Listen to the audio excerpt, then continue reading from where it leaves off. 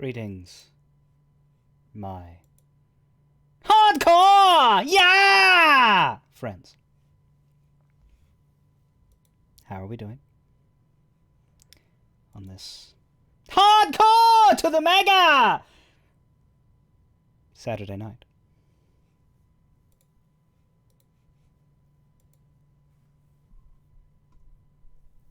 We'll be playing Disco Elysium today, in case you hadn't guessed.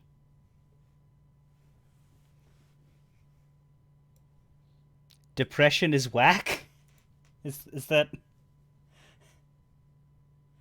an egghead line, or is that you just opening up about your current current experience? As always with Disco Elysium, I can't change my camera just yet, although I always start to and then have to stop. Because I need to set up the extension. I know, it looks like it's already on, but I need to connect it to the game.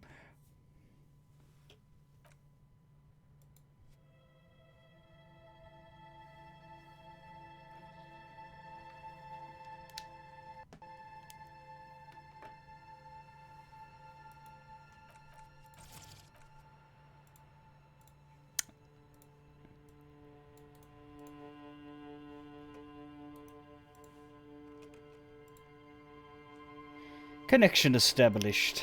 Perfect.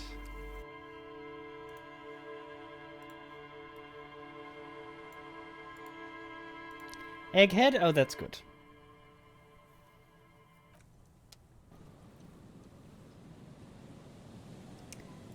So what is the exact point that we are up to exactly? We're hanging out outside the church. But what did we just finish?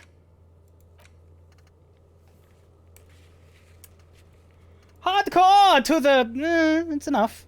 We'll see. I think the last thing we did was get the tape, but I specifically, because you can give Egghead the tape in the tent, or you can wait until he's in the church and give it to him there. And if you give it to him there, then I think Acel is in the room and Sooner is in the room, and I can't remember exactly what happens. I remember once in one of my playthroughs I did something early and it was weird. The game kind of expected me to have done this in the church, but I did it in the tent, and so there were some lines playing of people talking who weren't there. And I want to not replicate that, so basically we're going to move them into the church first before we do anything else with Egghead or Noid. Because, yeah, Egghead and Noid have their little side quests. We've got to get to know Noid and make the jam harder core for Egghead. We'll help Suna with her project, get Acel to talk about her associates, and the off-site copy. We've got to bring that back to her. I don't think there's anything we can do with Andre until we do that, so let's go in.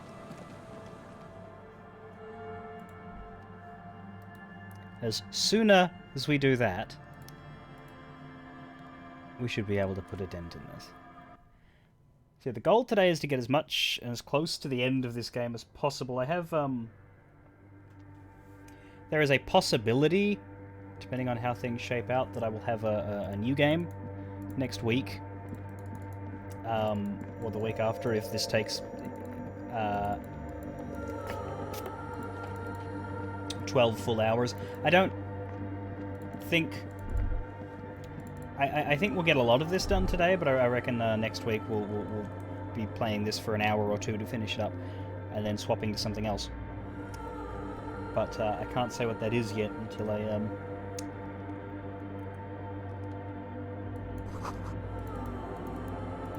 hear from people. Bark beetles. No, it looks intentional. Some long-forgotten style. Do enjoy this creepy, soothing chorus. Not really chorus, it's just one operatic woman singing, I think, but enjoy this music, because once the ravers move in, the music of the church shall change.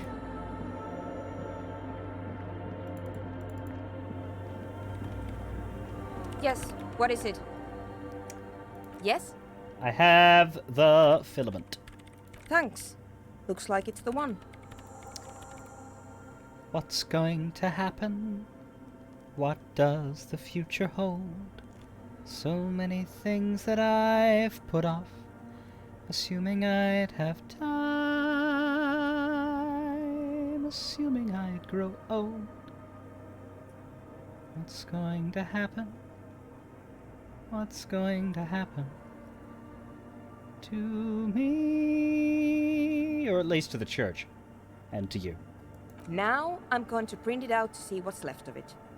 She's already inserted the filament into the radio computer's core, ready to close the door. Don't waste your time printing it out. There's nothing but a speck of white in a sea of ink. It's broken. A speck of white? That's exactly what I'm hoping to find. Right, so yeah, the off-site copy, for anyone who needs a refresher, is all of the data from their project, and something happened that caused that data to be corrupted and lost. And so she tracked the source of the problem to this church, and that's why she's here. The company is destroyed, everything's fucked, but she's got a bee in her bonnet about figuring out what went wrong, and so she's stuck around. And so she's wanting to look at the copy to see if she can discern from the mess what actually happened to it.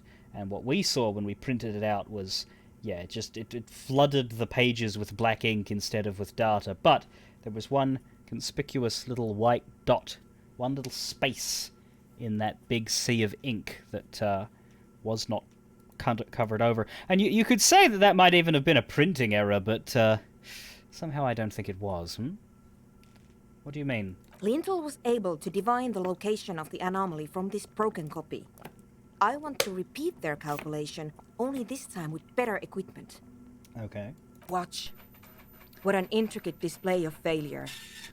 She presses print on the machine's keyboard. The paper gets soaked in ink again, its evil blackness shining in the light of the mainframe. It looks eerie. Cold sweat trickles down your spine. This is spooky as hell! Something's very wrong with that filament memory. Suna doesn't reply, her hands running over the printout. She's looking for something. For her morning star. Eyes scouring the millimeters. Here! I found it! It's that white dot! In the same place I saw it before when I printed it out. Hold on. She's behind the keyboard now, typing in some numbers that only she understands. The terminal beeps, and the light inside starts pulsing like a glowing heart. Can I do anything? Shh. Just give me a second. I'm almost... She clocks up her typing speed. I've never witnessed a program at work before. Yeah, it's not that fucking interesting, to be honest. Done. I've got it. I found the location of the anomaly. Beep, beep, beep, beep, beep, beep, beep, beep, beep. There's joy in her voice as she bumps her fist into the air. You did it? You found the coordinates? I found the coordinates. She lets out a celebratory... Yes. She's beaming. You can feel it in your heart. Oh my god! Congratulations! Thank you. She yells back with a grin. Time for a celebratory... sorry, electrochemistry. Time for a celebratory drink, perhaps? Just a thought. So, where is it? Where is your 2mm hole in the world? There. In the swallow. She points at the other end of the church where a group of water bowls form a ritualistic arch. Think you can help me again? Do I have a choice? I need you to go move those water bowls for me. I need to double-check my calculations. Just walk over to the circle and follow my instructions. Move the third bowl 2 centimeters to the left, and the fourth bowl 5 centimeters to the right. This should do the trick. Sure, no problem. Thanks. Now, does that mean we get the option to fuck it up? Because they were awfully specific there. All of the bowls have lit up, but I don't know if they're individual. Yeah, no. See, when you mouse over one, they all light up. That means it's considered one clickable entity, not 6. So it doesn't matter which one I click on. It's awfully silent again, as if someone turned off the entire world outside those walls. Water inside the bowls stands still. Measurements have been marked down around the bowls, each chalk-drawn line representing a centimetre on the floor. Well, move the third bowl from the left 2 centimeters away. What counts as the third bowl from the left? Because from my perspective, the left one is obvious, but the second and third from the left are almost the same length. Like, I guess this one is ever so slightly to the left of this one. So it would be this to move. I guess from Harry's position it's... But they're in a circle. You don't get left and right in a circle. You just get circle. It moves like a ghost without creating a single trace of sound. Some water spills out of the bowl, wetting the floor. The lead programmer sends you an encouraging thumbs up from across the hall. Time to run back. Or maybe walk. This is a sacred place, after all.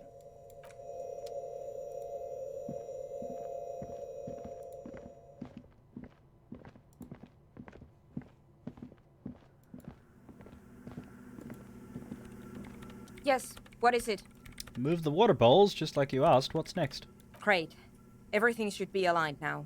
She stops, biting into her chapped lip. Miss Know-It-All is hesitating. What's wrong? Yeah. Nothing. Now the only thing left to do is to unmute the headphones. If we got the location right, we should then be able to hear whatever sound this anomaly makes. Why did you have your headphones mute in the first place? Honestly, I'm a little scared. Isn't it just going to be silence? Nothing else? I don't know. That's what I'm scared of. I don't know. It could be anything. Uh-huh. I mean, what sound does the nothing make? How can you even listen to something that doesn't exist?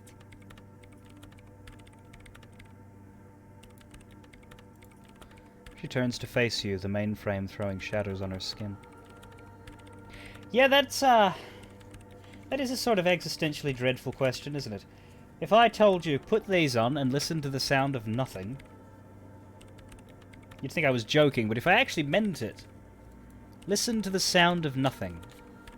Not the sound of a quiet room, because there's still atmosphere in a quiet room. Not the sound of, you know, the middle of the night out on the street, because there's plenty of sounds. Wind. Distant cars. Here is the sound of nothing. And not even just absence, but a sound of, like, a place that defies noise.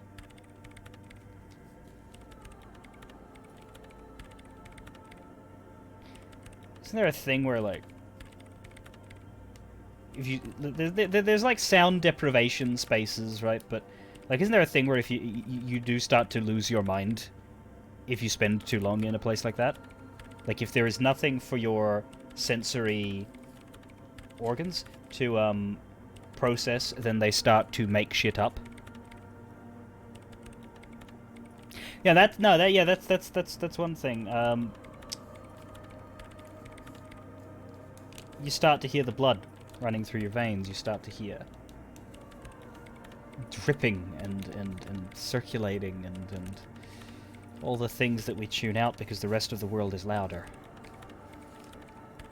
What if silence is only what surrounds it, but the swallow itself is... She grows silent. Ha. Her face very pale in the cold light of electricity. You're overthinking this. Maybe. Maybe I'm just tired. It's scary, but we just have to face it. Yeah. You're right. Let's do it. She puts on her oversized headphones, ready to press unmute on the keyboard.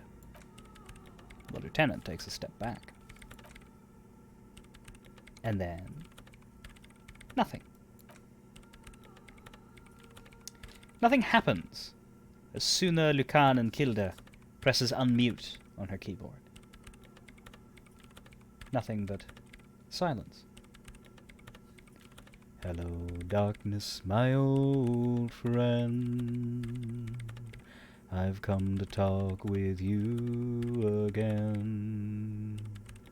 Because a vision softly creeping left its seeds while I was sleeping, and a vision that was planted in my brain still remains within the sound of silence.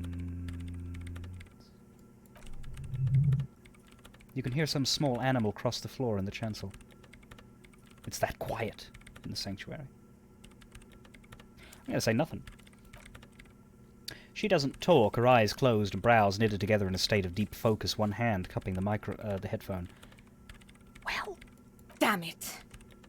She lets out a loud sigh. I never affiliate with anyone who isn't prepared to drown me in money. I heard something! In the silence! There's a little high-pitched capitalistic voice. I think it was giving me financial advice. Within the sound of capitalism.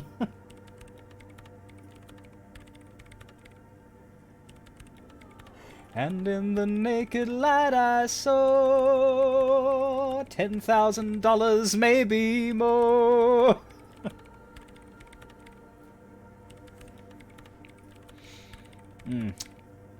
Come on, did you hear anything? No, of course not. Nothing happened. Let's move on. She's clearly disappointed. Despite her fear, she was hoping for something extraordinary to take place. What do you mean, nothing happened? Did you find the swallow? No, She rests her face on her hands, massaging the forehead. no.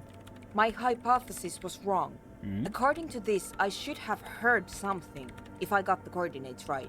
Like I said, silence is only what surrounds it. Silence protects it. And protects us from it. But this is just another failure. Silence sounds like silence. That's all it is. She blinded me with silence. Now that is a horrible song. She raises her head, staring at all the machines that litter the church, cables coiling up on the floor like pests. You can try on the headphones. See if you can hear anything.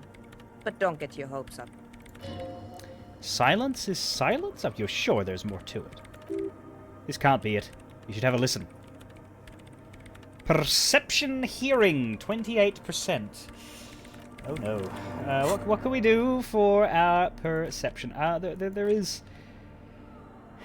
We've actually got a -1 there, so let's get rid of the hat first of all. I think we have a hat that... Yeah. That is a clear winner there. That increases us by 2. But I think we have something else. As I recall, we have a pair of glasses for perception.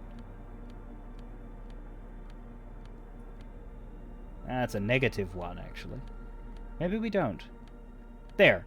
No, that's also a -1. Wow, you know, for things that you wear on your face in order to make you see better, so far, glasses have been really quite bad for our eyesight. Yeah, no, bugger me. The only perception that we have related to glasses are to reduce, I guess.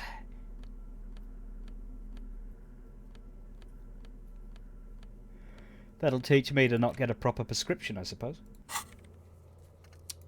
Well, we have 4 skill points, but we can't actually increase our perception anymore. Not without taking some drugs, and unfortunately, the drug that increases your motorics is speed. So we're kind of just going to have to bash our head against the wall on this one. Yes, what is it? That said, this is a lot better than it was a second ago. 72% chance. I actually don't know. I actually think we would have to save scum this, because I don't know how to unlock this check. Maybe if we help Egghead with his jam further.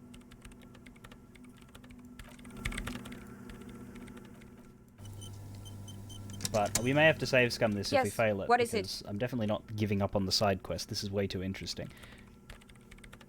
We'll do a chat thing though. If you could increase my motorix, that will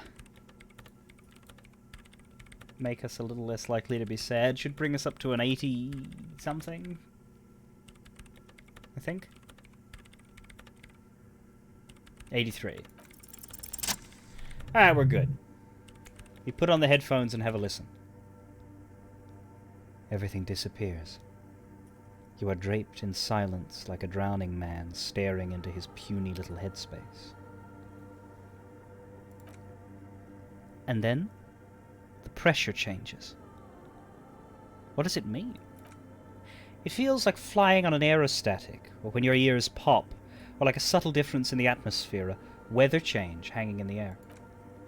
What if the sound you're looking for is too low for you to hear it? Suna, what if we just need a better sound system? A better sound system? Alright, but where would we get one? Suddenly, a rhythmic beat permeates the walls, causing a small patch of decorative stucco to crumble onto the wooden floor. They should really allocate some renovation funds to this place. Murmurs the lieutenant, inspecting the damage done to the arabesques. No. What they really should do is shut down the disco men for disturbing neighborhood peace. Yes, but they could help with the speakers. You mean the speed freaks? No, the speakers.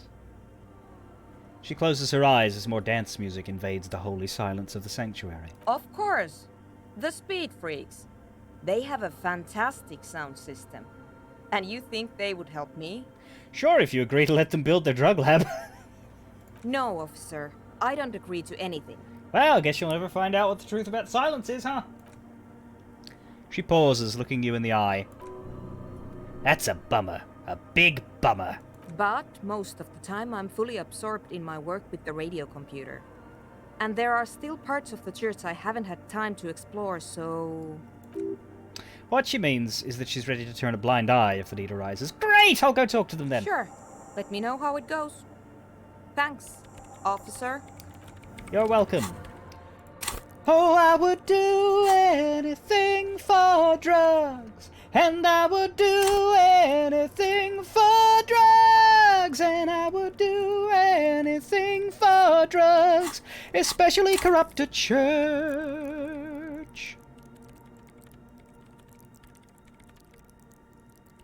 That is, of course, what I think Harry would believe in, not what I do. We do have a lot of skill points now. What I would like to improve is my authority here. And I'm not going to tell you why. But I would like to have more authority. Honorable One, you have accumulated a substantial amount of honor points on your life path. You are a man most virtuous. Wait, there are honor points? Of course there were honor points! Did you think no one was paying attention to all of your honorable deeds, Honorable One? I only try my best. It is the most any of us can do. Oh, the modesty on this one! Another 10 honor points for you, sir! You are on the fast track to becoming one of the rarest, most revered of all police officers. An honor cop. Isn't honor a bit archaic? Living in the name of virtue and doing noble deeds while expecting nothing in return is not archaic. How could you even think that? Selflessness forms the basis for the warrior code, an ageless code as fit for nomadic Ilmaran tribes traversing the vast red plateau in Provincia Gurdi as it is for your neighborhood postman. It sounds rather arrogant, secretive self-regard. No, no, no. You see, you're putting the needs of others above yours. You get nothing in return, not even praise. You always get the short, noble end of the stick. Don't think about it too much, just say it. Are you ready to get knee-deep in honor? An honorable superstar sounds, you know... It kind of tracks. Why not? Yes, your deeds have spoken for you, Honorable One, but to fully drape oneself in an eternal cloak of honor, a ritual must be completed, a rite of honor. Even among the honorable, only the most dignified are deemed worthy, but you, O Honorable One, have excelled in honor.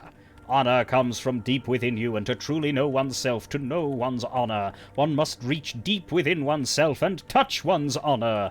Okay, this is sounding masturbatory. You need to bring the thumb of your right hand, your sword hand, to your rectum, and stick it in there to form the Arch of Honors.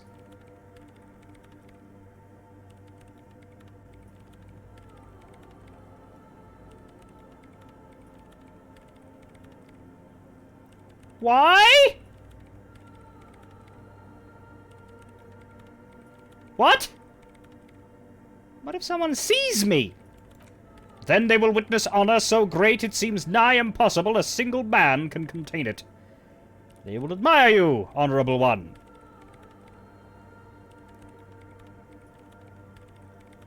So what he's saying is that we need to have our thumb up our ass.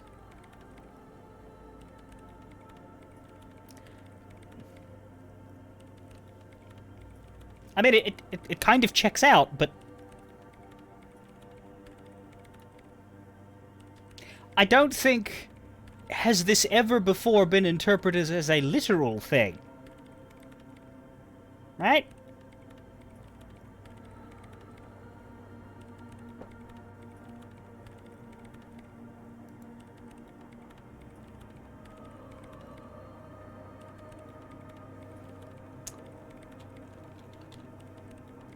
At least I certainly haven't come across anybody doing it for honor, at least, you know. What do we think? Chat? Should I stick my thumb up my ass? Please. Weigh in. Help me in this personal dilemma. To stick it up there or not to stick it up there. Oh, very good. Thank you, friends.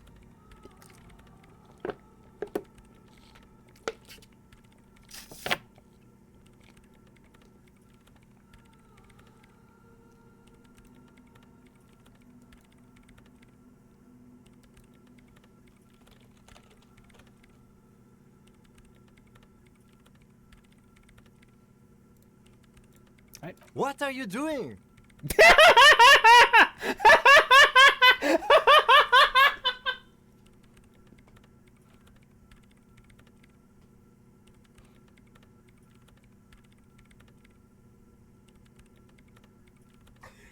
The lieutenant jumps away from you.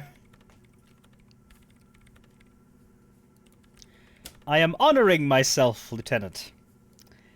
Nothing, you wouldn't understand. It's an honor thing. Who, me? Nothing? Nothing? I'm doing nothing, Kim. Or scratching. What's the big deal?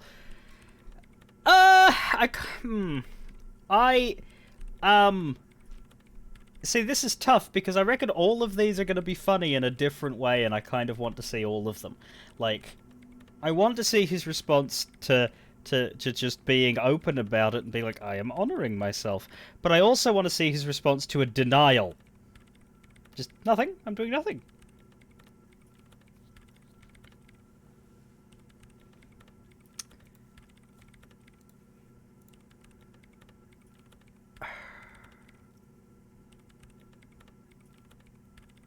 Yeah, we're going with denial. I am doing nothing. Then why are you elbow deep in your pants like... Never mind, officer. Carry on. Carry on with your indecent exposure. Good. That was a lie most honorable. Sometimes we must hide the truth from those who wouldn't understand it, the less honored ones. Congratulations, honorable one. You have become a member of a noble faculty. A man kneels, an honor cop rises. Go forth and commit even more honorable deeds. And should your resolve ever waver, remember the right of honor. It will always cleanse a man's soul. It is an honor to serve with you, honor cop. Yeah, you need to not only click some things. It's interesting because they have the stats, but they're not... Those aren't the only 4 in the game. There's hidden ones. Oh no, there is an honor stat, actually. It's just in a different spot. But it seemed to... I needed to have my authority be high enough in order for it to actually, work. What's authority look like in terms of clothes? Let me just put these on. There is an authority check that is coming up, and it might not happen for 3 hours, but I really want to pass it, and it's a red check. I think it's authority. I hope it's authority. If I'm wrong, then I'm just. I will say not what it is, but like I've said, y'all know this isn't my first playthrough. I don't hide that, and there's something I refuse to fail. It only takes 20 minutes to research this, but we lose 4 to our drama. They say nameless heroes need no credit. Doing the right thing is reward enough, but deep down an honourable man knows there will be a reward. Oh yes, the honourable shall inherit the world, and you, Comte de Honore, will lead the charge with your thumb held high. What you need is a creed, an oath, a great oath of honour. Flex your honour glands. See if you can come up with something. We're going to delete Homosexual Underground because it literally gives you nothing. Yeah, our first job as honor cop is helping some kids set up a drug lab. Exactly. Yes, what is it? Before I delete Homosexual Underground, though, I just want to go quickly over to the whirling. I just want to double check before I delete that as to whether the smoker on the balcony has lines based on the fact that we finished the thought, because common sense says that if I forget the thought and he does, then those lines will go away. So I just want to check that. He probably doesn't, but there's only one way to find out.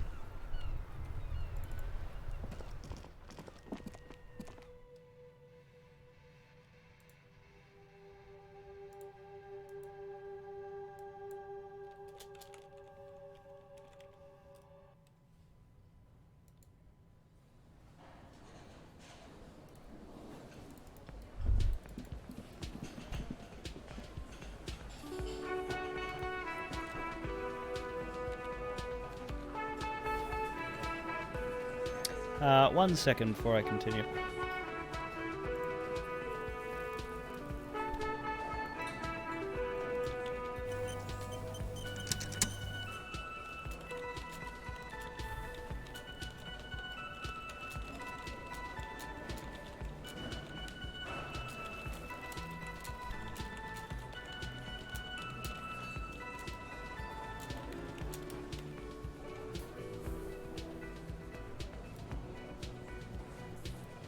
Alright. Hi again, Gendarme. Nothing. Bye-bye, Alright, cool. gendarme. Well, it's nice to see you again, person whose voice reminds me of somebody.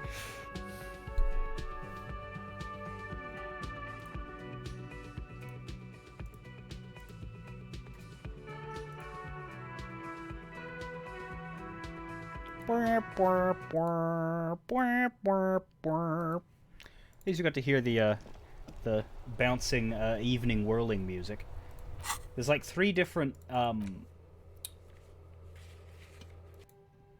tracks for the whirling. It's the same music, but it's arranged differently for the different times of day and the different busynesses. And you get the most upbeat and jazzy version at evening. Speaking of upbeat, or just beat, possibly beat up.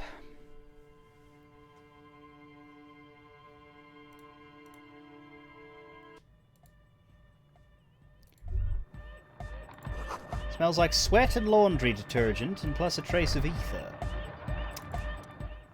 The large-headed youth has closed his eyes, lost in the music. Sensing you, he opens them.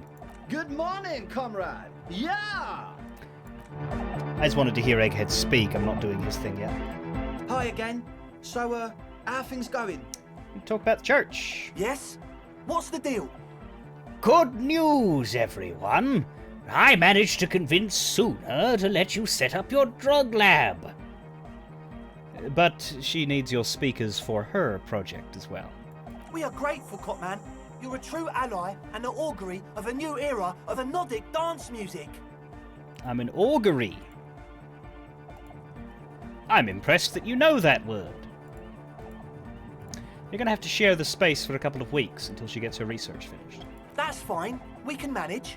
And You haven't changed your mind about our little side business, have you? I'm a man of my word. 'Twould be dishonorable to go back on my word. All right. It's going to take us a bit to move our stuff inside. A couple of hours, maybe. Come check back later.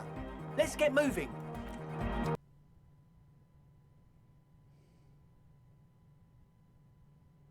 Thought the game froze there.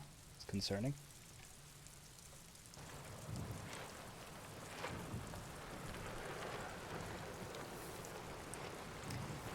And BAM! The tent is gone.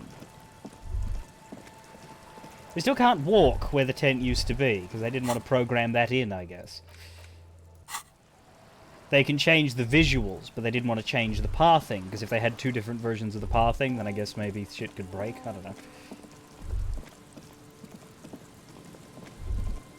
Just probably didn't feel the need.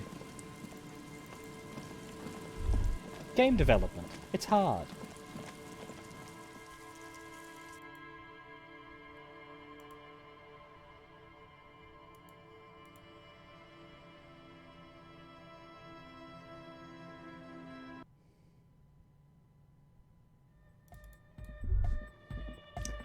And now the church sounds like the tent. And there's some new stuff over here. Tanks of distilled water, Nosafed bottles, a tiny chemistry lab. Yeah, they're just doing some science experiments, it's fine. Nothing illegal.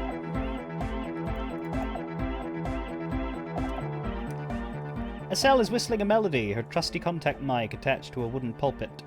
At the sound of your footsteps, she stops what she was doing and turns to you. Hey there.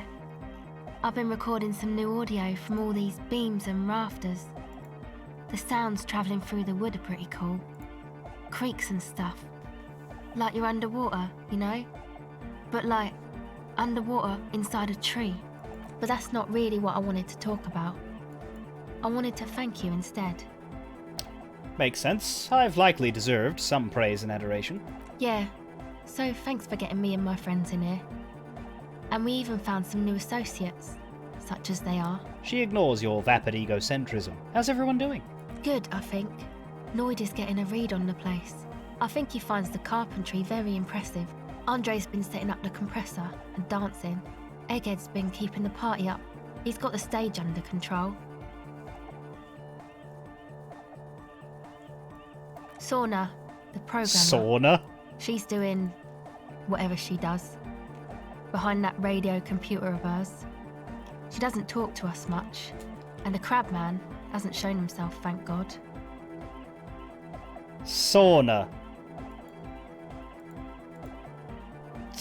She's not a bloody... Like, I know that she's full of hot air, but like... What, do you go inside her to warm up? Oh, no, sorry, that was... phrasing bad. Now, can you tell me about your associates? Sure. You helped us out. I can repay the favour. What do you want to know? Tell me about Sauna. Ah, she's a bit odd, I have to say. Doesn't talk much. I'm not really sure how to vibe with her, you know? Seems like she's not in a very good mood most of the time. But earlier today, she told me about Welkins. And she seemed oddly happy, like she had some idea with those little creatures. Some artistic idea. I didn't really listen, I was busy with my mic. Well, I hope you and Mike are very happy together. What about Tiago? Oh, the crab man. Still gives me the creeps the way he moves. But he doesn't actually come down that much, just climbs around the rafters. I just tried to stay away from the crab man. But he talks to Noid. They seem to have some thing going on. He talks to Noid. What about? Beats me. Noid said they get along somehow. They're both crazy enough, I guess. What does he do up there? Who knows? He doesn't really answer our questions, see? Not that it's easy to ask them. What are we supposed to do, yell up at the tower? Fair point, thanks. What about the others? Who do you want to know about? Andre. Andre? He's a cool guy. Oh. Doesn't really come off as one, but he is. To me, at least. She rubs her sides, but not from cold. Her shoulders are relaxed. She must have taken a hit, or she's on an upswing. He takes care of shit. Sorry. I mean, he's got a vision. For what life should be, you know? He tries to push things until everything falls into place. He's an organiser. What has he organised? Nothing. But then again, there's nothing to organise around here either. He really wants this church thing to work. Must have taken it as a sign when he found it abandoned like that. Said it was an augury. I don't know where he got that from. Andre's not super intelligent. Well, there you go, Guanbush! I've never seen him so psyched about anything though. And he's often psyched. Looks sort of desperate, like it's his last chance or something. Or maybe he was just high. I mean, not that he does drugs, just high, you know. On life? Yes. Anyway. Not that he does drugs. Oh, he'll make them. He doesn't do them, though, officer, I promise. Is Andre your boyfriend? Yes. Tell me about the others. Who do you want to know about? Noid. He's a four-burger, I guess, like the rest of us. Okay, maybe not Egg, I don't know about him, but Noid and the rest are from Forberg, making the pilgrimage up north to visit the Elysium. He's real hardcore about the lifestyle. Hardcore, huh? I thought that was your other mate. What does Noid do? What do you mean do? Like for a living? No, I meant for breakfast. Of course, for a living. He's a carpenter, trained and all. He's very good, he just doesn't have the mindset to work like that. In a shop somewhere. Hey, maybe Noid is setting up to be the Revacholian Jesus. He'll start preaching any minute now. Instead of turning water into wine, he'll turn it into heroin or some shit. What kind of mindset is that? He abides by the hardcore, sir. You would have to ask him yourself. Uh-huh, you? Sir, I abide by the law. She gives you a switchblade smile. A strange feeling. Every now and then something feels off about the way she speaks. She doesn't change tone, but you feel as though there's more about her than she lets on. What is this pilgrimage you're talking about? It's just something poor Forberg kids do every spring. To pass the time, we walk the entire length of Boogie Street, up to Jamrock, or as much as possible. Do you go praying at all the temples so that you can learn to summon Aeons? Why wouldn't it be possible? I don't know, man. Have you been down Boogie Street? It's a little bewildering.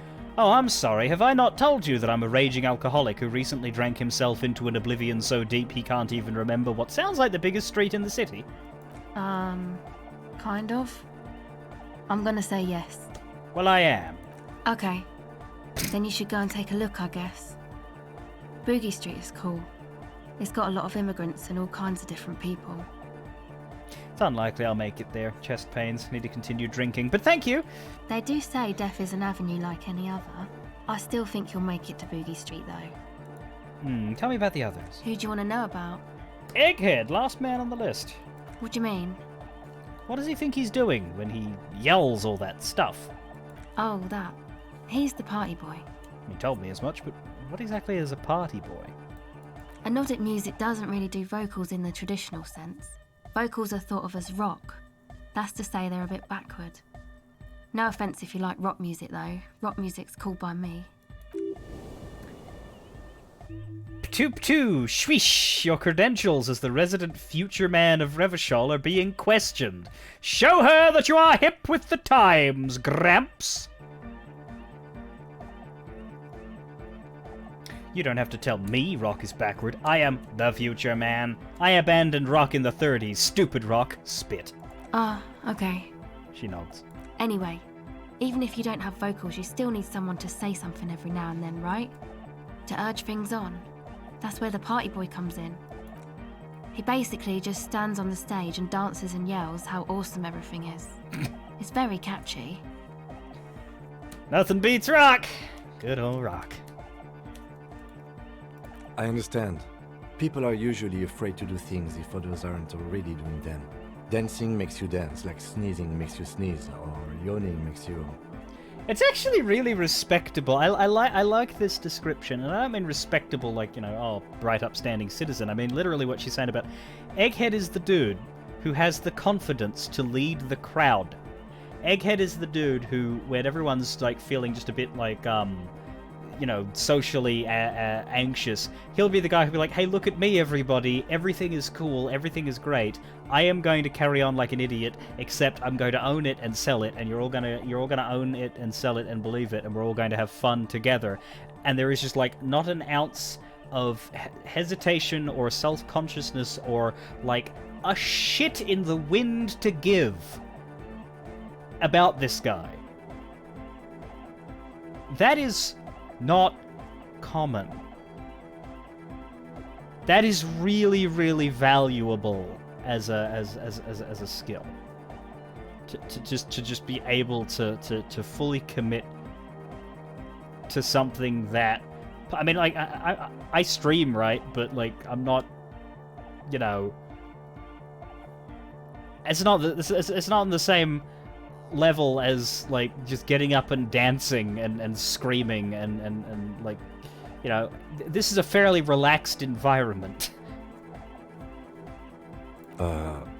Anyway. So, you know, power to Egghead. The man is a cut above. Kim looks around, a little embarrassed of the enthusiasm of his interjection. Where's Egghead from? How long has he been with you guys? Actually, we don't know where he's from, or who he is, really. One time we were out partying somewhere in backwater Forburg. Or maybe even Coal City. I can't remember. Maybe it was Coal City. Coal City's the bad place, as I recall. Egg was yelling along to some jam someone was spinning, all night long.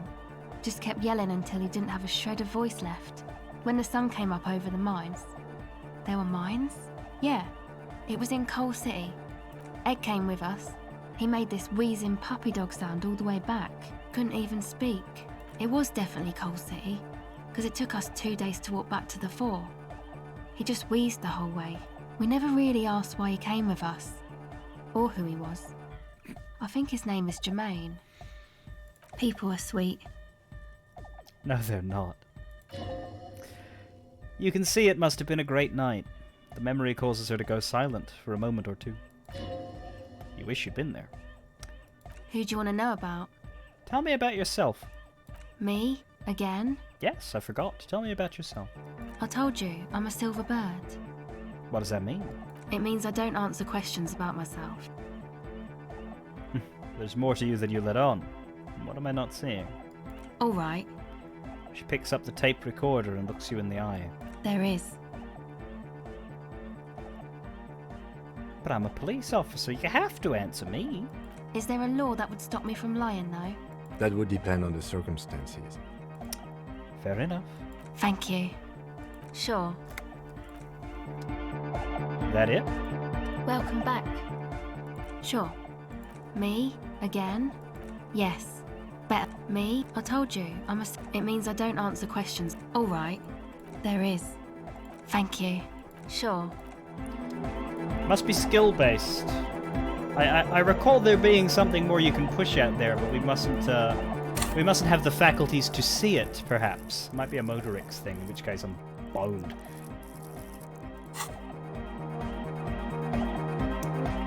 Alright. Oh god, is that Suna doing programmer talk, or was that like actual bugged out line there? I think that was Suna doing program talk. You got us in, cop! I can't believe you got us in! You're very welcome, Noid. He looks around the hall, examining the carpentry, with wonder in his sharp eyes. Between you and me, I don't know if you've noticed this about me. Huh? I'm a little suspicious of authority. How are you? You really came through for the hardcore underground.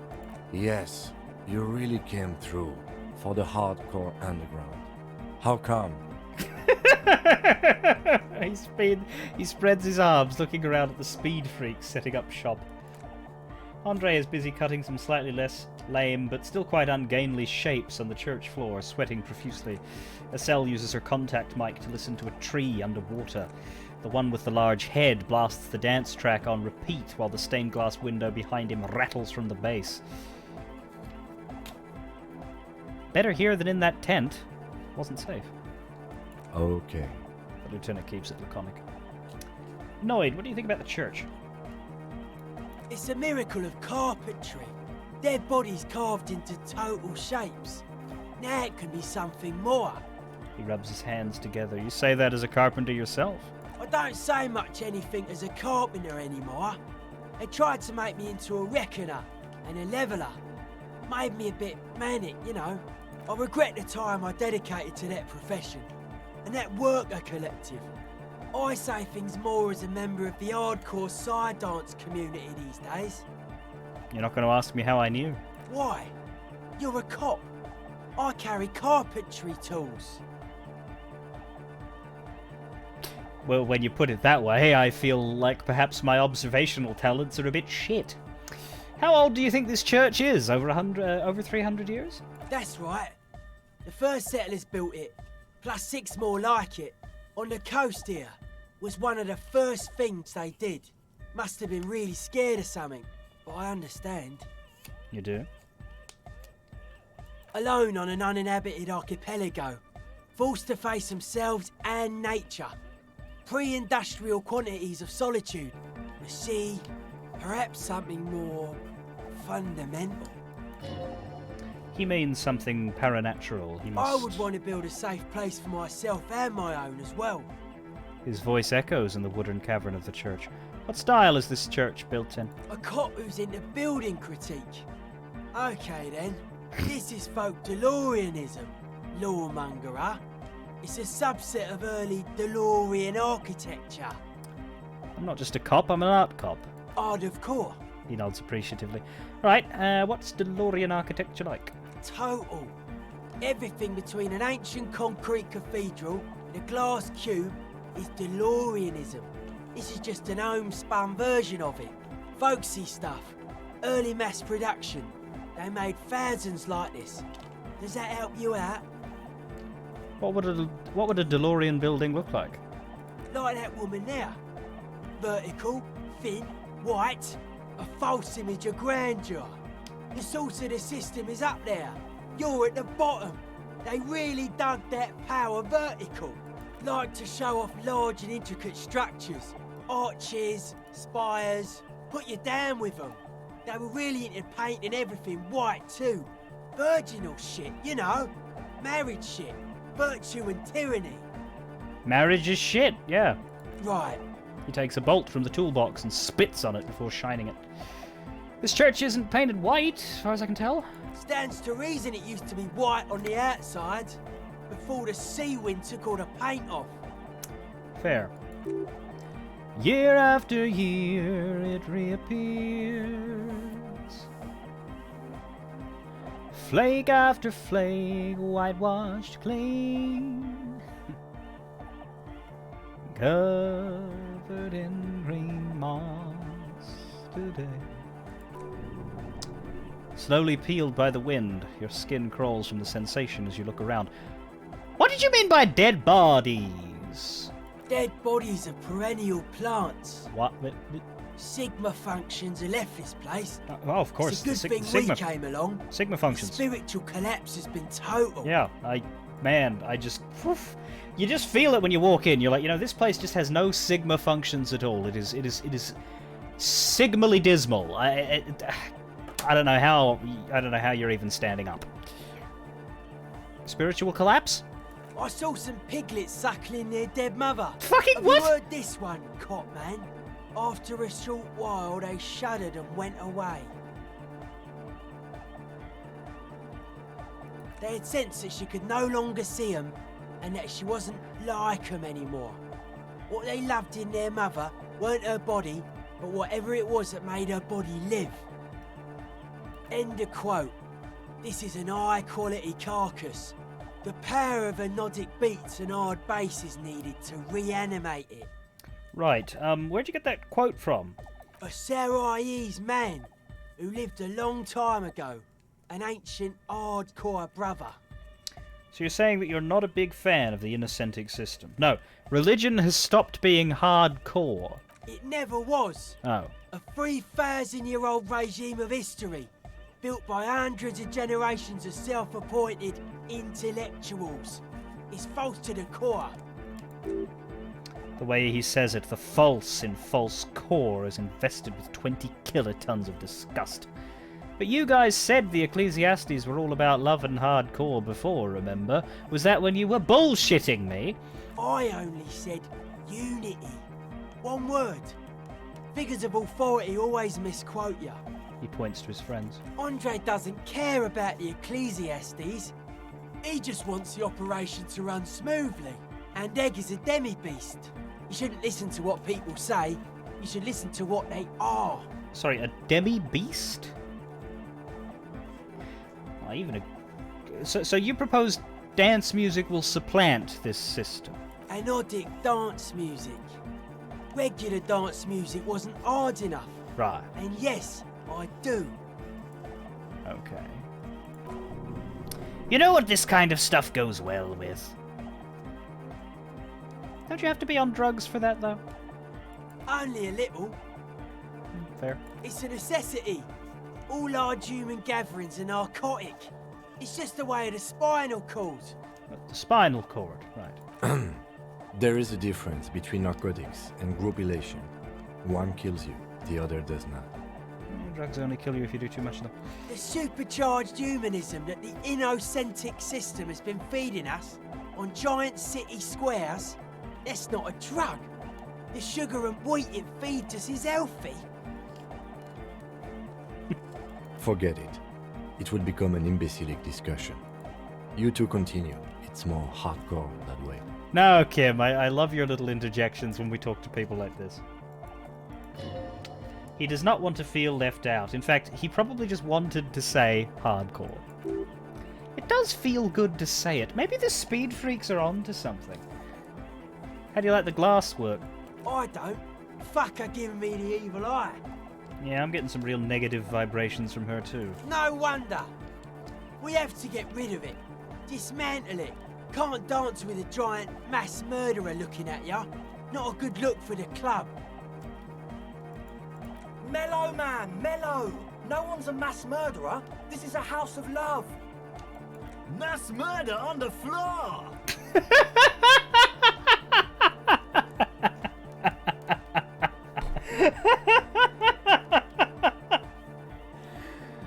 Oh, you can spin. You know, Egghead would be a great spin doctor. Like he could advise a politician on how to make anything sound good. You just go to the podium and then you just say, you know, you just genocide to the max, and everyone will be like, it's great, you know, we can do anything we want, you know, chop down the forests, kill all the animals, yeah.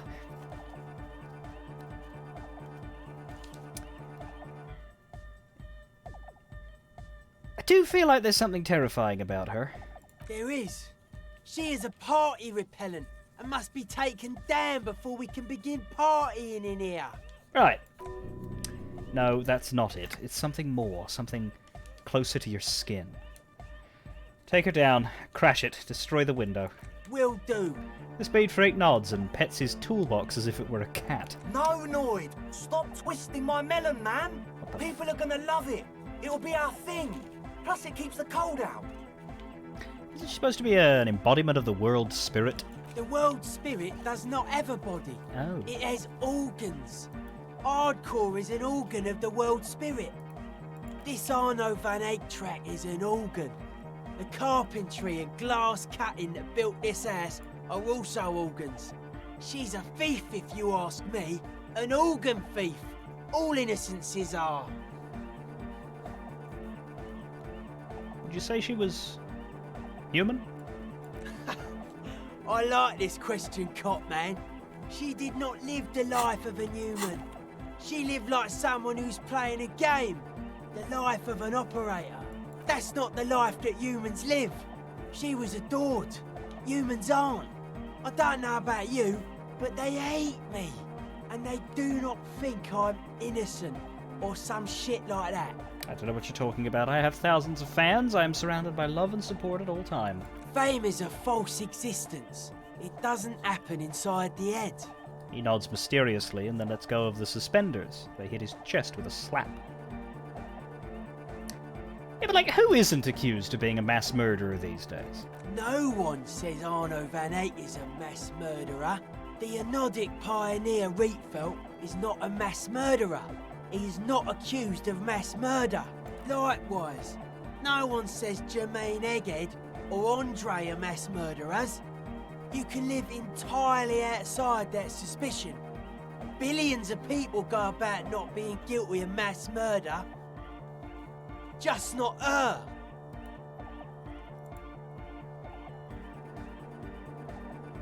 Yeah, but there's still a lot of people who are mass murderers, right? I mean, you get a few people that are like surely, there's what, 15-ish people in here. Like, surely at least one of us is a little bit of a mass murderer. Topaz, are you a mass murderer? Why did he emphasize Rietveld? I don't know. Is that a real person? She's the innocence of humanism. Humanism seems to be a pretty big deal around here. Humanism leads to eating sugar and pigs. Both of those things Humanism was taste nice. invented to mass produce billions of humans. What? Billions of humans can mass produce hundreds of billions of pigs. Which means a lot of pork. What's your problem, mate? She liked games. Her legacy, the thing we live in, isn't real life. It's a strategy for some kind of victory against a long dead opponent. But, yo, I'm only annoyed. What do I know? But she's pretty. She invented the beauty you're feeling. Seeing her glass cutters and iconographers, you set the standard, alright? Then you meet it. It's effective like that, but it is also very soft of core. That so-called beauty of hers. You're right, I like it harder core. In the true life of tomorrow, every woman will be an innocence. They will wear neon headbands and leggings, and they will glow in the dark. His eyes smile enigmatically. But you don't like that, you liar. You like this one. The softness of her core is dear to you. Oh, my living God, it's dear. Suddenly you feel like you need to plummet into it. Look away, say something! Yeah, I'm done talking about her. I don't want to think about her anymore. What a strange choice of words. Caustic, overflowing with negativity. That can't be healthy! What's happening here? Why do you keep coming back to this window? Nothing. Everything's okay. But it isn't! And you shouldn't come back to this anymore. This should be the last time. Stop talking about the window. Please. The mass murderer? Why? No, I'm done. Okay. Cobra, how you doing? Blue Moon, you kill a lot of people at Crusader Kings. You might have been a bit of a mass murderer a couple times. Oh, go on. You mean the specific way he said it? He wasn't a mass murderer. He wasn't. Almost like he might have been. Yeah, true. How are you settling in, Noid? Now is the winter of our disco tent. Oh my god. Odd to say, cop man. Signs in here are distinctly wild. Gonna take a while before everything's properly synced. I did get to talk to the crab man though. You mean Tiago? Anyway, he's been giving me kind of a psychic rundown of this place. Of course he is. Dude's seen some crazy shit, but he's actually a lot like us. You mean all his mother's love stuff isn't too spooky for you? Have you been listening to what Egg's been saying? Love is hardcore, man. And the mother's love is the hardest core of all. Yeah, but those 3 kills would have to be murders, not, you know... Oh yeah, I forgot to forget this. I was going to forget this thought and then add in overproductive honor glands. Oof, my drama. But it'll fix in 20 minutes. The man picks up on stuff, and he knows a lot about the church. I got a lot to learn from him. Good thing you didn't squash him. I wanted to talk some more about this place. Dead body, spirit entered. What is there to talk of? Actually, yeah, nothing. Alright. Sure. What did Tiago tell you about the church? The crabman's been lurking here for a while. He's experienced things. Oh no. Things that give off bad signs. As far as we can tell, the Ubies built this place about 320 years ago as a sarcophagus. Do you mean there are dead bodies here? Not like a literal sarcophagus. I'm just being metaphorical. What's it for? Encasement, confinement, of something they were afraid of. Something new and unheard of on the Isla. I think that's what the crabman is experiencing when he climbs around upstairs. Like, This is some old world shit the Ubies had heard about. I thought the best way to deal with it was to build a church surrounding it to contain it. Contain what exactly? I don't know. And it's not something they properly understood either, what it does. But it's what this Sona person is looking for and trying to measure. He nods towards the woman. How come all of you are pronouncing her name differently and none of you are pronouncing it right? We've had Sauna, we've had Sona. It's fucking Suna, you can see the two O's. It'll be fruitless though. Alright. She won't be able to measure it. People like that always want to measure everything. All those things they really can't.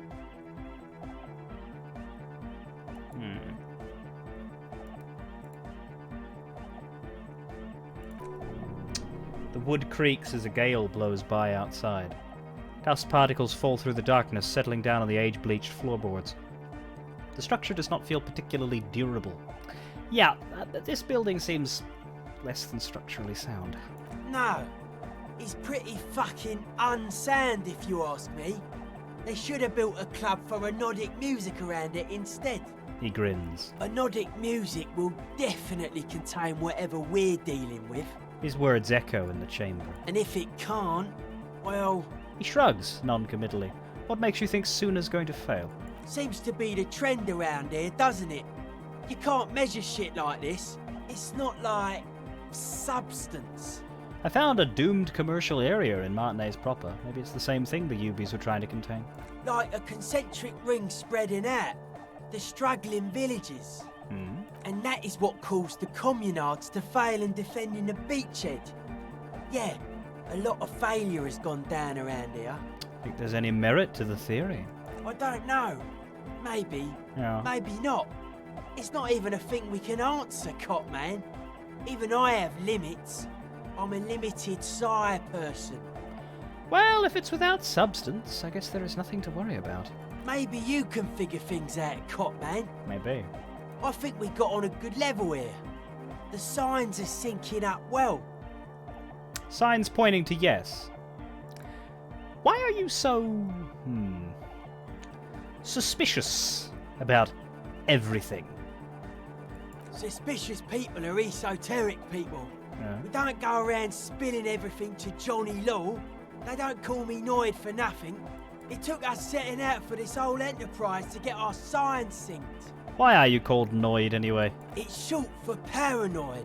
Oh, may I ask why? What good is being suspicious? A reasonable question. Say I get hurt. I want to make sure it never happens again.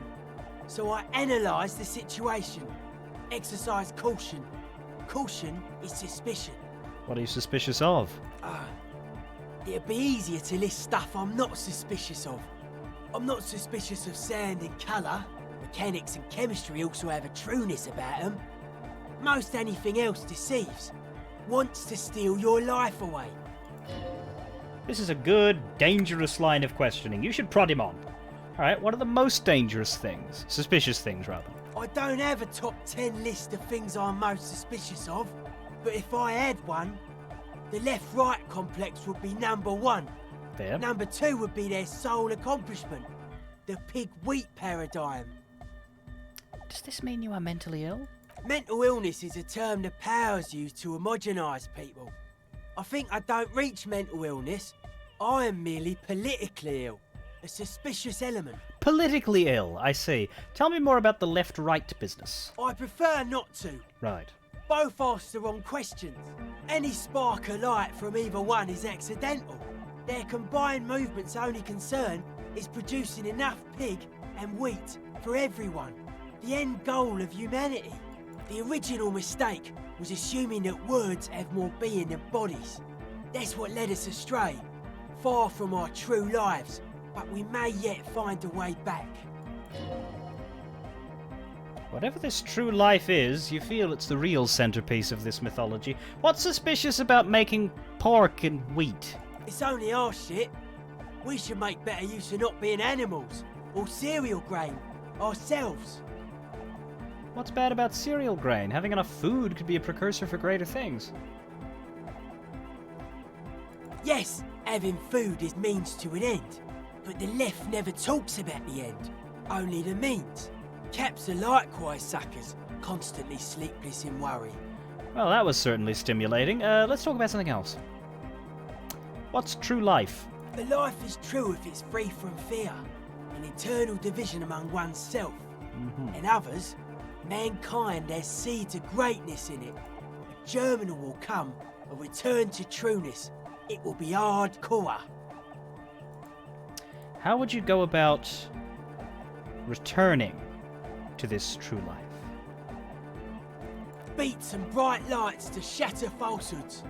Nerve impulses for the collective body.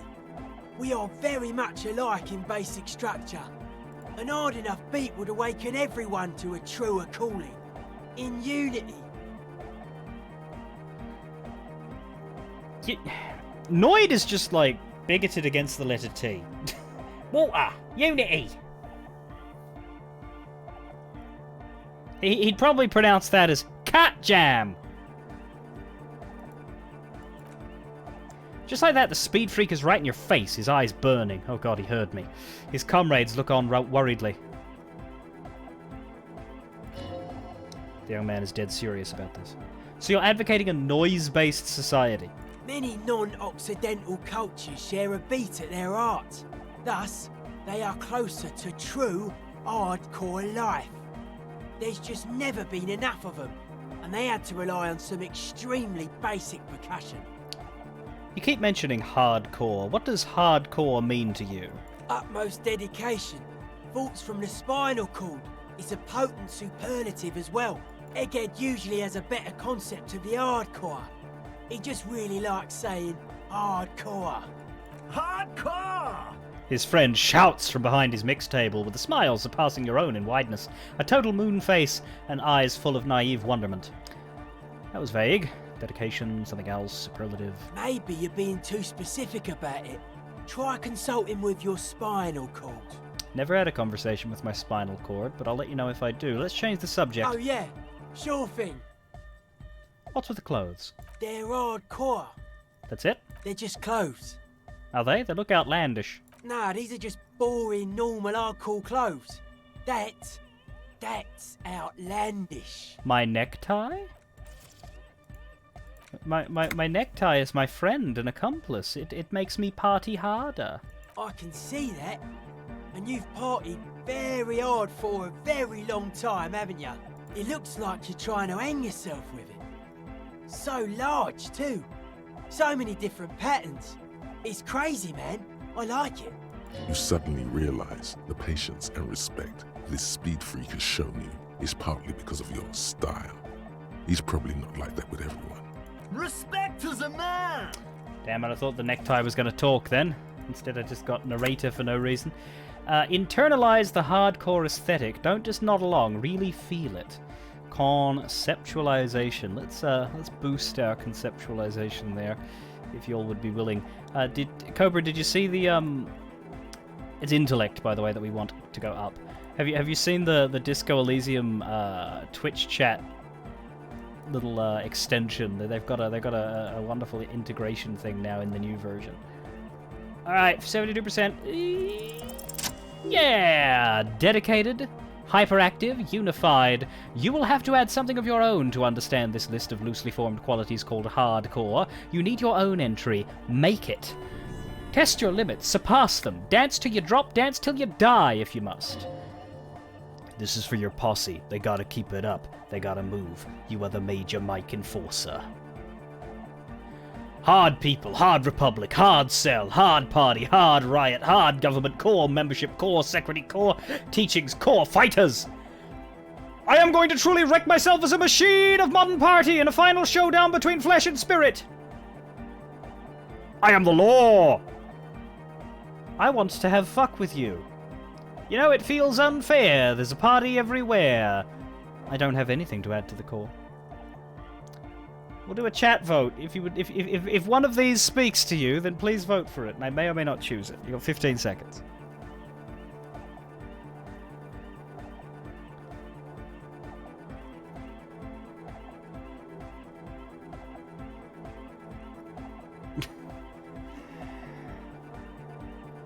So we either have nothing, or we have hard people, hard republic, hard cell, hard party, hard riot, hard government, core membership, core secretary, core teachings, core fighters! Hardcore. Thought gained. Hardcore aesthetic. Predictable, but solid. The Insulindian Miracle. It's easy. You know the poem by heart because you were taught it at school. It is one of the Volta Dolmar mantras repeated on the voyage that lead to the discovery of the Insulindian Isola. And the words mean, nothing will be changed about the light. Colors like gray and brown, all printed on top of each other. I found a blank white spot. All the others looked up. What a beautiful day. What beautiful weather. But all I heard was the printing machine.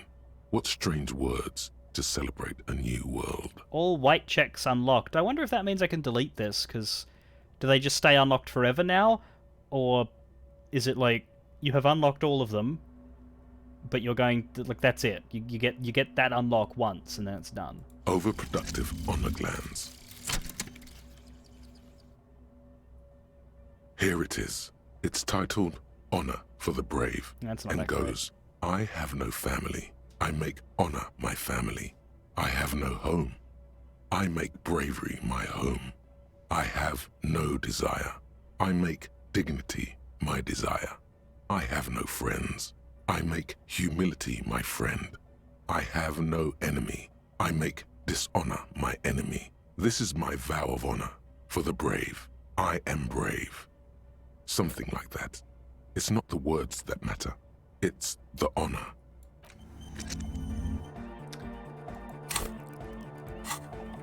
Still only says 5 there, so I guess that's a joke, the plus 25,000 honor points. But yeah, we don't have a lot of white checks, if I'm honest, but yeah, it didn't actually unlock much that I actually want, but it happened. I'm down to 1 skill point, so I don't really want to spend it in order to do hardcore aesthetic just yet.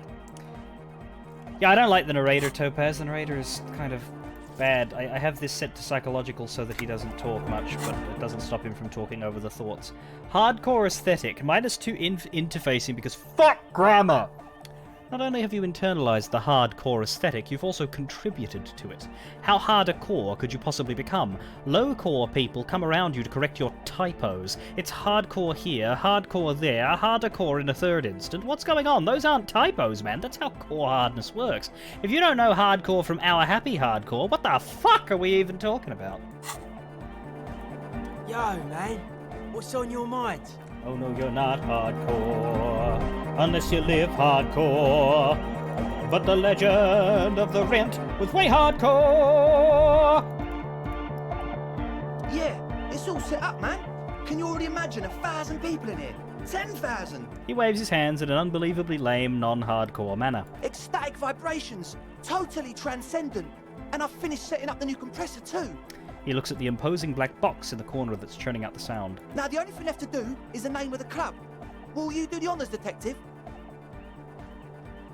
Kim, how would you name the club? I wouldn't. I wouldn't build a club, and I wouldn't name it either. An underground place with no name? Sounds like something the Crabman would say. We're not going with anything the Crabman would say. Why not? The Crabman has ideas, Estelle. Ideas from another level of consciousness. You're an ideas man, Tiago! I don't care. I don't like the Crabman, and I don't like his ideas. His ideas are spooky. Next, please. Egghead, you must have lots of ideas. Yakukata! Yakukata! The place to be! The freak with the large head yells from the stage. Yeko Qatar, the zone of ecological catastrophe. That's too morbid, Egg. Got anything else? Hardcore! Hardcore to the mega! A witless, victorious smile adorns his face. No, it has to be bigger than hardcore. Yes, it has to be even bigger than hardcore to the mega. It has to be bigger than the scene. Noid? The amnesia. Like the... I can't remember the name of the club, Amnesia. Amnesia! It's not amnesia, guys. A cell?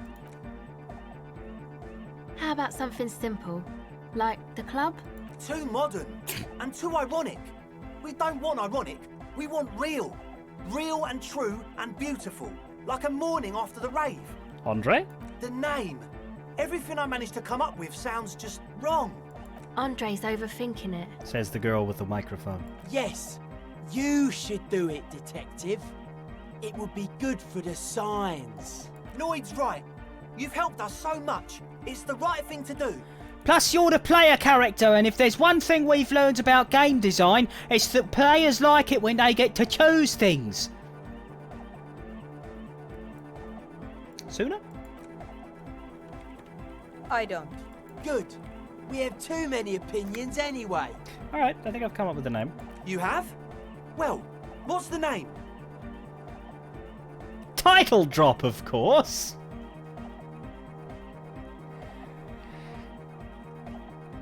Yeah, no, I like this because No Truce with the Furies is the game's original title, and then Disco Elysium is what they renamed it to when everybody realised that No Truce with the Furies isn't very catchy and wasn't gonna do them any favours. Revachol West seems boring as balls, but yeah, Disco Elysium. Like that DeLorean word for the world, you mean? Elysium. But Disco Elysium? Isn't it wacky? Disco's kind of gone, isn't it? Forgotten. The past is the future, but the future is dead. No, it's beautiful. Beautiful and brave. Like we want it to be. And short. And memorable. It's settled then. Everyone welcome to Disco Elysium. A light beam washes over the dance floor, bathing it in violet blue. Andre breaks into frenzied dance-like motion to celebrate the name. Someone turns up the beat. What you doing, Andre? I'm dancing. He performs yet another strange pattern of moves, but it doesn't look very cool or modern. Honestly, it looks kind of lame. That softcore gyrating is supposed to be dancing? We should talk about it. We should talk about your so-called dancing. Yes, my man. He jumps up and down with glee, his moves punctuated by the stroboscopic flash of the club lights. Talk? What is there to talk about if you can express yourself with moves? Audio waves thump against your ribcage. The speaker setup makes everything sound much better, but there's a notable lack of something. No words, just dance. We need more buffs for this. We don't dance yet. I've been meaning to ask you, the fuck's with your hair? Why do you look like a Super Saiyan without any powers? It's to express my individuality. Actually, you look more like a clown. Is that a bald spot? It's hard to tell for sure with the fused together spikes, but he looks like he's balding. Is it because you're balding? Or because I'm balding, yes. I want to fuse the remains of my hair together before it leaves me. I want to show my hair. I don't give a fuck how old you think I am. I'm 20. How old are you, Andre? Not 20. Yeah. Is it important for you to be an individual? Of course it is. Otherwise, I'd just be another poor guy with no education and no money. General issue, man. Now I'm all that, and I have radical spikes. That's idiotic, Andre. Yes, it is, man. Absolutely. Is that self-acceptance or like an ironic thing? I don't know, but that's it for now. Goodbye, officer. Goodbye. Now it's time to say goodbye. Yes, what is it? How's the project going? I see your neighbors have moved in, but all I hear is the dance music. What? What did you say? You can barely hear her over the thumping bass of the dance music. I said, how's the project going? I can't hear you.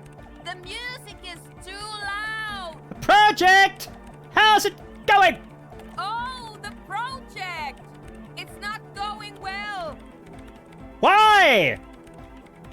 There's that guy.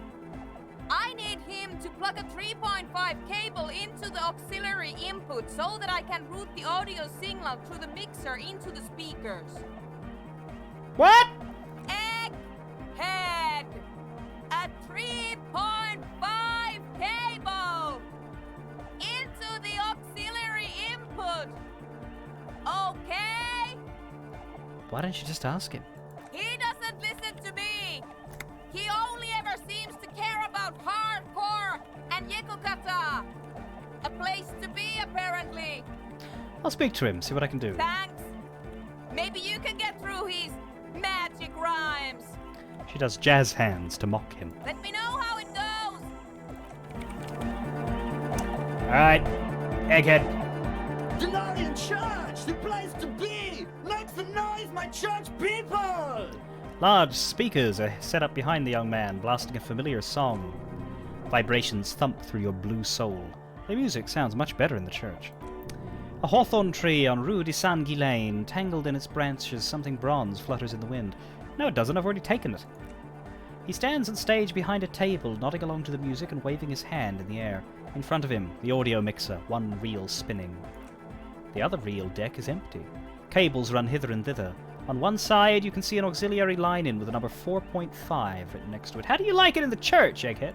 Yeah! Back on the case! No disgrace! Bring it down to party place! The first page of the second chapter! His voice echoes all through the Grand Hall. Could it be? Maybe for him. You only have a chapter or two left in you. Last of the penultimate, more like. Egg, could you, route Suna's signal through your speakers? Let's just make sure we keep saves going here. I might do his side quest first, actually. Good morning, comrade! Yeah! Harder, cool! I found this reel of tape. Maybe you can use it to hard up the jam? Yeah! Remix time! His voice Tape booms, goes here, into deck B! booms through the church as he takes the tape and attaches it to the empty reel slot. He clicks a switch and the tape starts spinning. A hand on his ear, he listens to the audio through his headphones and shouts. Wow! Did you get this from Arno himself? His face lights up from delight. Unless Arno is a tree? No. A great excitement is bubbling to the surface within him. This is big. No, I found it tangled up in a hawthorn tree. Listen, I'm just going to show it to you. Ready? Oh, I'm ready.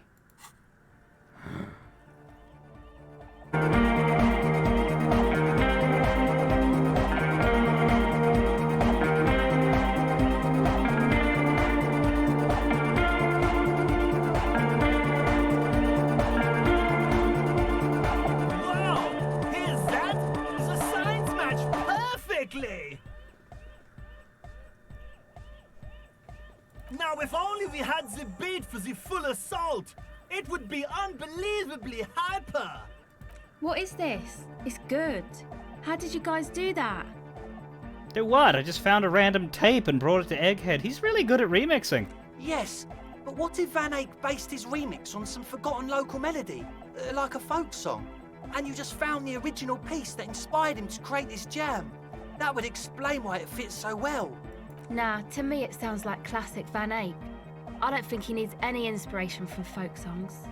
Maybe he lives in Martinez and just threw away part of his song because he thought it wasn't good enough. I think it's just happenstance. Chaos in action. Contingencies of our limited existence. That and Egghead's fantastic talent. He nods at his friend behind the turntables.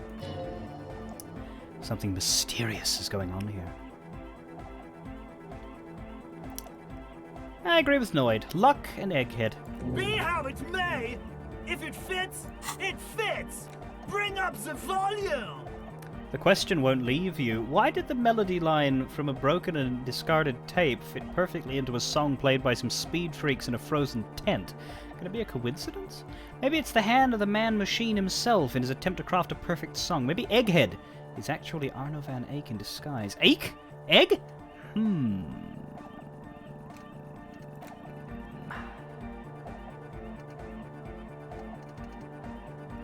We have way too many of these. What about the bass? Do you have any ideas for that? Andre looks back at you. Yeah, I remember. You said it needs more bass. You can't just leave it without a bass track. Honestly, nothing springs to my mind right now, but I'll see if I can come up with a solution down the lane. Yo, the warrior! The warrior of dance music! Don't be too hard on yourself if you don't figure it out. I think the jam's already pretty ultra. But it could be hyper hardcore! Okay. What does that mean for the dance check? Because it should have another Oh, plus hey man, now. it's good to see you. Found the melody, higher quality audio, dance fever incoming. I think there's more though. I think Goodbye, officer. we keep that one for now. Dancing is optional because yeah, there is help Egghead with his beat further. But let's go through sooner now and do the Orcs cable. What do we get rid of? White checks or the honor one? I think the white checks because I don't know. I don't think this works again. I don't think this means that all white checks stay unlocked forever. I think it just unlocks them in that moment, and then there is no persistent buff for this. It's all entirely in the instant. So let's forget that. Because look, it's not going to close them. They're all still unlocked. Because that's not the way the game works. So yeah, we'll get hardcore aesthetic. It'll take 2 hours and most of the rest of the night, but that sounds like the funnest one of what we have. I believe we're an hour away from... Yes. So we're gonna... However far we get into this, we're gonna take a break to get our service weapon back at 10. And then I don't know when that's done, if they're going to let us back in the church or if everyone's going to be in bed. We'll try and come back into the church, but if we can't, then we'll do it on day 6. But we've still got an hour's worth of talking to these guys. So. Good morning, comrade! Egg, Yeah! can you please route Harder, Suna's come signal on! through your speakers? To the Mega! Yeah! I can route it through auxiliary! What kind of a cable does she use? 3.5 or 4.5? 3. 0.5. No doubt about it. It's on the ground. Oh, she uses 3.5. Yeah. The auxiliary lining is 4.5 millimeter. These two don't mix. Uh-oh. Oh no, we're going to be in this church forever. Don't worry, I have an adapter for it right here. Oh, that's good. He searches for the cable on the ground and picks it up, looking at the jack. Hang on, this is a 4.5. We're all good, people! With a grin, he sticks the plug into the auxiliary line in, and you hear a satisfying... Great! Someone got through to him! Okay, let's get it all set up. Can we turn the music off, please? Egg. The music. Everybody! Everybody! Don't panic! I'm going to turn off the honor for just a sec. For a special scheduled event. Alright then. I am surprised that he is willing, I never but affiliate okay. with anyone who isn't prepared to drown me in money. Ah, Guan, I saw your crown disappear there. The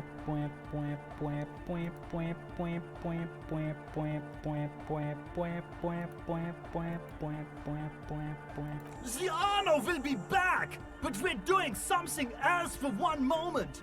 All right, go tell her that Egghead is ready to rave to her tunes, and then I'll turn off the music.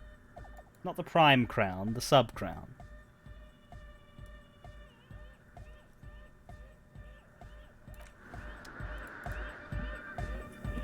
Yes, what is it? I talked to Egghead, he plugged in the cable. You can now unmute your speakers. Okay, but think you can ask him to turn the volume down a bit? Just in case. Maximum! Shouts Egghead, a great smile still adorning his face, larger than a red dwarf star. Maximum is the only way! I know it is, but could you please turn it down just this instance? Just this one time? Maximum is not the only way, okay? Pump it to the brick! Pump it to the hard master! There's no other way! Glue style! See? He pumps it to the hard master. It's hopeless. Why do you want to turn down the volume? Because I'm afraid that something might happen. It's an unknown phenomenon. We can always turn it back up if there's a need. Can't turn down the hardcore! I think what Egghead is trying to say is that the volume button is literally stuck on maximum. Of course it is. She shrugs, consigned to her fate. Yeah! Permanent enlightenment! Ray of sound! Never mind then. Let's get on with our project. I'm going to unmute the speakers on a count of 5. Everyone ready? She looks around the church. Egghead pumps his hand up in the air, waiting for the beat to drop, Born ready. says Andre. Ready. Yells Noid. I'm ready if you two are, Detective. Says Acel. The lieutenant nods stoically. Suddenly your palms are sweaty. Your knees grow weak. Your arms get heavy. There's vomit on your sweater already, but you don't know whose it belongs to because you picked up this sweater from someone's house. It's probably his mother's spaghetti or something. The church seems cold and large somehow.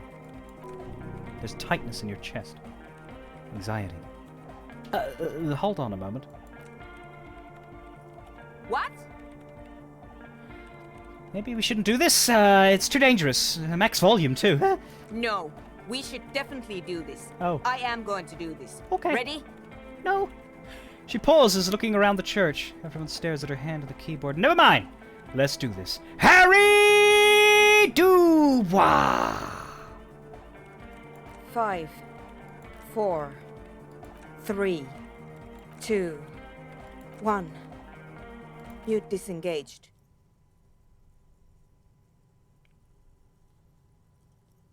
She lifts her hand from the keyboard. Complete silence fills the room.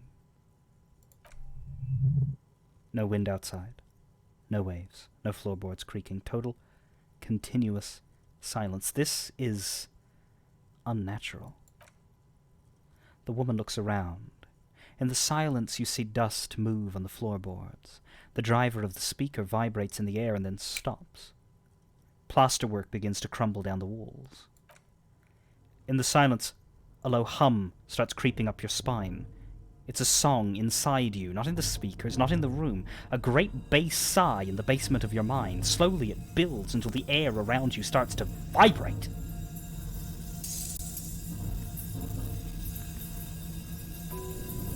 It's out there now. In the world.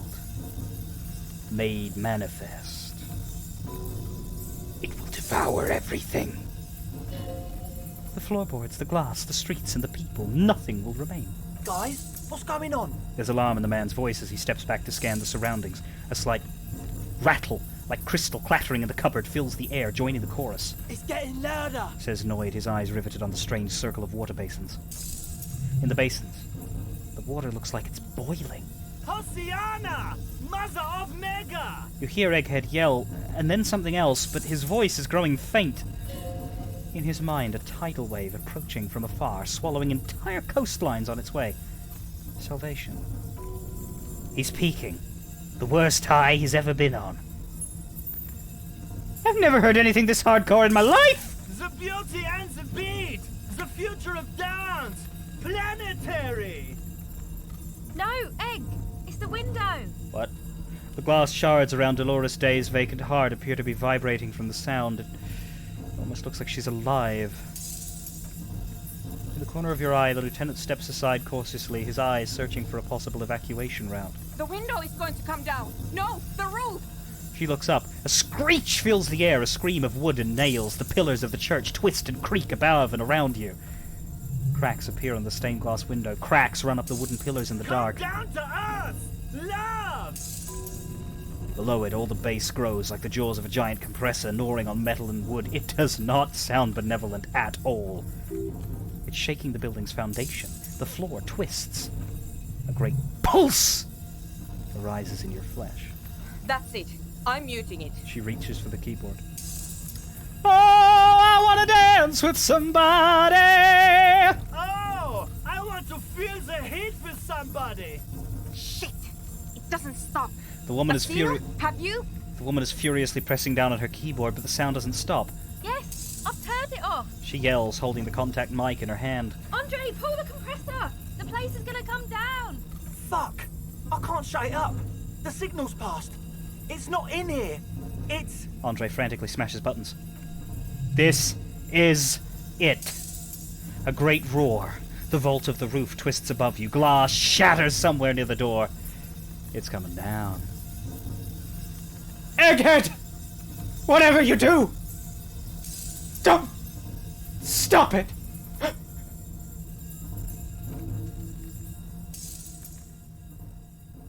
But then it stops. Totally and utterly as if there was never a sound. Only your ears still ring from the shock. Everybody is staring at Egghead, holding a dangling cable in his hand. A black 3-pin connector. Egg. I pulled the plug. It was getting too hardcore.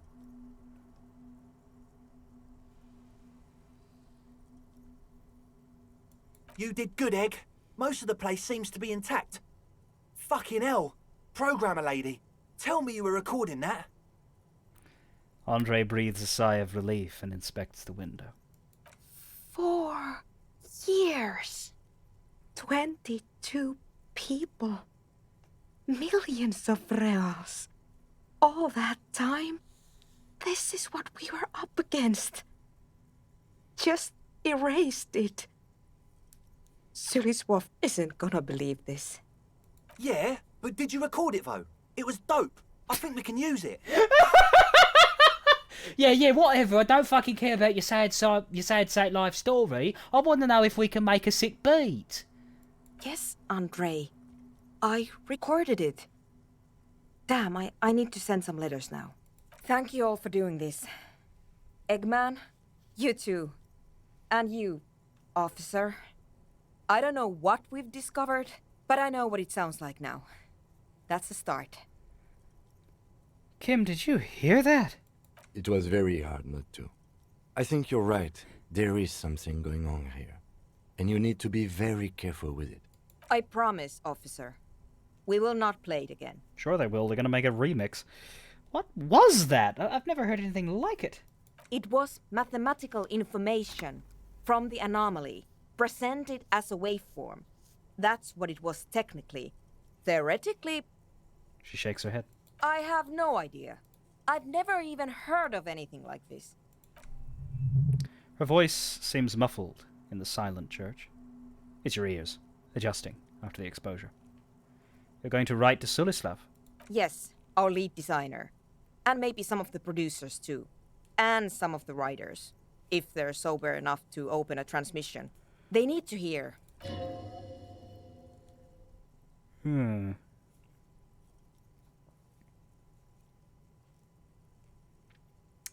That it wasn't her fault. Or theirs. They need to hear about this.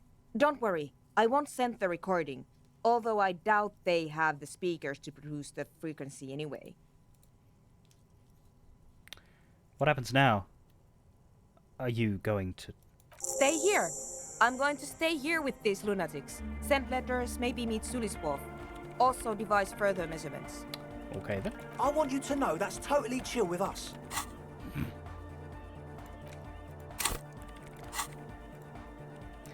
Of course, they wouldn't dream of kicking out the base springer! I don't care, but thank you anyway. That's the best she can manage for Andre. It's quite a lot, in truth. For her, at least. Now, I have a theory to come up with. Some kind of preliminary explanation to all this. Or the letter will sound like I've lost my mind. I think it's going to sound like that way no matter what. Yes. And we have to get back to stabilizing Martinez. Instead of demolishing it with loud bass noise of unknown origins. Some tiny hard thing lets go in your stomach. You're still alive. You have an explanation for all this. Somewhere deep in you. You know. The person you were knows. Form a theory on the 2mm hole in the world. Good morning, comrade! Yeah! Harder core! Whoa, that was a crazy sound we heard before. Yeah! It was awesome! And scary! Very hardcore! His voice booms through the chamber and then gets silent. Too hardcore, in fact! I couldn't control it! At all! What happened?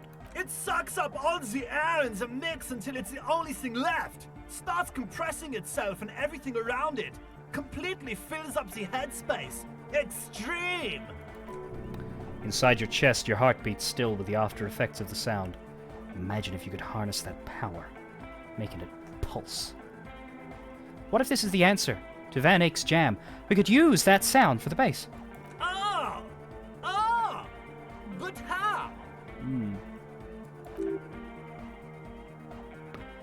The audio onslaught cannot be tamed. Connect the dots. Oh, we got so many fucking... Okay. So many white checks and they're all hard! Oh, hey, man. It's good to see you. Goodbye, officer. Problem with interfacing is... we got a -2 right now. Welcome back.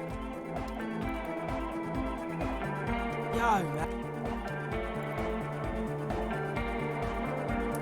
What can I do for interfacing in the short term? These gloves, but the gloves are made obsolete. As I recall, we've got better ones. Yeah, the gauntlets.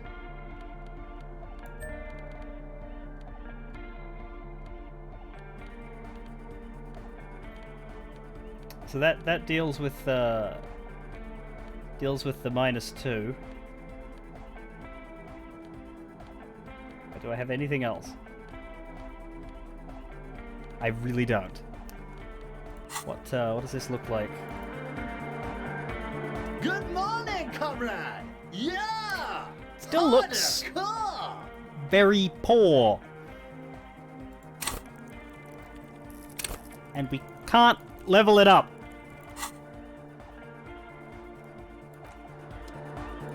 I don't want to dance until I've done this, that's the problem. Oh, hey, man. It's good to see you. Goodbye, officer. Doesn't really matter, but...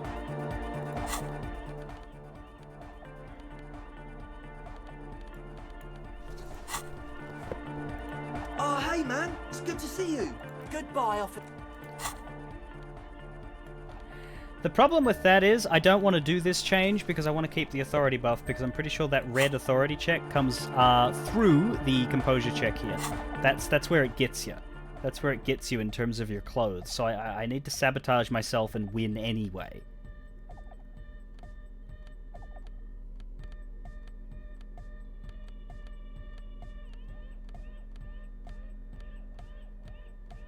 With the chat boost and the +2 being lost, we can get up to 70%. That's probably save scummable. Yes, what is it? This one's crap too, Jesus Christ. We can do the logic check though. Frankly, I will save scum all of these because this church stuff is just too good.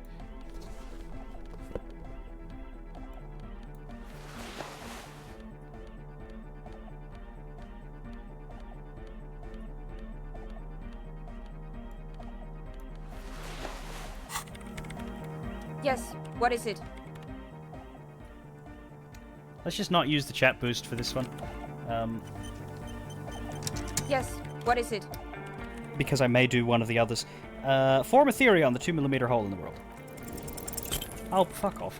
All you hear is silence in your head. 72% chance, come on. I suppose that's less than 3/4, hey? Feels like a lot, though.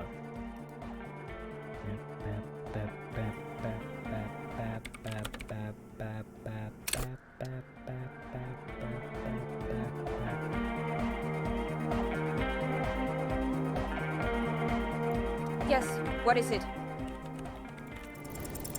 Stop that!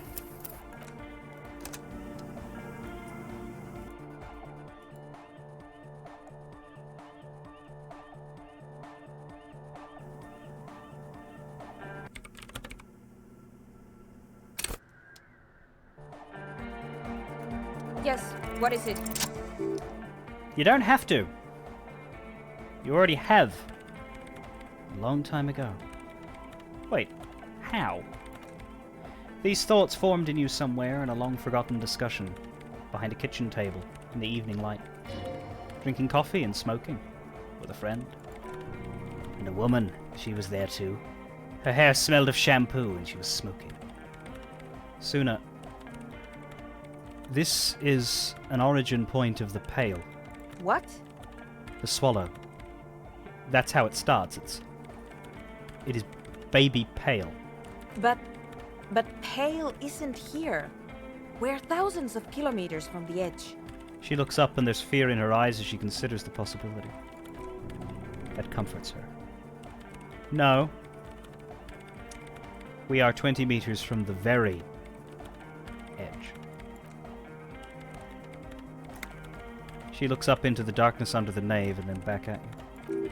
You have her full undivided attention. The lieutenant's too. He takes his glasses off. The pale is only an effect. It's a transition between the world and that. Then what is that? It's nothing. No, it's less than nothing. No, it's less than nothing. The final rest state for reality. Imagine if all of this never was. Imagine, if you will, that you play this game for the first time and you decide that you would like to take on the Apocalypse Cop role. And you are presented at the beginning of the game with some outlandish, I am a prophet of doom dialogue responses. And they're fun. You're like, oh, that's funny. That's what a strange little quirk. It's like Superstar Cop, except, you know, we're just going around talking about the end times. This is cool. And it's over the top and it's outlandish and it's besides the game, you know, like it doesn't relate to what you're doing. You're solving a murder, you're talking to all those people. But the doomed commercial area stuff comes up and the Apocalypse Cop is like, yeah, no, this sort of suits me. Yeah, we're buying into a curse and all that. This is funny. And Plaisance is depicted as ridiculous, therefore you buy into the idea of, oh, okay, so, you know, we're making fun of the woo-woo lady. This is fine. And then you keep playing. You start talking to Joyce, and then she reveals the pale to you. Whoa. You talk to that lorry driver. Whoa. And then you get here.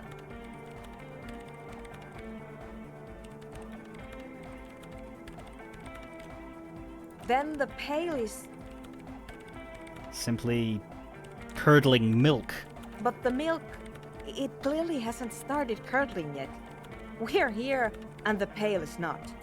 But one day, when it is larger, it will be. I understand.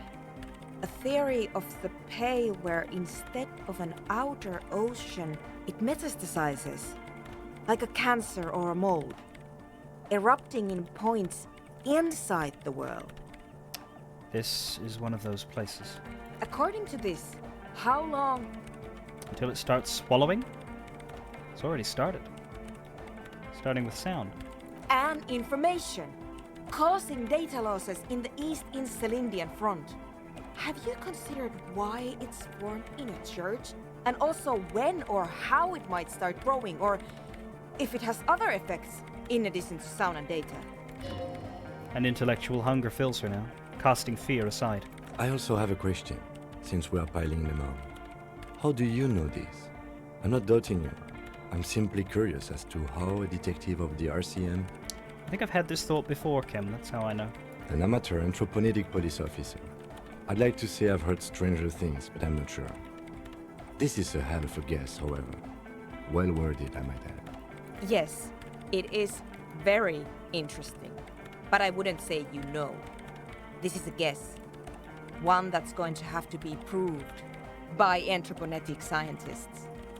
It didn't form in a church, though. The church formed around it. Of course!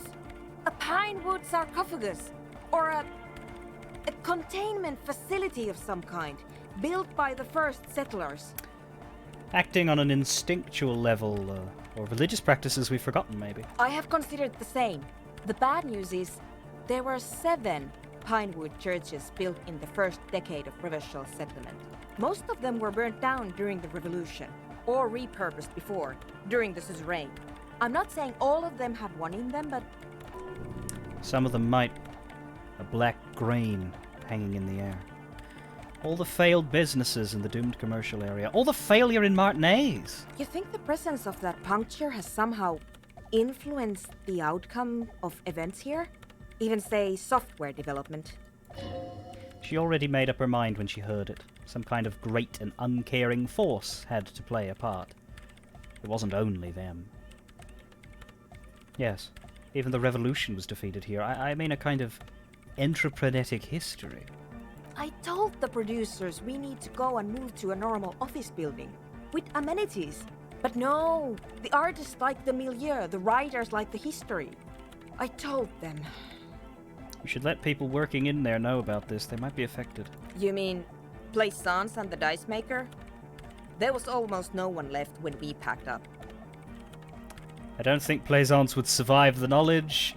I don't think Neha is playing fair in this game. I see no reason to... this is an interesting...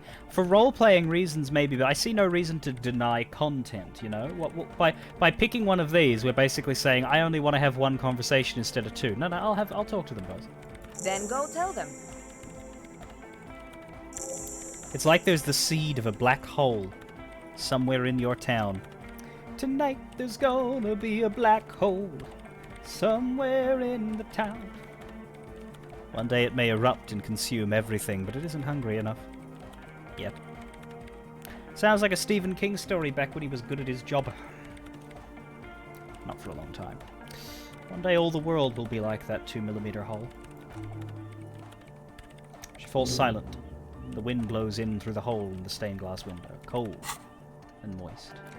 God, they really pile on the thoughts here at the church. Cleaning out the rooms. Someone's been walking around in your dreams lately looking for something. Tidying up, rearranging. Storing away all the unrealized dreams. Putting old pains in boxes. The worst nightmares have settled down for a while. A spot of light on the bedroom door after the dark. The fluttering of eyelids in the spring sun. A thought that arises only to disappear again. And yet, there's a pattern emerging.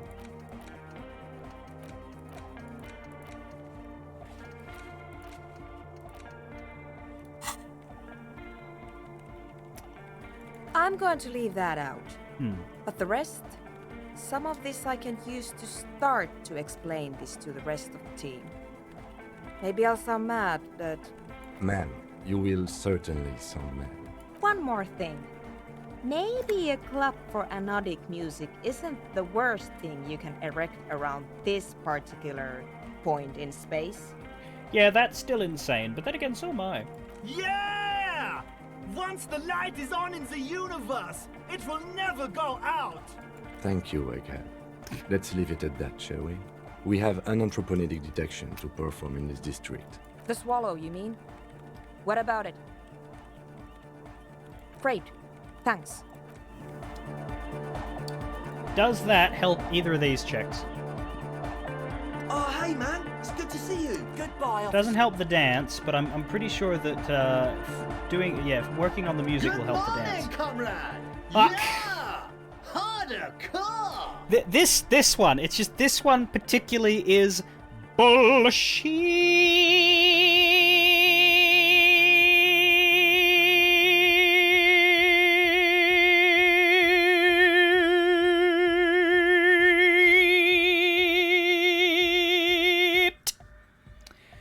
And not in a hardcore way. Because of the -2 that we're having from this thought that we're working on, I still gotta wait a bloody hour for that as well.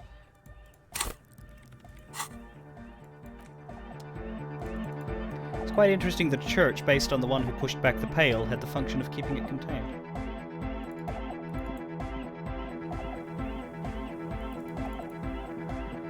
Dolores looks on. I like how we can't angle this to see her face. Closest we can get. Whoop, whoop, we can see a mouth. Ah, there we go. Difficult. And only if you zoom all the way out. So, we got 10 minutes before we can go get our gun. Do I want... With the... I don't think I want to save scum a 3%. That doesn't seem... That just does not seem like a good idea. But maybe let's just try it once with the chat boost, and if we fail, we'll load. Because maybe we'll get it on an 8%. Yeah, in an hour it will be 6 times easier. That's the thing. But let's try it once for fun. So it's motorics that we would like to improve upon. The +1 won't help? I thought adding the +2 would get us to 17. Or does it need to be 2 to get out to get up to 8. Yeah, see, it helps. 8. I thought so. My maths was not off. Bzoot, bzoot, bzoot goes the track in the background, never ending. You can't grasp what's missing, but you can try to make something up anyway. Just make it up. No way this speed freak can tell the difference. You scrape the mouldy recesses of your brain for some technological-sounding jargon. It'll impress the large-headed speed freak. Dude, you gotta reroute the sound juice through the fluxifier. The fluxifier? Where is that? Oh, you don't have one? Maybe it's just top-secret cop tech. Top secret cop tech! Mega cool! You gotta bring us some, big sheriff! The future of hard sign depends on it. Don't listen to him. He's making shit up. There's no top secret cop audio tech. There's other top secret spying on people tech, most likely. But cops don't care about music. They fucking punish us for lying! I'm going to reload that because BS. I was going to reload that anyway because it's locked and I can't unlock it in any way. I'd have to get a modifier to unlock it, and I don't think I can. Though I am curious as to what happens if we choose not to lie. Let me just for the sake of my education. Yep. Whereof one cannot speak, one ought to remain silent. Yeah, okay, it doesn't do anything. Alright, that's fine. We need to burn 10 minutes.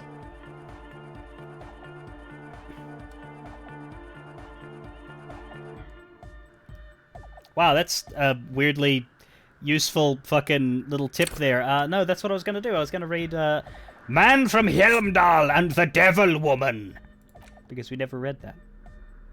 The frontispiece of this old paperback features a muscle man in chains, kneeling before a salacious-looking woman on a regal seat. A bonfire lies between the throne and the man, casting shadows on the wall, and the shadow of the vixen's headdress looks like a pair of demonic horns. The edges of the pages are worn and smudged. A lot of people have read about the Devil Woman's altercations with the Helmdall man. The jacket copy proclaims, Man from Helmdall returns in his most exciting adventure yet. After crashing into a strange jungle, cannibalistic natives abduct his only surviving comrade, Noble Tierbald. Before Man from Helmdall can mount a rescue, he is ambushed by a tribe of female warriors and taken to the ancient citadel of Cloud City, where a mysterious and wicked queen rules supreme. Will Man from Helmdall be able to escape his dire situation and find his missing friend? You open the book to a random page. Man from Helmdall, wielding his 2 Zweihanders, is carving through a sea of savages, his visage fixed in grim determination. His arms, whirling like windmills, are soaked with the blood of his enemies. Mangled corpses litter the battlefield. Good God, this is some retrograde stuff. When was this shit written? You flip to the copyright page. This book was written in 38. Oh shit, gritty and heroic. Berserker rage burns in his azure-hued eyes as he brings glory and honor to his long-lost Helmdaller tribe from the village of Helmdall. The ivory giant roars like an ice bear, and the winds of Katla howl out his name.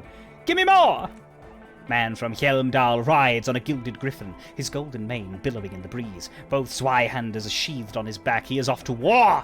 Will he conquer his enemies? Will he conquer himself? Onward! The steel muscles of Man from Helmdall gleam in the humid jungle. Holy shit, this is taking way too long.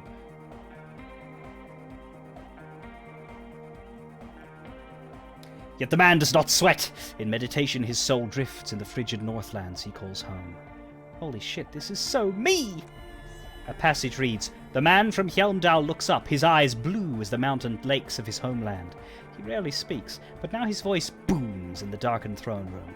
Do not try to sap my masculine essence, wicked temptress. Son of Helmdall will never succumb to your seductive wiles. Thine spells are no match for purity and strength of will. Brothers of Helmdall stand above the vices of flesh, for it is weak and corruptible, yet mine is forged in gore and strife. Queen Lydiana just laughs, a sultry, salacious sound, and then says, I have grand plans for you, man from Helmdall. She gestures her diabolical hand toward an array of poisons and unguents. First you shall please me, then lead my armies against the vicious cannibals. Not a muscle moves in the face of Man from Helmdall, yet inside there is turmoil. This goes against all he holds sacrosanct. Wow, this is epic. In the final pages, Man from Helmdall mounts Galawarin, his mighty griffin, and turns his gaze to the horizon. Queen Lydiana is dead, but an army of cannibals is storming the gates, and still no word of trusty Tyrbold. To find out what happens next, you'll have to pick up Man from Helmdall and the Three-Eyed Skull, available in fine bookstores everywhere, spring 39.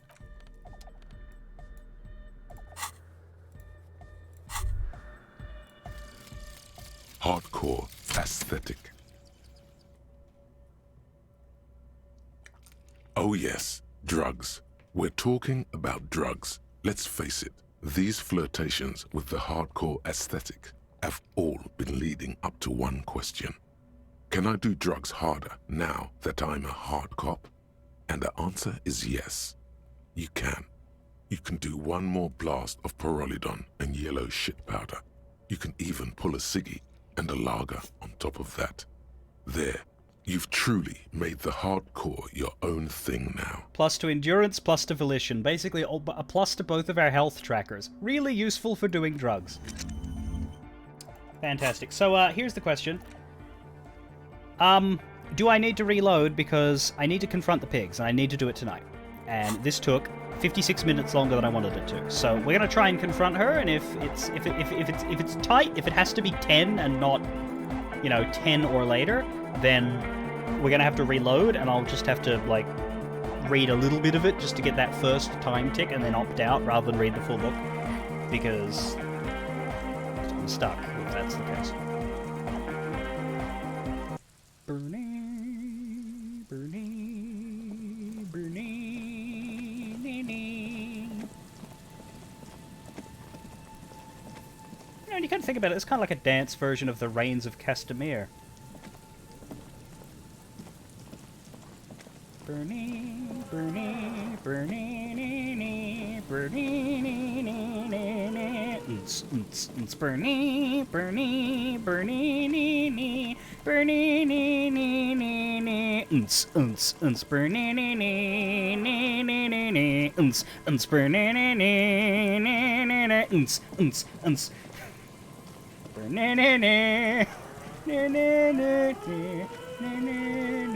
Put your hands where I can see them. The aging woman under a mountain of police paraphernalia mumbles to herself and then notices you and reaches for the megaphone. Oh god, what the fuck is this? Why does she look like she has a bright neon cow's udder on her back? It's actually police sirens, but still. Show me your hands. This is the pigs. Show me your hands. Right now! Show me your hands! Right now! Uh-huh. Scavenged, battery-powered police lights protrude from her back. The flickering light show reveals a gun in her shaking hand. Her hand is trembling from some sort of neurodegenerative disease. Madame, please drop the firearm immediately. You shouldn't be here. Something is very wrong with her. She is completely out of control. Wait, what should we do, Kim? This is bad. Getting your weapon back is the priority. We can't have an unhinged civilian running around with a gun. Comply, or I will light you the fuck up! She continues to yell as she lumbers about. It's Guru Guru. What? I don't feel comfortable being separated from my multi-tool. Failure to comply. Suspect is displaying aggression. Officer, under duress! Officer, under duress! Oh, that's not good. I am the police. Don't move. Don't move. Hands on your head. Suspect is armed and dangerous. The phonograph player from Zelda? Oh, the guy with the... Yeah, actually, no, that's true. Yeah, no, that's a good comparison, except a bit brighter and happier. I'm not moving. Suspect is on the loose. Suspect at large. Officer, administer street justice at our own peril. That one extra lick with a baton or extra knee strike above was what was actually required. Suspect is under control. Suspect is under control. Be careful, detective. Don't do anything that might set her off. You have to go for the gun sooner or later. Woo, dear! Perhaps you can learn crucial facts before you do. We can solve this peacefully. Please, lower the weapon. Officer in need of assistance! Suspect at large! Get on the ground! Ma'am, please. We want to help you, but you need to lower that weapon. Let's just talk, alright? Disturbance reported. Authorized deadly force. Sector, take the shot! Big red key! Big red key! Please identify yourself, ma'am. It's the goddamn police shitbag! Cut the pavement! You're under arrest! As she waves her hands, you notice familiar-looking ampoules and packets sticking out of the mounted of police gear on her back. Medicine? Or drugs? Magnesium, druamine, maybe even speed. My god, she has speed on her? What else? Are you on drugs? Confiscated contraband! Restricted access! 2 kilos missing! Eyewitness report compromised! Well, you see my beard, and you assume that I must be on drugs. And you're right, on this occasion you're right. I am on drugs.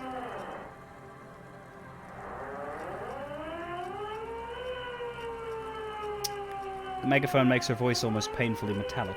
I don't think she's on drugs. Oh. Being off drugs might actually be the problem here. Ah, you're not the police? We're the police! Back up! Back up! Back up!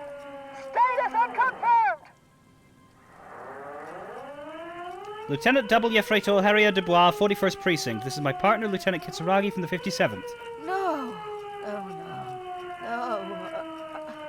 I thought Mr. Moran... Gareth! Aggravated assault! Man down! Officers in pursuit! There's a scenario unfolding in her head right now, and it has nothing to do with what's happening here. What's the situation, officer? The lieutenant hesitates, addressing the woman. Law enforcement compromised! Impersonating a police officer! Red and blue lights illuminate the spit flying everywhere. Does she not believe that you two are actually police officers? Wait, what if she's right, and I actually am an imposter? Now? It's not the time. We really are cops. Look, my badge. License and registration! License and registration! Come in dispatch! Sector! Sector! Azimuth! It's not a code, it's just disjointed words. She's losing it. One twitch and there will be blood. Hand-eye coordination boost, please? I feel very unsafe.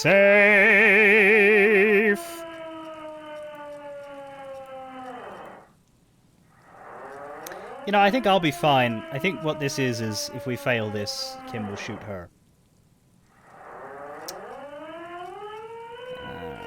Let's go. Woo! Oh man! Okay! Oh my! Alright! Jesus Christ! Comes through when you need it, Fuck. Alright. Damn.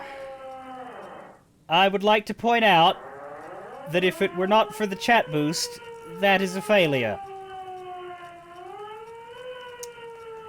Alright, this is how we do it! You hurl the tear bag in her face. Well, that's interesting. What happens if I'm holding different shit? Already darting right, and immediately close the distance. Left hand grabs the barrel, right one breaks the wrist. No, that won't be necessary. Look closer. The gun, all 3 barrels, red and blue light shining through. It's not loaded. Ma'am, the weapon you're holding is mine, and I know it has no bullets. What? The woman looks at the weapon in disbelief, her eyes suddenly reddish with tears. She looks straight down the barrel and squeezes the trigger. Wait! This isn't police issue. Police weapons have bullets. This isn't real. What is this? Police guns have bullets. What is this? Why did you sell me this? The gun lands on the wooden planks and tears run down her scratched cheeks. She looks devastated. Grab the gun, right now! This might be your only chance. I'm done with this gun. Leave it behind forever. No, pick it up, dickhead. No one ever cares anymore. Why would they treat me like this? Her voice is growing fainter as she rocks back and forth slowly. Poor woman. We need to figure out what to do with her now. Yeah. No Nobody's ever around. Nobody ever comes to visit me. I'm very sorry this is how life turned out for you. Her scratched skin is warm to the touch, but the person inside doesn't even know you're there. What do you think is happening to her? She's in a stupor. I've seen this before. God knows for how long. Could be days when they get like this. But why was she like this in the first place? Honestly, I don't know. Dementia, probably. Dementia and Channel 8. And loneliness. Neurodegenerative disease. Could be. Her hands were trembling and she did seem uncoordinated. But what are we gonna do with her? Snip.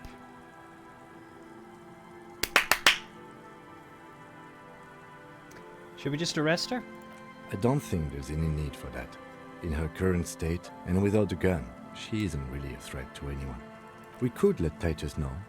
This is a perfect problem for the local peacekeepers to handle. They might even know her family. Yeah, Titus sounds like the man for the job. That was only 3? No, it wasn't. Go back and count. Then we can ask him once we get back to the whirling. But we have to hurry, because it's late, and they might have already gone home. But I think we are done here for now. Let's head out. This is done. Please, leave the radio on. Seems like a reflex. A half-remembered sentence. Reflex to what? Being left alone? She stands motionless. Just a heap of clothes and flashers now. Maybe if you search her once more. It's kind of weird that we just walk away. I guess because it's a video game. The woman stands slumped. She looks catatonic under her mountain of RCM paraphernalia. Is one of those things a police cap? There were narcotics in there too. You're thinking of taking them? Do! Shake her shoulder. Doesn't react. Pick up the cap. Doesn't even flinch as you reach out, disentangle the familiar-looking lieutenant's cap from her mountain of paraphernalia. Oh, is that yours? Maybe. Probably. You know me. It's your hat. Yeah. And we're taking the drugs. You take the phial of Pyrrolidon and the bottle of speed. As evidence, obviously. She didn't consume them. She didn't look high. She confiscated them. A little like you're doing right now. You're taking those, are you? Listen to him for once. Fine. You take them then. Thank you. I'm doing this to help you. We need to focus on the case. He's grateful that you did this. Alright. That suits the vibe we're going for. And we have our gun. A 3-shot revolving barrel Villiers LaSalle pepper box, typically assigned to officers of the RCM upon reaching the rank of sergeant. The butt of the gun is worn and the engraving on the side reads, Sunrise Parabellum. This is your gun. No doubt about it.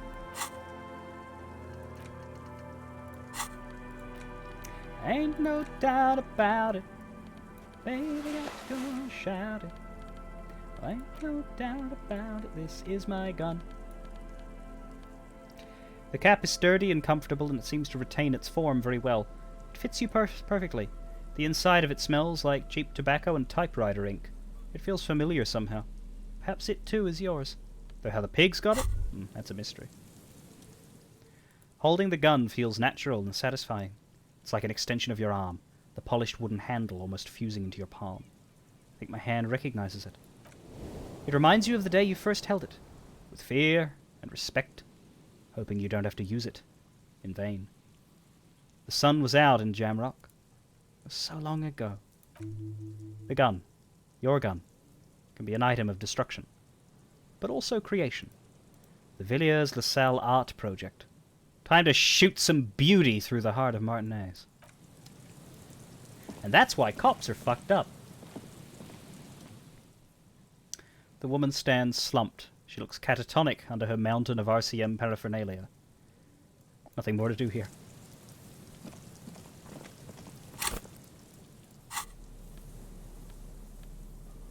Yeah, I don't need a logic jacket and shirt anymore, do I?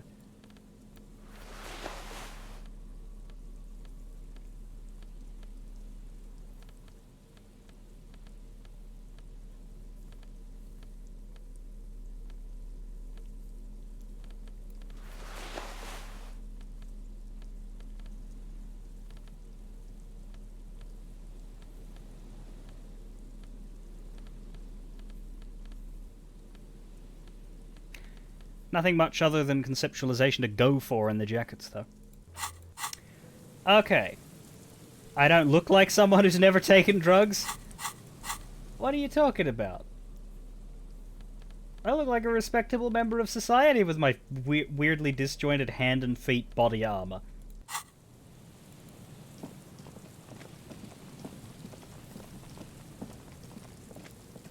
Anyway, let's bring a gun to the speed freaks in the church.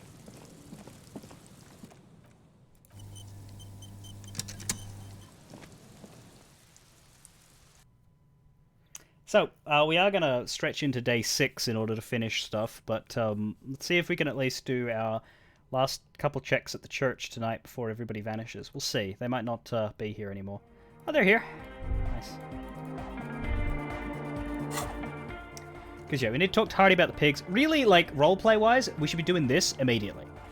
Because she's out there in the cold. But we won't, because it doesn't actually matter when we tell him. Just, like, video game-wise, it doesn't matter. So we're gonna do things for convenience. We'll finish stuff in the church. We do need to talk to Hardy, Plaisance, and the Dice Maker back in Martinez. Then when that's all done, we will be continuing to chase down Ruby. Because a lot of these figurines to Dolores Day, Spirit is Eternal, Determine Where the Shot Came From, Find the Last Armor Piece, Find the Murder Weapon, a lot of them simply aren't ones that you go searching for as side content. So let's see if we can dance. Good morning, comrade! Yeah! Harder, come! So we will save scum this, but we only get the chat boost will not be available each time we reload. So our best shot is right now. It's actually probably a good thing I let Kim have the speed, because I'd be sorely tempted to take it right now. Good morning, comrade! Yeah! Alright, Motorix.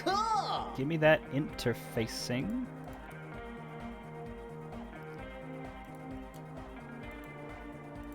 Birdie. Birdie. Birdie. Birdie. Dee, dee, dee, dee, dee, dee, dee, dee! Fuck you. If I load it really quickly, I might still have the bonus.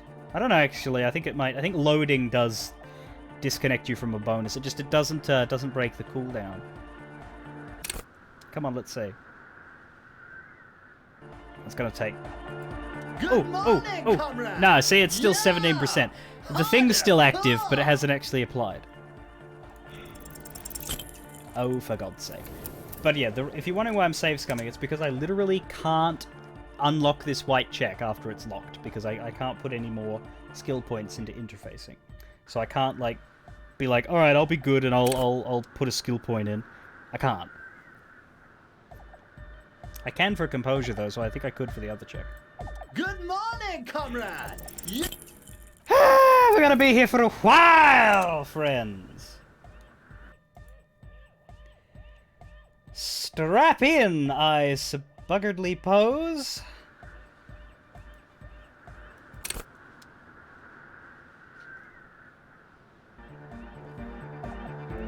Good morning, comrade! Nope.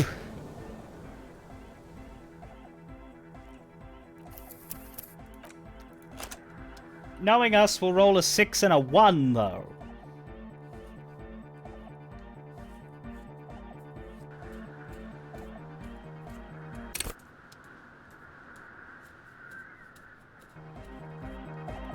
Good morning, comrade!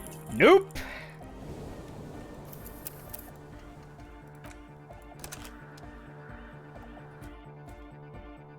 Whip, whip, whip, whip, whip, whip, whip, whip, whip, whip, whip, whip, whip, whip, whip, whip.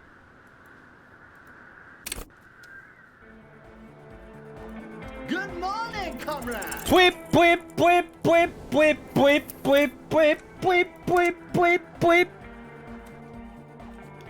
Yeah, there used to be an emote for RNG, but then they deleted it after the person depicted was revealed to have done some things. Which is a shame.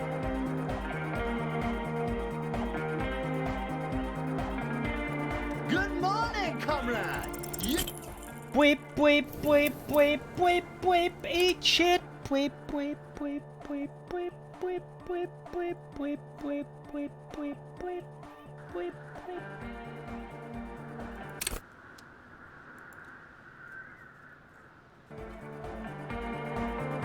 Good morning, comrade! Holy fuck!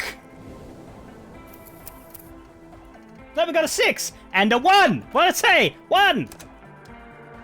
Yeah, no, I'd say Snip looks a lot more like the Bless RNG. In fact, you probably should.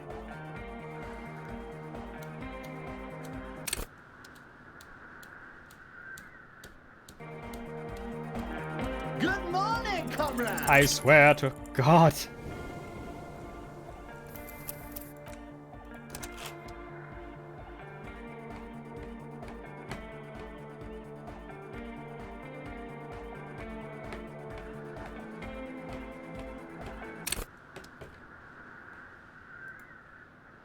What would the emote be? It would be like...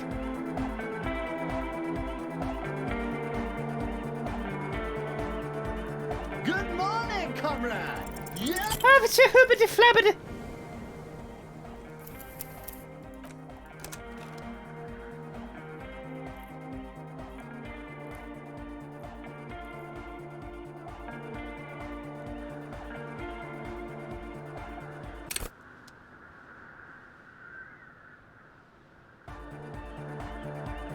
Good morning, comrade!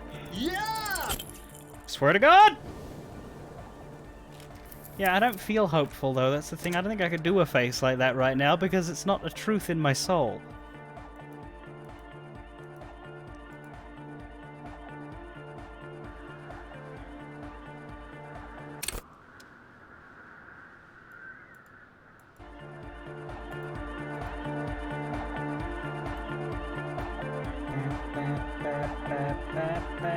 Good morning, comrade! Bag of me, ba ba ba. This is a lot worse than normal. This is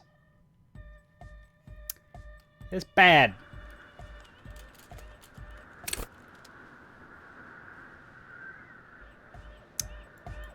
This is BAD is what this is. Good morning, comrade! Yeah! Fuck!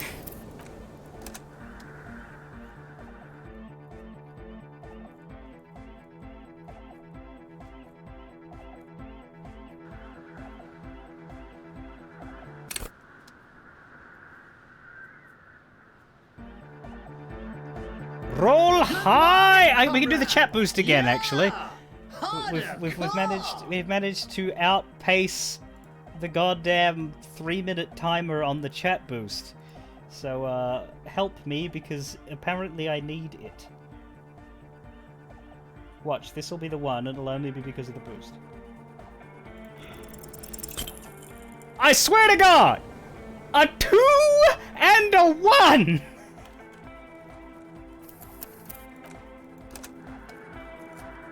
A 2! And a 1!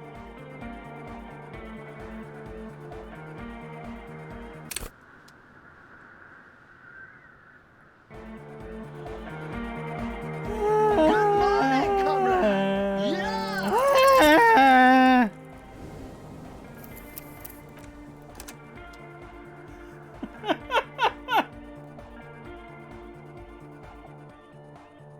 I feel like I've been soft locked.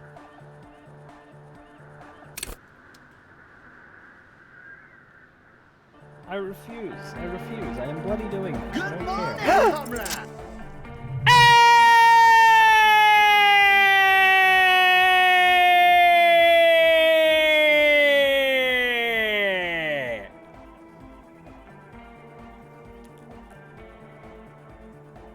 Thank you. Sidechain the beat! Sidechain? What does it even mean? Listen! You can use the compressor to select between which track it's compressing, either the auxiliary signal or the main input from the tape. Make it alternate between the signals. The compressor controls the gain based on the level of the signal on the aux sidechain input. It will allow maintaining a loud sound without peaks that fill up all the headspace. Okay. Egg, you need to start sidechaining it. Sidechaining it, you said? He turns down the music, his hands moving deftly across the mixer, setting up the necessary controls. Then he puts on his headphones and his eyes grow wide. Wider than they've ever gone on drugs. He starts jumping up and down with bliss in total silence, still listening to his headphones. Hey, what did you do to Egghead, Cop Man? Did you break him? I'm not sure. Just wait and see. You got this. Are you ready, pussy? Noid straightens his back, ready for the beat. I was born ready, Egg. Give him a thumbs up. The same thumb that you shoved up your arse earlier.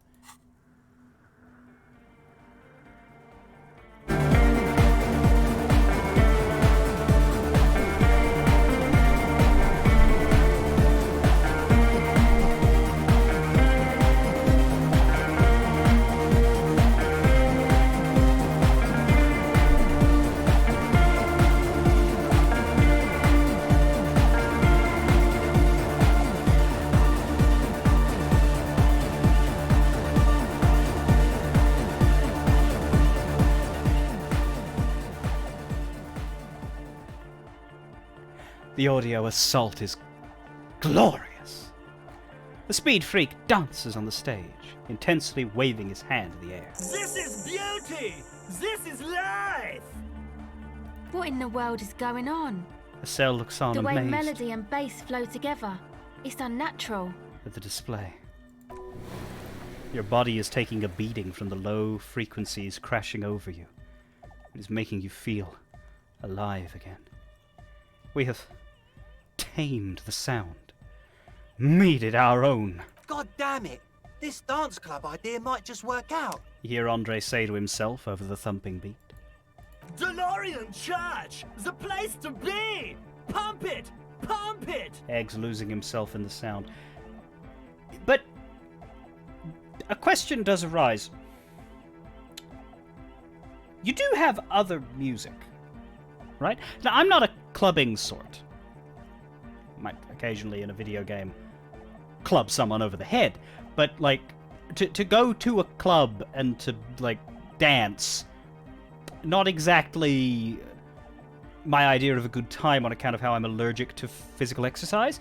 Also the whole loudness of the music and the fact that I'm not a very good drunk. Just not a thing that I do much, but in my research, I do feel like I have the authority and the knowledge to say that clubs tend to play a selection of tracks. This is good, if you're into that sort of thing. But do you think people are going to want to listen to this and only this all night, every night? It's just a thought. This is it. This is a new era. The fabric of the world has been irrevocably altered. Who will be the innocents of hardcore anodic dance music? Gotta be Egghead, right? I'd elect him ruler of the world based on his command of the beat. Yes, what is it? Yo, man. What's on your mind? Welcome back. It's a good jam, but a life well lived requires multiple good jams. Could these wires work as contact microphones? Oh, hey, man. It's good to see you. There it is. So, sort of paradoxically, the harder check makes the easier check even easier, because we now have found the beat, and we can, no words, just dance. And I will quick save again here, because even if we win this check, that doesn't necessarily mean that we have won this part of the game. Oh, hey, man. It's good to to see you. He dances over to you in an inexplicably soft-core manner, and it's quite embarrassing. We'll do the chat boost for composure to get a 58% here. If I have to reload, I will, because, yeah. But it's a more than 50% chance. So we shouldn't get soft lock stuck like we did before. Surely, I'd have to have like dream levels of probability defying there, and I don't think that's gonna happen. So roll 'em. Yeah. Composure check, but savoir-faire is what is talking to us. You close your eyes and vacate your skull, leaving your brain to wonder, where did that little fluttering light go? Ooh. I need to turn on full voice for this.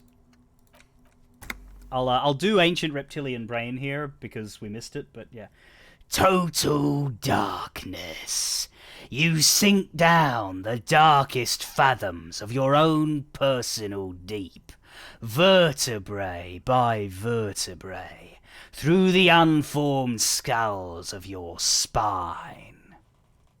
Here it will begin.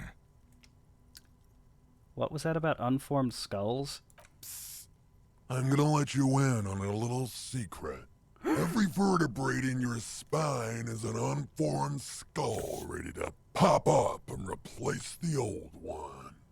Like shark teeth. The one you're currently in has a little brain forming in it, waiting for its turn.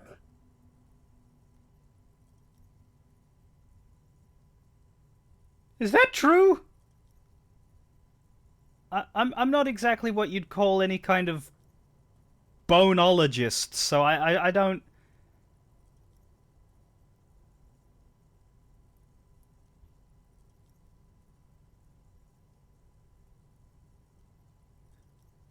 I hope that's bullshit.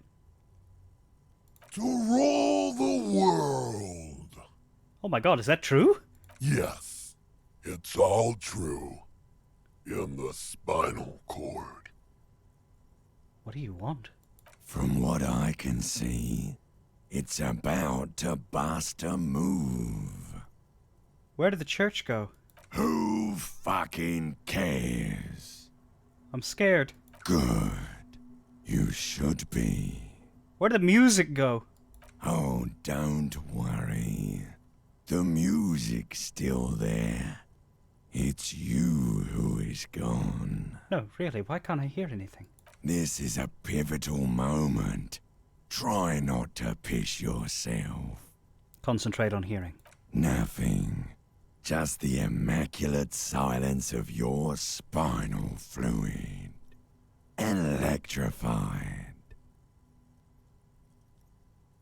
Bust a move. Foolhardy! Do you even know what's happening on the surface? Maybe 1,000 years have passed. Or maybe you started spazzing out like 2 seconds ago. With your eyes still closed, the first thing you feel, all the way back in the pivoting darkness of your own torso, is warmth. You have become a triumph of rhythmoplastics. Somewhere in a smelly wooden church on the coast of Revachol. The wounds from the war you waged on your body are healing, twist by twist, turn by turn. Let's turn you off again. I think the recesses of my brain have stopped talking to me now. You must have touched upon an entirely new way of moving the human body. Every motion is pumping your brain full of endorphins. Open your eyes to the pioneering glory of hard style. As you open your eyes, you should scream, "Hyper! Hyper!" It seems appropriate. Should we listen to conceptualization? Let's do a chat vote. Hyper, hyper, or just open your eyes and dance? Does this work better with or without words?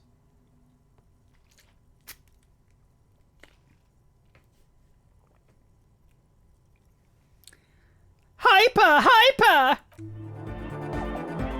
You have become a flawless interlocking mechanism, a flesh and bone approximation of the throb coming from the speaker setup of the one called Egghead, entirely, rigidly, imbecilic, without pity or fear. Free from self-awareness, no deliberation, only, and I mean only, execution. Oh my god! No way! The Speed Freak's would-be leader stands slack-jawed in disbelief at the hardcoreness on display, and he whispers to himself, "This is really happening!" With his reel-to-reel mixer blasting the anthem of the future that will never come, the young man observes your moves for a second. Note that I am dancing with my gun. You know what I should have... Ah! The sword! I should have equipped the sword!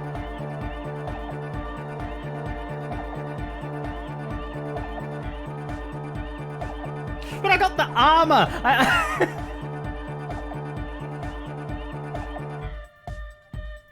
Whip, whip, whip, whip, whip, whip, whip, whip, whip, whip, whip, whip.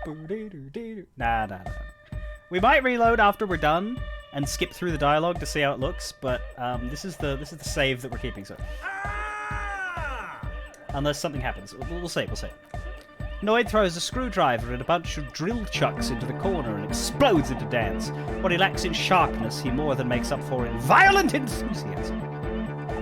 Turn to a cell. What are you doing? The young woman lifts her headphones up slightly and raises her chin, looking at you expectantly. Asil, aren't you going to dance? No, recording. She turns to Suda and then back to you. Briskly shakes her head, puts her headphones back on. The lead programmer throws the other young woman a knowing glance before turning her attention back to her own work. She's still at her mainframe, pressing buttons, reading printouts, but she started nodding her head along to the music. Dance! It's the law! The young man immediately bounces up and down, then assumes the same dance pattern, embellishing it with some sort of waving motion. The authority of the law is clearly unquestionable. Kim! Get in here! What's going on here? Delinquents. The lieutenant looks at you and the Speed Freaks grinding around in the church, a group of unhinged lunatics. I said get in here and dance! The lieutenant squeezes the bridge of his nose. The lights reflect off his glasses, giving him the appearance of a surgeon in the middle of a tense procedure. He's having trouble adjusting to the new reality before him. What's happening? The lieutenant is forced to yell over the futuristic music blasting from the speakers. I'm not doing anything! The music made up its mind a long time ago. I'm just implementing. No. Help Kim. I'm turning into some kind of hyperstar. Good for you. Rock on, then. Hey, I called you to dance. What?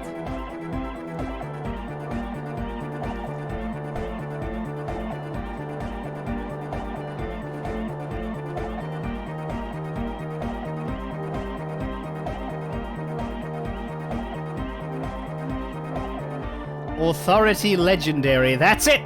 Don't let the lieutenant leave without getting his hardcore on. You get a +3 if you work out that you outrank him, a +1 because he actually respects me, and a +1 because dancing is infectious. This is a check that you really do not want to fail, and I don't mean that in the sense that you don't want to miss the pass version. You don't, but you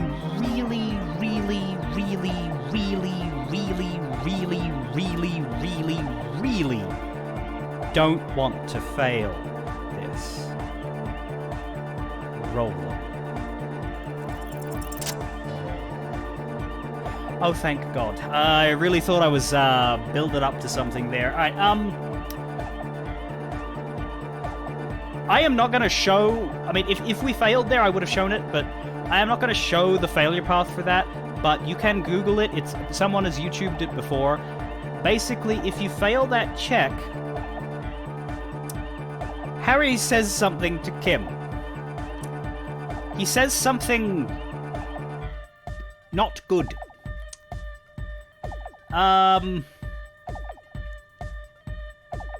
You know how there's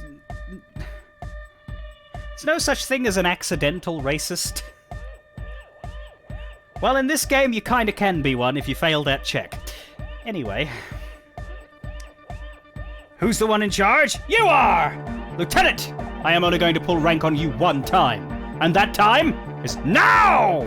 Are you kidding me? Is all a joke to you, isn't it? Chain of command, joke? Future of dance, joke? Well, no more. Cut a rug, Lieutenant. What? Get a what? I said, cut a goddamn rug, Lieutenant.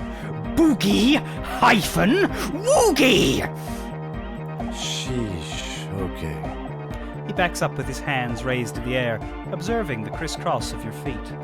Okay, you psychopath. I see what you're doing there. It's jacked up footwork, plus is that Ubi folk dancing? No, it's just crazy bastard dancing. I don't put any thought into it, Kim.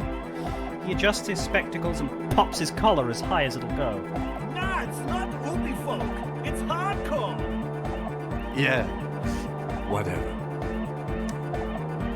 Hardcore will never die, but you will! Hardcore schmartcore. I did 15 years in the juvenile crime unit. I can do agent appropriate. Now, check this shit out.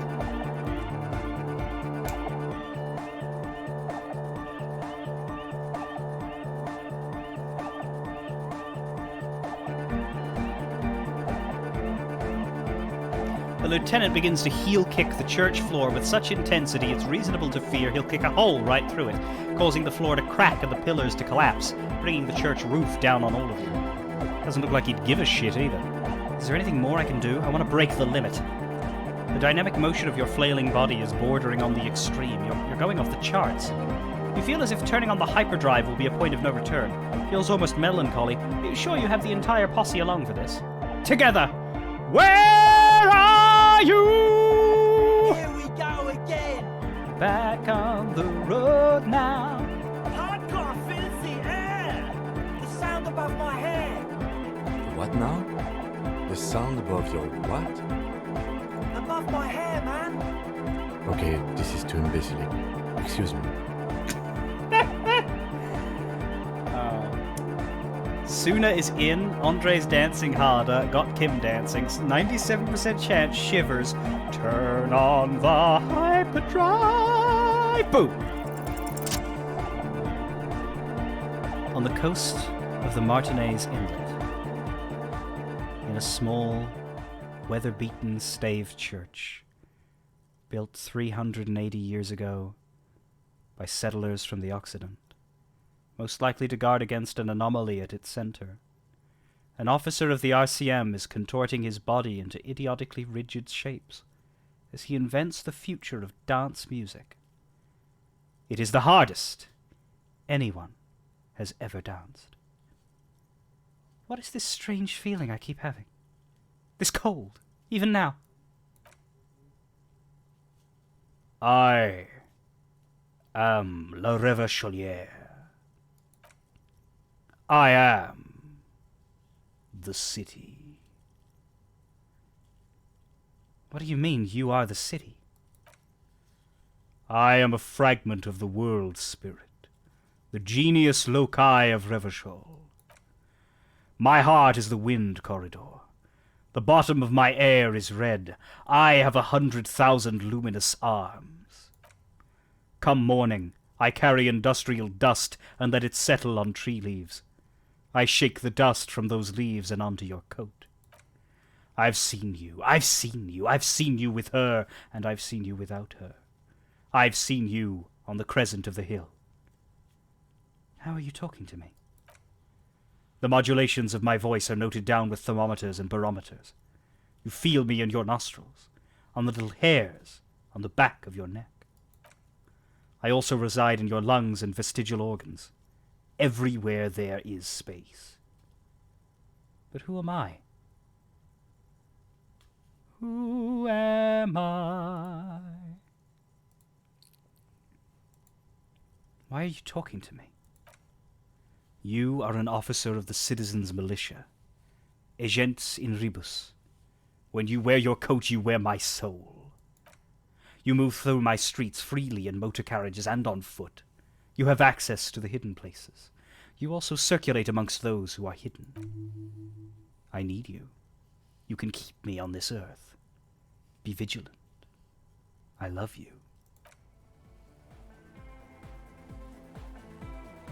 An officer of the RCM is lying on the floor of a small church with his eyes rolled back and his tongue lolling out.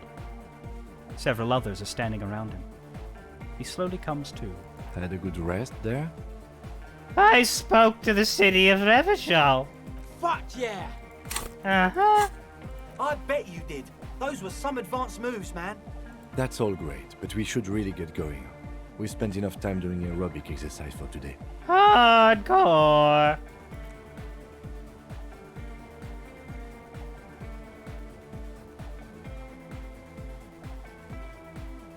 You might be imagining it, but it feels like Egghead turned the volume down. Such is his respect.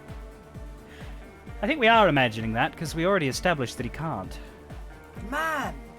Now, man! Now... The would-be leader stutters with excitement. What's interesting to me is that Egghead appears to have been moved, but his animations are still playing. He's been pushed back against the wall, and now he's, like, occasionally pressing invisible buttons. Now imagine if we could do that, right?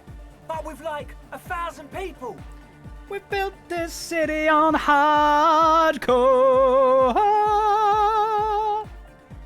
End of human development. Mission complete. Right, ecstatic. All right. You're absolutely beat. Muscles relaxed and feet like noodles underneath. Goodbye, officer. Oh, the god of dance is back! I'm dancing with the god of dance! Goodbye, officer.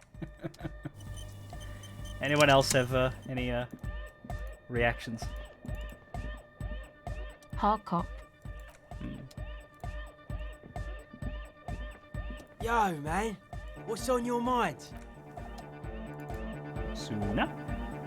Yes, what is it? The interesting thing is you can never talk to Tiago again. He's basically gone from the game after your one conversation with him. You just can't find him. He's up there and you can't talk to him again.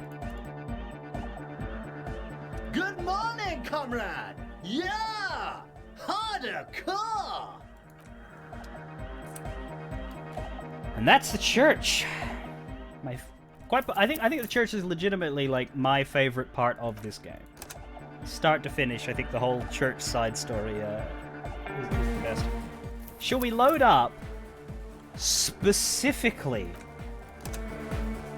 I'm not going to do the whole scene. I'm going to end up stopping it because I'm not going to show the failure to get Kim to dance.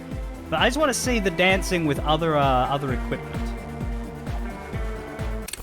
We can't do much about the clothes because I sort of need the composure buffs.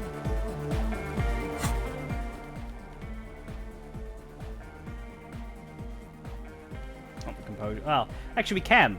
We can, because I was setting it up for authority buffs. Egghead's enthusiasm for life is infectious. Yeah. Doing that check last. That's why I do that check last, Gwombush. I want to do everything else. I want it to be known what it is and everything. Alright, so I wanted the sword.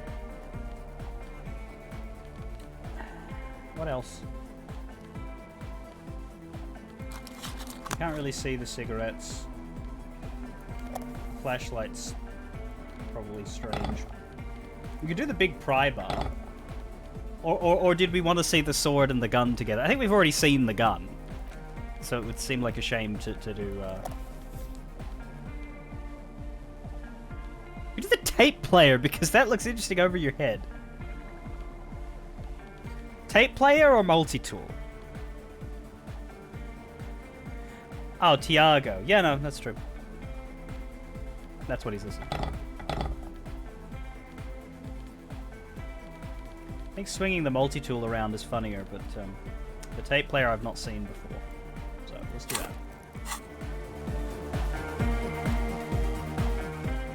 I think I can quick save. Yeah, because I've saved that. So quick save will be different. Oh, hey man, it's good to see you. And then we start failing again. Fuckity.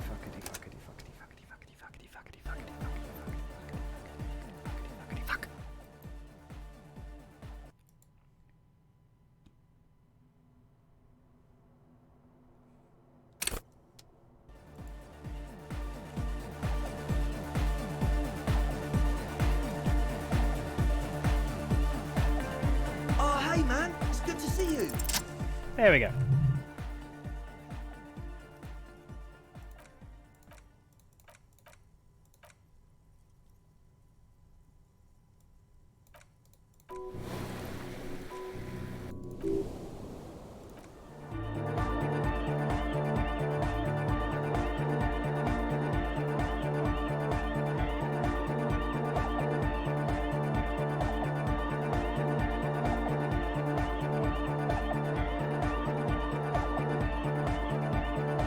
That sword does not look safe.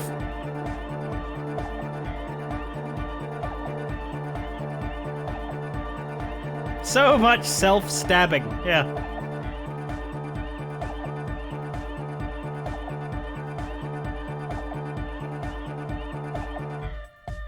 There's that one particular move where it literally just goes right through his middle.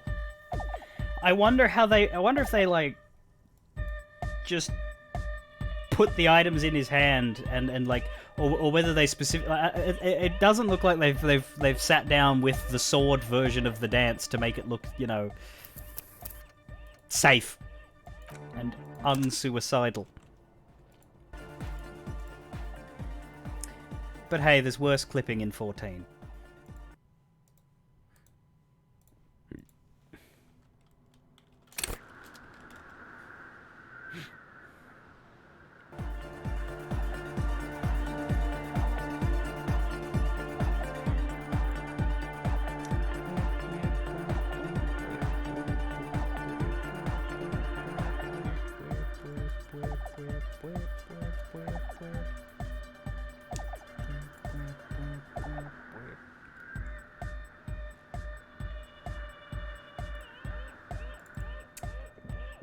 There we go.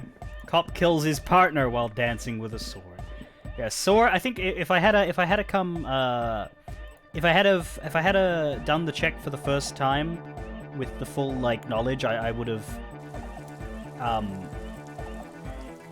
gone sword and gun for like maximum awesomeness, but I was not smart.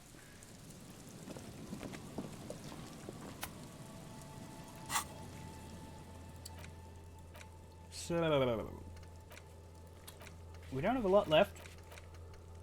I think I may as well just go to bed and then do everything in day 6 because the time really doesn't matter anymore.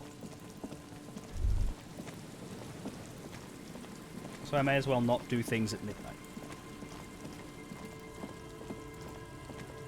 The only thing that mattered for time was getting our gun. And we have our gun.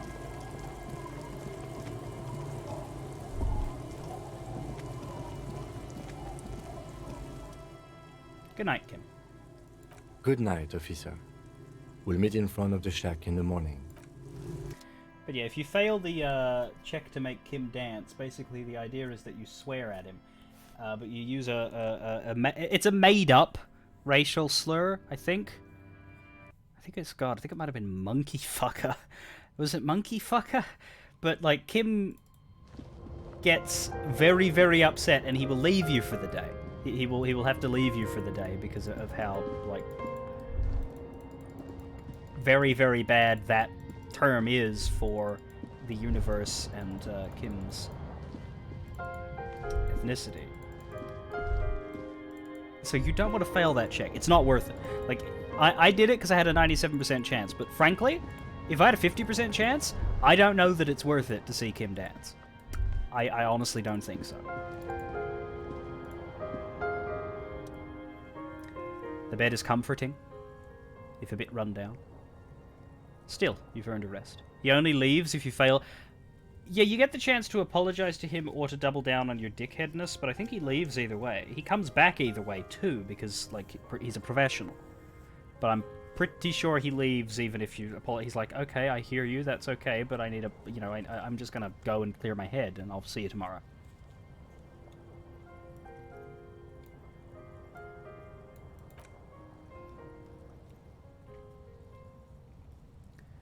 The place feels almost like home now, quiet and dignified around you.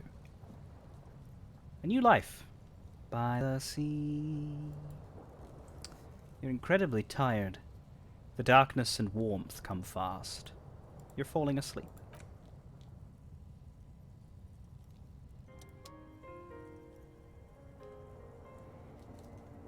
It's easier this time, drifting off. Your head has found a comfortable indent in the pillow. Your legs and your torso feel like lead weights sinking to the bottom of the sea, until they're suddenly light. This respite, you've earned it, brother. Bask in the darkness.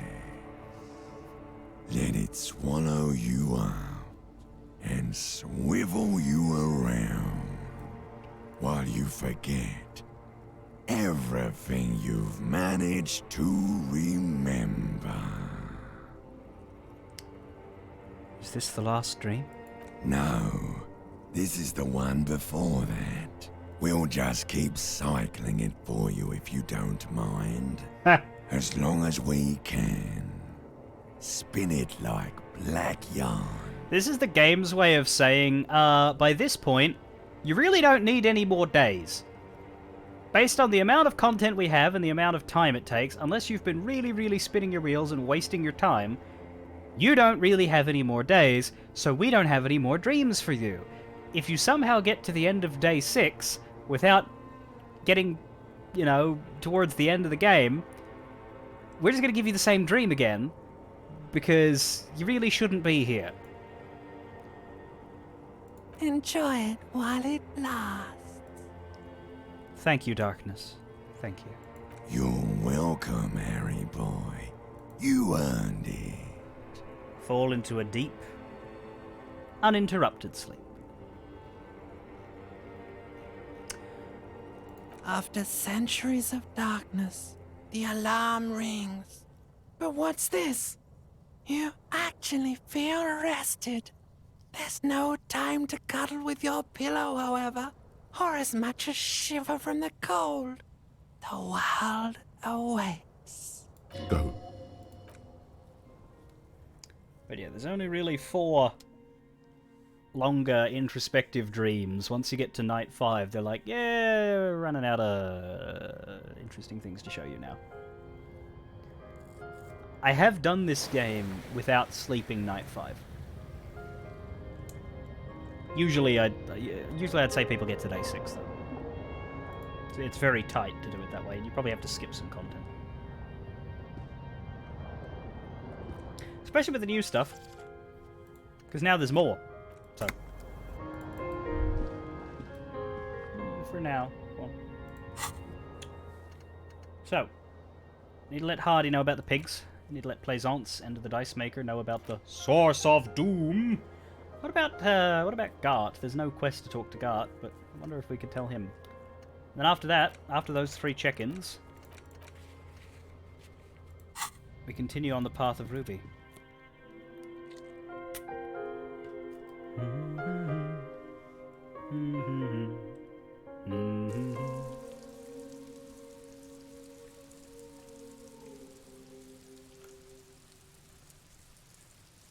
Did I set the voice over back?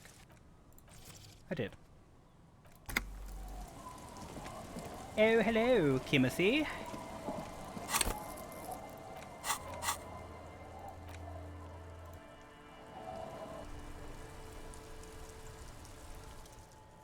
Snow covers the white-on-blue police livery of the motor carriage. The white colours nearly meld together. Wait, what am I even thinking about this? Wasn't I supposed to do something important? Something murder-related? Oh, there's always something important. Doesn't mean you can't take a moment to admire this piece of machinery. Even at a standstill, the unibody Capri Kanema looks sleek and dynamic. The cabin is tilted frontward to give it a more aggressive, hunched look. Someone has waxed it recently. That machine really puts the loco back in locomotion. Very cool. Mm-hmm. You want to take a closer look? What's it packing there? 130. I reckon that's a 7-liter V12 there.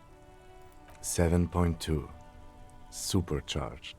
The lieutenant is trying to suppress a smug smile, unsuccessfully. Saying these words brings him immense joy. What's in there that made the infernal whining sound that woke me up that first day? You mean the coil noise? Yeah, that. What? When variable current passes through wires that make up the coils on the electrical system on this machine, It causes vibration in the wires and the cores of the coils. When the frequency of the current in the coils falls within the audible range, the resulting vibration creates the whiny sound you mentioned. What a binoclard. Wow, how do you know all that? I have pretty much maintained my vehicles by myself ever since one was assigned to me. You inevitably pick up some knowledge on the way. There's pride in there. A trained driver. Knows his ride. Fine machine. Yes, an extraordinary machine. There's gentleness in the lieutenant's voice as his eyes run over the vehicle's contours. It's nice and all, but why so modest? Put some zing into it. Flare it up. Slam it down! Helium headlights would improve the range and quality of the visual field a lot. It's a bit girly right now. Fit it with some proper off-road components. Ever thought about switching to helium headlights? Actually, I have a pair at home. Just haven't gotten around to fitting them yet. I need to lay some wiring for the ballast first. Well, if we ever get the case solved, maybe we can do that together. Maybe. Yes, definitely maybe. He replies with an apologetic smile. And he means no. Alright, let's move.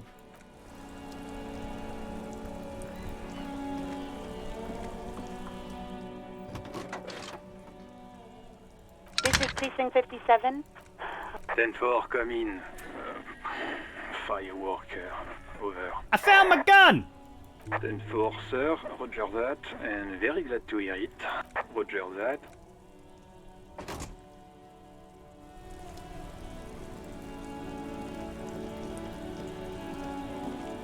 How you doing, Gaston? Oh, sorry, officer. Still moping? What do you want? Host almighty, he's a total bummer now.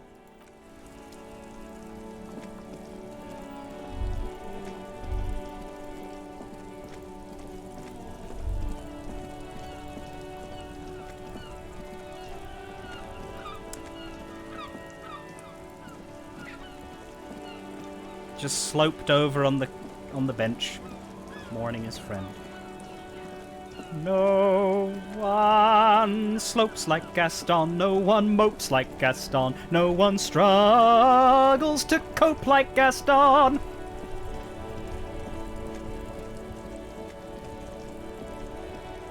I'm sorry, that was mean. He did lose his, best, worst friend.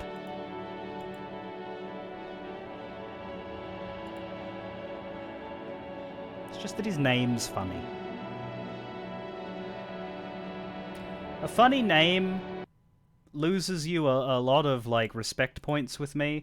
Not that I don't, respect you, it's just that I will say things that are disrespectful because your name is funny. Hey. Bringing him a new bird made a difference in his attitude. Got the 20 real? Then why are you wasting another thing? Yes? We can't tell him anything about the, pail. Shame. Talk to these people at all, anything? Again? No. Well, Titus? The Copper NATO is back. What do you want? There's an old catatonic lady in the fish market on the other side of the bay. We kind of left her out there overnight. She needs help. What's that, Copper? You want us to help little old ladies now? You're local law enforcement, aren't you? Helping troubled civilians should fall under your jurisdiction. Yeah. We'll send someone out. Who is? Wait. It's the pigs, isn't it? Yep. God. Poor lady. Don't worry. We'll handle this. I think she got some family in Kurong or something. Bastards left her alone when she got sick. We've been getting complaints.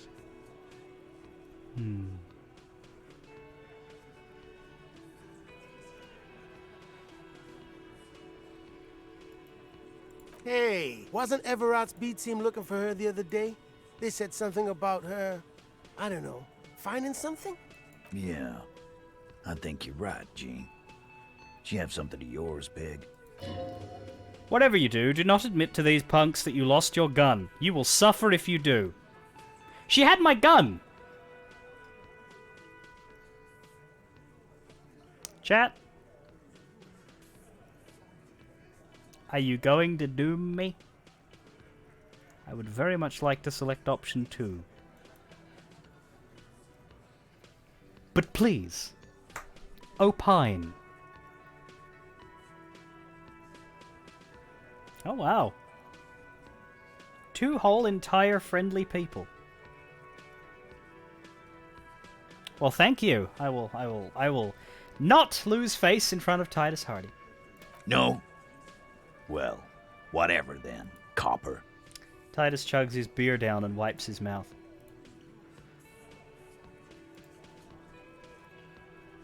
No. They totally said what it was. What was it? Anyone remember? I don't remember. I was fucking drunk. Thanks for the input, Dasselend. Let me know if you figure it out back there. Now, anything else we can help you with? What's her name? Her real name? Auntie LaPlante. We always called her. Something LaPlante. Marianne, amigo. Marianne Amigo LaPlante. Fuck you, pig. What the fuck you are playing at, huh? I just repeated what you said. Easy, Al. Don't let him get to you. Have one for Auntie LaPlante, huh? Don't disrespect Miss LaPlante, Copper. She's good people. We all get a little crazy sometimes. Who was she? Was. Like before. Just an old lady. Her kids moved away years ago. Never come to visit. Never took her calls. Never. She gets out every now and then. She did right by lots of us when we were kids. Always was a little off, but still. Us kids. Must have been ages ago. She was better then. The children kept her together. How did she get like this? Wanted to be a cop, you mean? Well, shit. I don't actually know. Anyone know why she started acting like a pig? No fucking clue. It's gotta be the crazy. Who'd want to be a pig? Yeah, cool uniforms, fast machines, packing heat, sign me up! You are already signed up, Cerdo. This guy's seriously damaged. Man, don't worry about it, Al. The cops want to dress up and play policeman. Let them. We'll keep doing the real work. Where'd she get all her cop gear? Dunno. She lives by the water. Shit washes up all the time on the beach. Police paraphernalia doesn't just wash up on the coast, people. It's not like we dump it at night. She bought it, collected it. Thanks for helping out. No problem, old cop man. We take care of our mentally ill here in Martinez. Ain't that right, boys?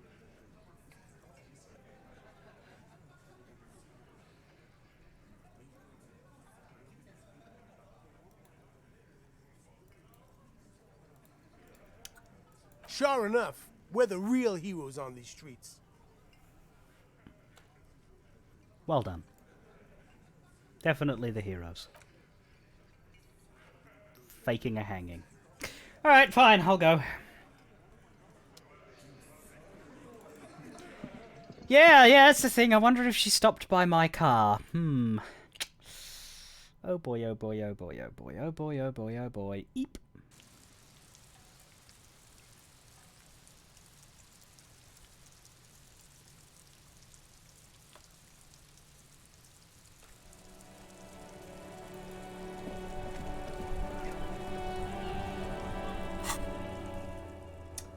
Plaisance and the dice maker. Actually, we never did this. This is going to be really awkward now because it's been so long ago, but let's try this again. 83%. Come on, don't fail it again. Alright, we're never getting that one.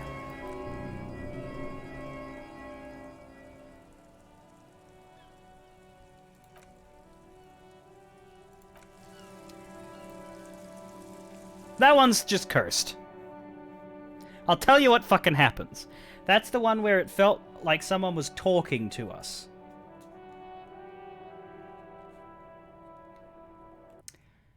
It's a recording. that plays every time you ring. That's the trick.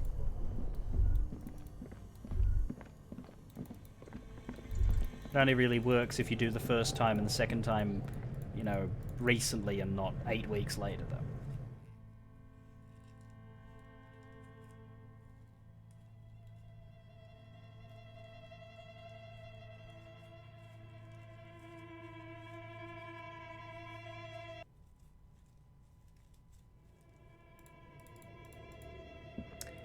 Oh yeah, this shit.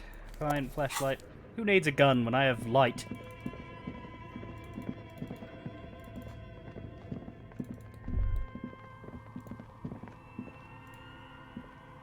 Oh, it's you again. Are you looking for a die? Stop threatening me with death! Jesus Christ. I think I found the actual source of the curse. You mean the curse that I'm spared of because I live outside its immediate reach? Yeah, well, about that. I'm listening. There's a 2mm hole in reality located in a church on the other side of the canal, and I think it may be related to the Pale. Excuse me? A 2mm hole in reality? This can't be true. And yet. I'm afraid it is, ma'am. See? Sona Lukanen Kilde, the former lead programmer of Fortress Accident, made the discovery. The normal guy's saying it. You know it's true when the normal guy is saying something that the crazy guy said is... It's, you know... When the straight man and the not straight man agree, that's when you know you have serious out-of-character business. Sona is involved in this? She appears to take this in, while the chatter from her headphones continues unabated. So it's even worse than I thought. It's not just the commercial area that's cursed, it's the entire world. She looks outside the window where daylight has filled the yard. What? No, I wouldn't go so far as to say the entire world is doomed. Just us. Just Martinez? She gives you a rueful smile and takes a look around. In any case, thank you for stopping by. It's good to have an answer, even if I can't claim to understand it fully. Thank you for the 10 EXP.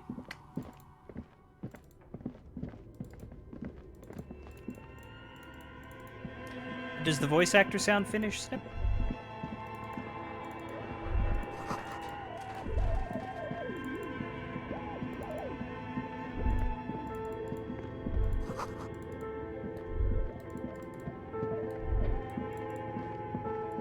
Kinda. So you're saying it was Finn-ish?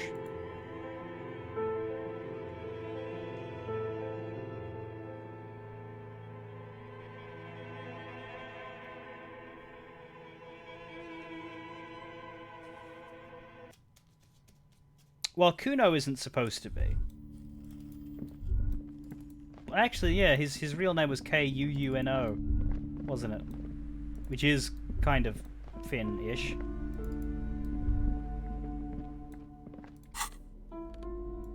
But Kuno S is the one who used the Finnish words poorly.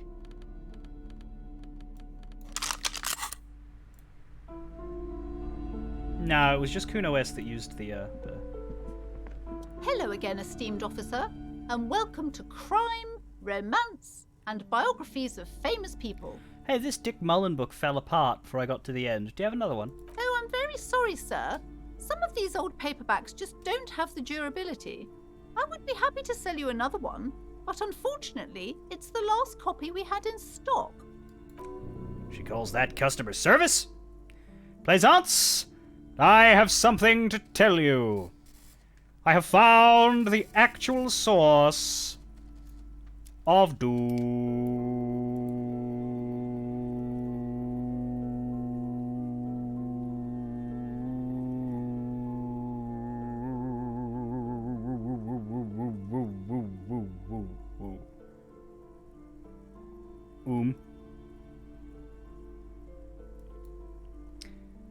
Sea Blaster. You're from the Throne of Lies days, I think. We're playing Disco Elysium if you know anything about it at all. I am telling a bookshop owner that the world is going to end. What do you mean, the actual source? Are you talking about the third presence? She remembers. Good. My investigation has led me to discover a 2mm entropinetic hole in reality. That is the source of doom, both in the commercial area and in Martinez. What? A tiny hole in reality. It may be connected with Pale, an origin point of sorts. It would explain why historically so many I never things affiliate with anyone who ended in isn't failure prepared to drown me in money. here in Martinez. Blast, thank you for that sub. You're probably used to the old sub with the sellout song. We had to get rid of that because of DMCA. I couldn't risk having a song be my notification anymore. So now we just have a funny line that plays. So we do not get to sell out with me anymore. But you can certainly still spend your money. Or your Prime. Spend your not money. I do approve of that. That's the clever way to do it. But thanks very much. 1 second.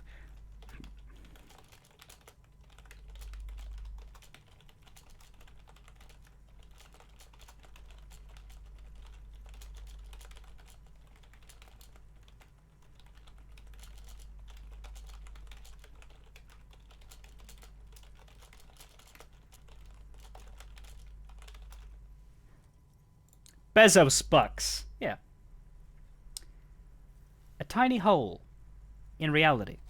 It may be connected with Pale, an origin point of sorts. It would explain why historically so many things have ended in failure here in Martinez. Ma'am, what he's saying is true. We found an anthroponetic anomaly in the small Pinewood church down the coast. I don't mean to be an alarmist, and more research is needed, but it's not looking good. Okay, Blaster, since you have no idea what the game this is and what universe this is, picture a world that is a lot like ours, but it's got some differences. Instead of computers, they have radio computers. They've built their infrastructure on audio and radio waves and stuff. Instead of video games, they have radio games. Don't think too hard about it, it'll hurt. But instead of a planet being like a big sphere of water, there's an extra layer. So we are on an archipelago, we're on a set of islands, and surrounding those islands is water, but kind of like a flat Earth scenario, there's an edge of the world. At the edge of the water, there is nothingness. It all just sort of breaks. The laws of the universe break, and everything fades into a grey nothingness, and it is called the Pale. If you go out into the Pale, you just kind of disappear. Unless you travel in a specially made vehicle and you are thrown into the Pale at the right angle, at the right speed. Because there is no motion, you can't like propel in the Pale. It's inertia basically. If you do your maths right, and you throw yourself, you can arrive in another pocket of land. Another pocket of water. Like a continent, but it's the land and the water. And there's a few of these, 5 or 6 of these isolas. Each drifting alone, surrounded by this terrifying mass of nothing. Only the nothing is growing and slowly starting to eat the land. But here's the thing. You never actually go anywhere near it. This whole game is set inside this one city, and the Pale is just sort of a background thing. It's world building. Talk about it a lot. But it's not the point of the game. The point of the game is that you are a detective who has drank himself into a stupor, and you wake up in your hotel room, surrounded by alcohol bottles, forgetting who you are. And after you leave the room, the first person you talk to calls you detective. That's concerning. And you learn that, oh, you're here to investigate a murder. In fact, the murder victim has been hanging from a tree outside for the past 7 days, and he should really be taken down by now. It's a good game, but there's a lot of text. You can see it. There's no combat. The whole game is exploration and talking to people and reading. So if you're into that, it's for you. If you're not, then it's not. But it's very funny, and it's like a good book. It's a good book with pictures, and you can click around and choose dialogue options. Anyway. But that's not in any of the ancient texts. How am I supposed to protect my bookstore from that? She's too afraid to even say the word. Tell her the truth. It's out of her hands. Alright, so these, Half-Light, Rhetoric, these are your skills. You have 24 of them, and your skills are basically personality aspects. Your logic, your raw knowledge, encyclopedia, your fascinating trivia, your sense of drama and theatricality, lies, your authority as a police officer, your ability to tell people what to do and make them follow it, your pain threshold. That's a simple one. Your interfacing ability, your basically your manual dexterity, able to pick locks and shit. You put your skill points into them, but your skills will chime in and talk to you in your head. Like, my rhetoric passed a test, a passive test, and if it failed, rhetoric would not have said anything there. I wouldn't have gotten rhetoric's insight, but because my rhetoric was smart enough, developed enough, he spoke to me. So you put your points into the skills that you like, and it kind of builds your personality from there. I am a physical cop, and I am very low on my hand-eye coordination, dexterity, agility sort of thing. And I'm kind of average with the brain department. Intellect and psyche, which is more emotions. I kept those average. And so you, the way you look at the world depends. Like, I have, despite the low motorics, I made sure that my perception was high so that I still notice things. Because if your perception is low, then you just miss a lot of stuff. It's very complicated. A lot of fun. But yeah, she's too afraid to say the word. Tell her the truth. It's out of her hands. You can't protect yourself against Pale. Close up the shop. Get as far away from this thing as possible. No, I don't think so, because the Pale is moving really slowly. I don't think it's going to swallow her up in her lifetime, if it's been there for 300 years. You can protect it with hope, by refusing to give up. That's what people have done in the past. They built a church. They built a place of worship around this thing. You're right, officer. I mustn't lose faith, especially now that Annette is finally settling in at school and making friends. No, we can't just leave. No. Besides, didn't I have some Sailite hope catchers round here somewhere? I must find them. Everything will be all right if I can just find them. Every little thing is gonna be all right. Thank you for your help in any case. You're welcome back here anytime. The whole thing's voice acted too. I've got the narrator turned off, but the character voice is on just because I don't like the narrator. But every single piece of text in this game is voice acted except for the dialogue choices. My intelligence is alright. It's 2 out of 6. It's not great, but you know. Well, it's because I've never played the Brute Cop before.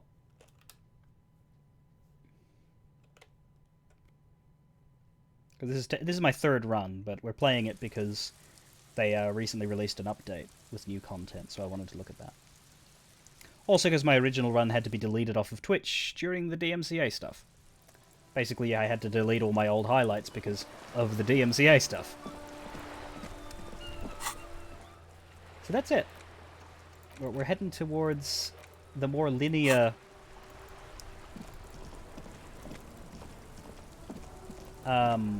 final steps of the game now, and I don't think we're going to do it all in the next 2.5 hours. In fact, I might finish earlier again tonight to give me more time to prep for Vampire, and because I know I won't finish. But we can do a bit more. We can certainly go for at least 4 hours like a weekday stream. I definitely that. Where is it? Fast travel. Take me to church, I worship like a dog at the shrine of your lies. I'll tell you my things, my sins, so you can sharpen your knife. Offer me that deathless death, now good God, let me give you my life.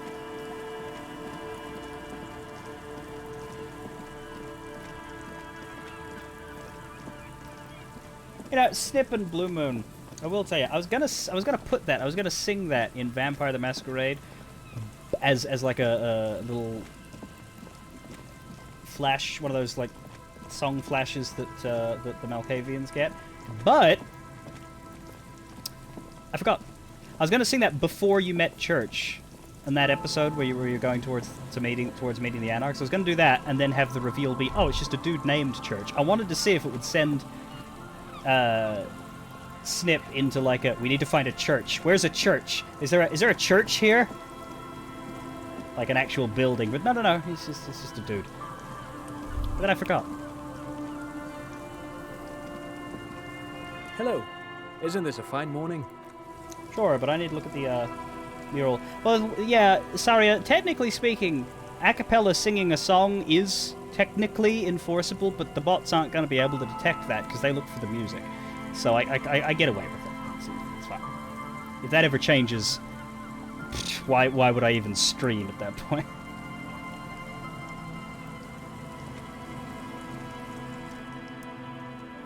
Listen to the wind.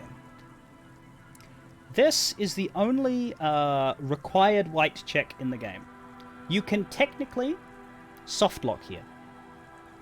If you have to go out of your way to do it, because look at all these modifiers. There's a reason why pretty much every side quest in the second half of the game gives you a modifier to this check. It's so that you can't fail it in the end. They don't want you to fail it because it's required. But technically speaking, if you fail it over and over and over again, and stat cap your shivers improvements and still keep failing it, and take all the drugs you've got and still keep failing it, and go broke, especially since it's alcohol for fizz, maybe you could soft lock yourself, but it would be very hard to do. You get +3 for finding the empty trap, +3 for hearing Lena's true story, +3 for dating Lillian, +1 for reconstructing the execution site, +2 for calling your ex-wife. Don't do that, my friends. +1 for confronting the pigs, +2 for establishing the nightclub, +2 for discovering the anomaly, +3 for the death notification, and +1 for finding the jacket. The only way to fail this check is to get an always loses snake eyes. And even then, if I didn't have my let's think about this. It's a check. The difficulty is 20. It's an impossible check 20. We have a +21. You could have no shivers points, and if you do everything, you will pass this check. You'll have 97. Listen to the wind blow, watch the sunrise.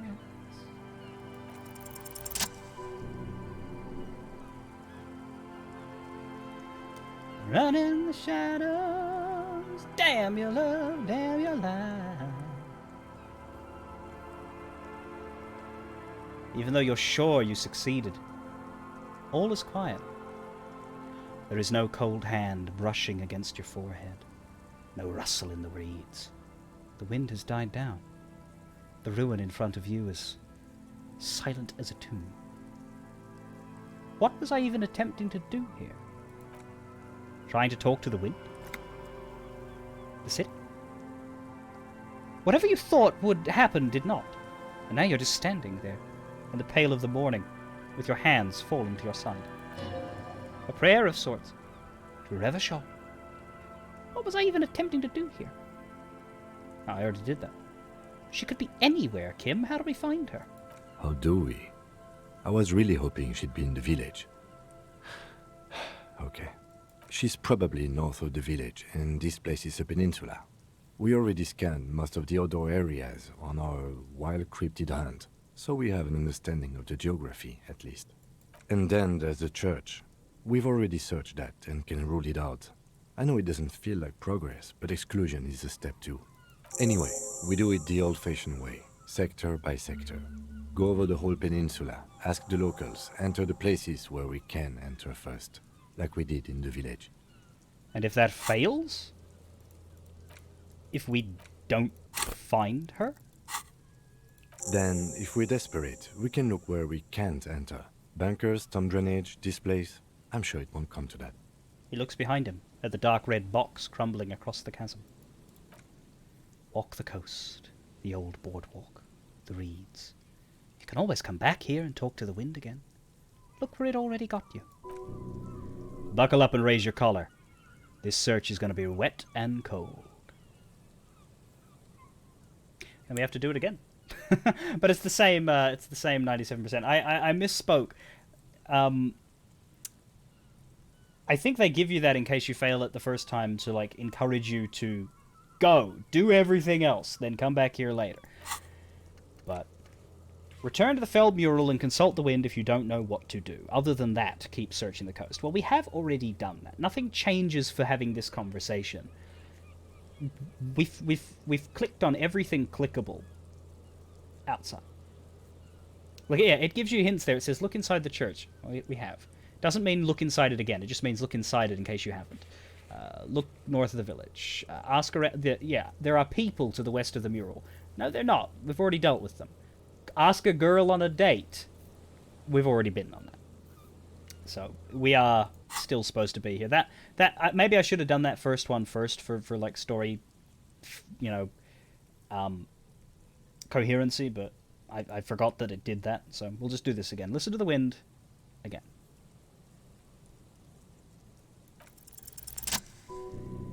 And if you don't love me now, you will never love me again. I can still hear you saying you must never break the chain. Suddenly there's a sigh, carried on the molecules around you, moving, flowing from high pressure to low pressure, like that of a woman emptying her lungs. She wraps the collapsing stone box in front of you in her breath, flowing through it. Where does it go? In through the collapsed roof, flowing down a concrete staircase to the basement, sweeping away footprints in the dust on the stairs, and then the beach below the boardwalk, its winding tunnels, a whisper away. What is happening? She's down there. I think she's down there. Below this building. Okay. Why? Ever since I woke up, maybe even before, I've been getting these strange cold spells. Good, good. Yes. Cold spells.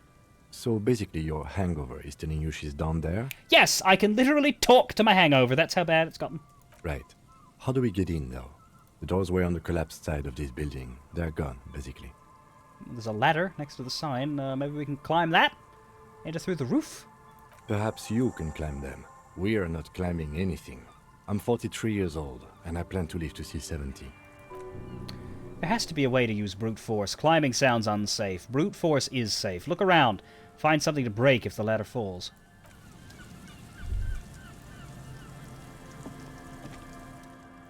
A rusty ladder leads to the rooftop. Some of the rungs are missing. Yeah, that doesn't look good at all. Assess the situation. The distances between the remaining rungs are rather wide. You'd have to use the mounting brackets. However, they seem corroded. Peeling with rust is razor sharp. In addition, the first rung is going to be tough to reach. It's what, 3 meters above ground and you're 180? 190! I'm a giant! Okay, but still, the roof is collapsing and the wind gets pretty brutal up there. Dismounting from the ladder is going to be hard. Perhaps if you were to not climb the ladder. Instead, what if you were to reconceptualize climbing the ladder? Astral projection! Be open-minded about this. Yeah, because falling from that height seems, well, splat. So don't do that. Just you know. What if I don't climb? What if I just teleport? Teleportation is not a thing.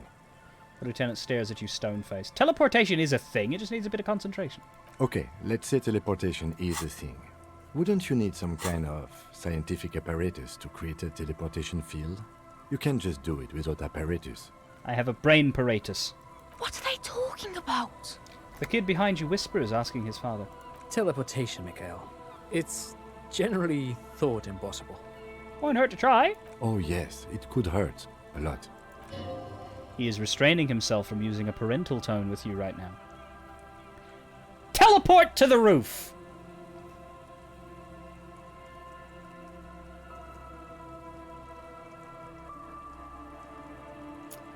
Savoir-faire.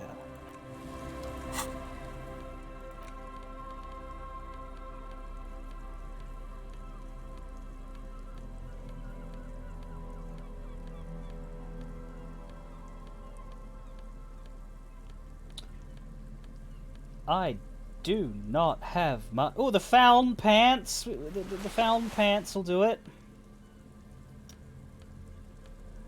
Oversized superstar sunglasses. Abso-buggedly lootly. That's a minus. See, it fucks me up sometimes because see how the minus is the one on top and the plus is the one on the bottom? That's not right. It should be the other way around. Like that. You always have to really watch the symbol on the left because they don't follow rules as to the ordering.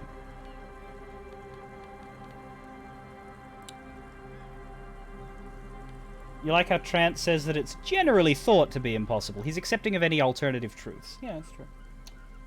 Trant is open-minded. Has to be in his line of work. It is a white check.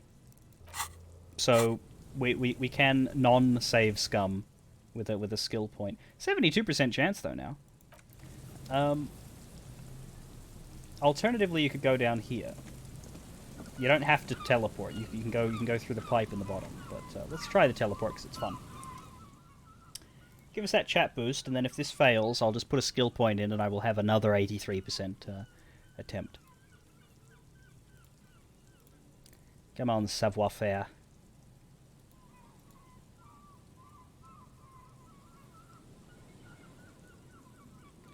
Let me channel my inner animated TV show cartoon mask. All you need to do is close your eyes and concentrate. Darkness enfolds you. You can feel the distance between the bench and the first rung of the ladder. All you need to do is do it. Zoot! Zap! Pew! Crinkle! It's like magic! You feel yourself disappear, your atoms fading out of existence. I got you with my winning smile. I'm a living lesson in flair and style. You just can't help but stare at my savoir-faire. Oh my god, I can't believe it. BAM! You find yourself on the roof, having mastered the art of physical displacement. Don't gloat. Just stand there like a Samaran master. You know, for the record, you didn't teleport there. You just climbed the ladder with your eyes closed. Oh, shut up, you buzz-killing bastard! The wind at the top of the building starts howling loudly, blowing away the lieutenant's voice. Faintly you hear. Never mind. Find a way to let me in when you get inside. Don't go adventuring without backup, especially if we think the suspect may be hiding here. Backup is important for adventuring, yes. The central support beam has been destroyed by artillery fire.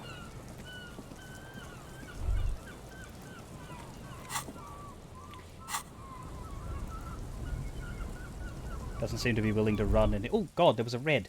No! I want to see the red. Back up! Back up! Back up! You must gather your party before venturing forth. I never affiliate with anyone who isn't prepared to drown me in money. Blue Moon gifts a sub to Snip, the most gifted individual in my chat, and I mean that in so many different ways.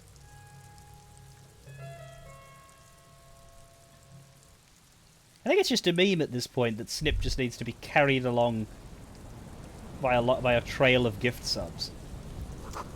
Stones fall, it's a long way down.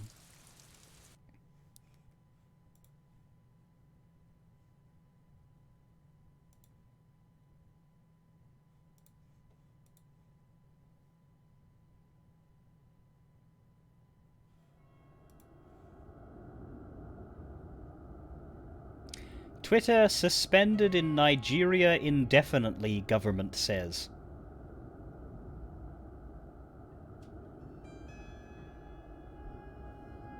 Okay.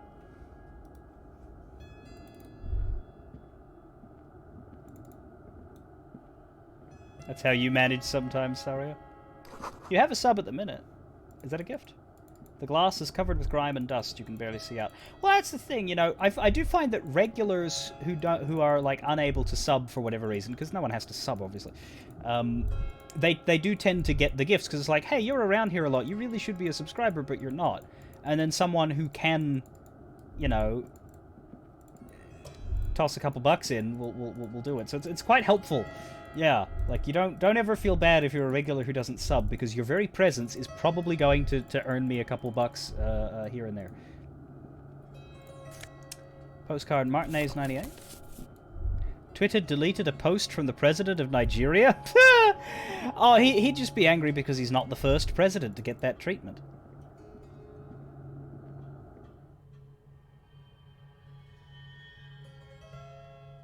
It's communism. Redistribution. Yeah. I'm all for communism if I get the money.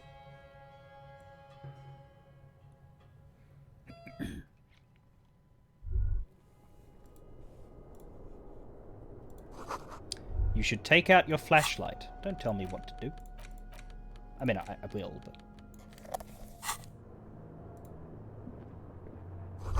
Antiquated office furniture. Last century, maybe?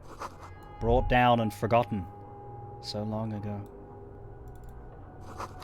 This collapse nearly sealed the basement. One can barely squeeze by.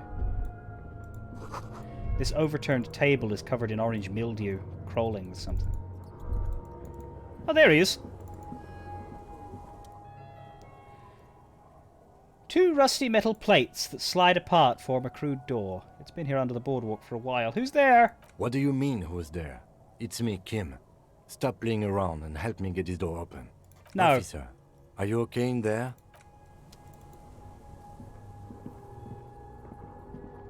Alright, fine, we'll get you.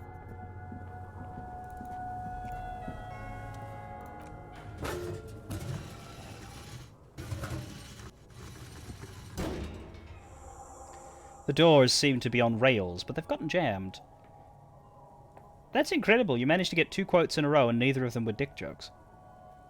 You grab a side and put some strength into prying it open. With the help of your partner, the 2 metal panels slide open with a creak. Huh. I hope no one dangerous heard that. How did you even get there? After you climbed up to the roof, you mean? There's a maintenance entrance under the boardwalk. It's next to a drain pipe, possibly a storm drain. It was easy to miss before. It's not technically a dick joke.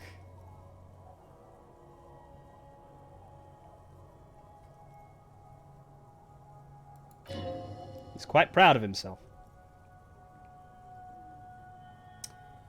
Maintenance entrance, so pedestrian. Yes. It's cool to risk your life climbing rickety ladders. Anyway, let's investigate these passages. I like how the engine forces them to do a fade to black just so they can update the screen to show this area. But just for the record, let's go outside that way so we can see it. Because yeah, this is the only way out now. The teleport thing is just like you don't need to do it at all. It's just for extra fun. I think there may be maybe a fizz instrument check to open these doors if you're not coming at it from the other side, but yeah, we can't click on that anymore, which would have shown us how to get to here.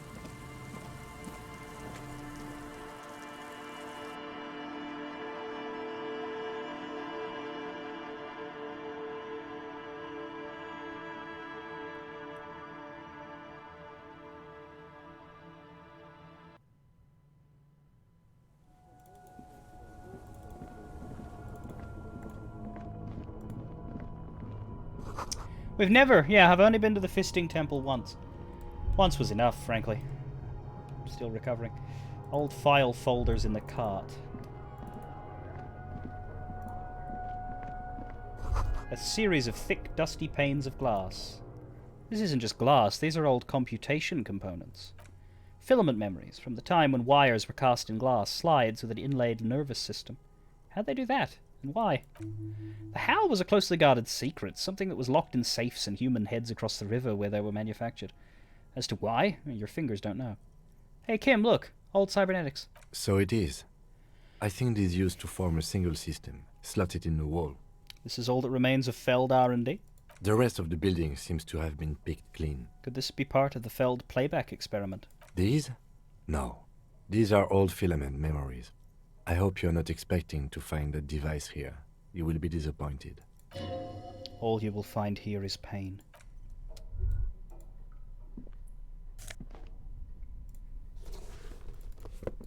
Inter-Isolary suit jacket.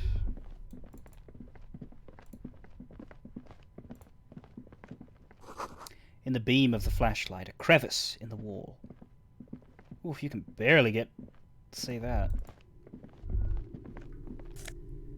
A revolutionary hat. Stale fabric smell and dust. No one slept here in months, maybe years. This is the communism hat. An Ushanka with the Mazovian logo, a pair of deer antlers on its silvery white front. Your ears feel cuddled and cared for by the state. Let's put the armor on fully as well, just, you know, considering what we're doing. This hat is so soft, so warm. It wraps around your head, and your mind tingles with all manner of socio-economic theory. This is an Ushanka, right? Krasmazov would have worn this. I should voice him in the commie voice. Krasmazov would have worn this Ushanka. Mazov knew where to cook those thoughts. That's why it bears a Mazovian logo. Glory to the revolution, comrade. Whether you like it or not, wearing this hat has made you more communist. Revolutionary propaganda on the bunk bed, ancient flyers and brochures. The same slit window you saw from the outside. Could this have been the killer's hideout? And this narrow window, the point of origin of the shot that killed the mercenary? Outside the window, desolation. Snow falls softly onto the coastal sand where it melts almost instantly. On rooftops it lingers. Could the killer have used this as a hideout? It's a great place to hide, certainly. But there hasn't been anyone here in ages. I can't see the whirling in rags. The shot didn't come from here. Indeed. No one could get a clear view. Well, at least we've been thorough. I like thorough.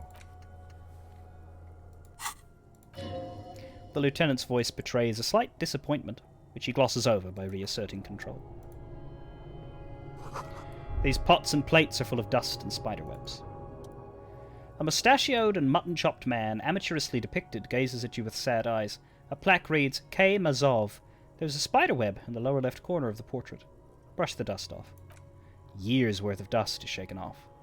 Full head of hair, matched by an ample mustache and sideburns, look a bit silly. Someone crouches, heels digging into wet sand. Hands sweep across the sand, grains sticking to the frayed skin of the fingertips. An old man sits on a slab of concrete and taps his fingers against the glass of a scope. You shudder. Look, Kim! It's Comrade Mazov! Yes, I can see that. Looks like some communists were hiding out here. They left a long time ago.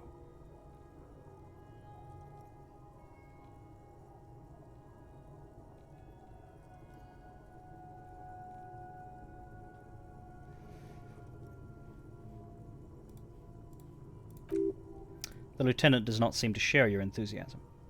A long time ago? How long? Half a century? This was probably part of the network of defense posts the communards built against the amphibious landing.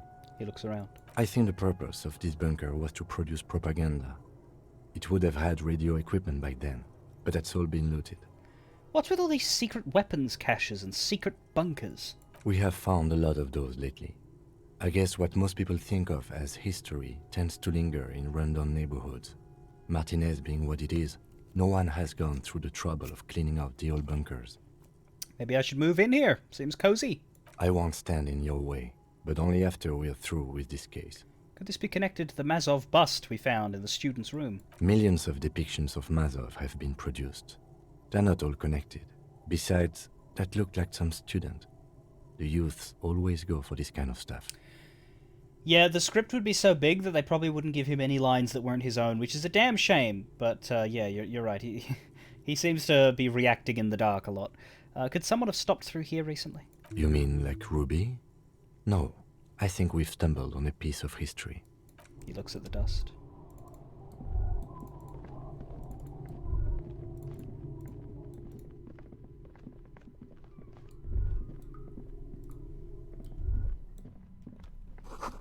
Boot prints in the sand. One of the soles appears more worn than the other. There's something in the air, an unnatural buzzing. I can feel it buzzing in the air tonight. Bzz, bzz. The tunnel collapsed. You'll have to find another way around.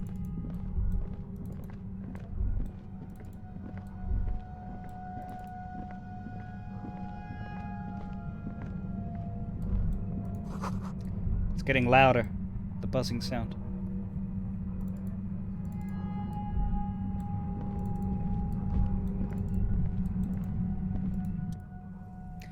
There it is again, like a swarm of hornets buzzing under your scalp. A strange tingling you can almost smell. Lieutenant, do you feel something? No. What do you mean? A pain, a strange tingling. I don't feel it, but we should still be careful.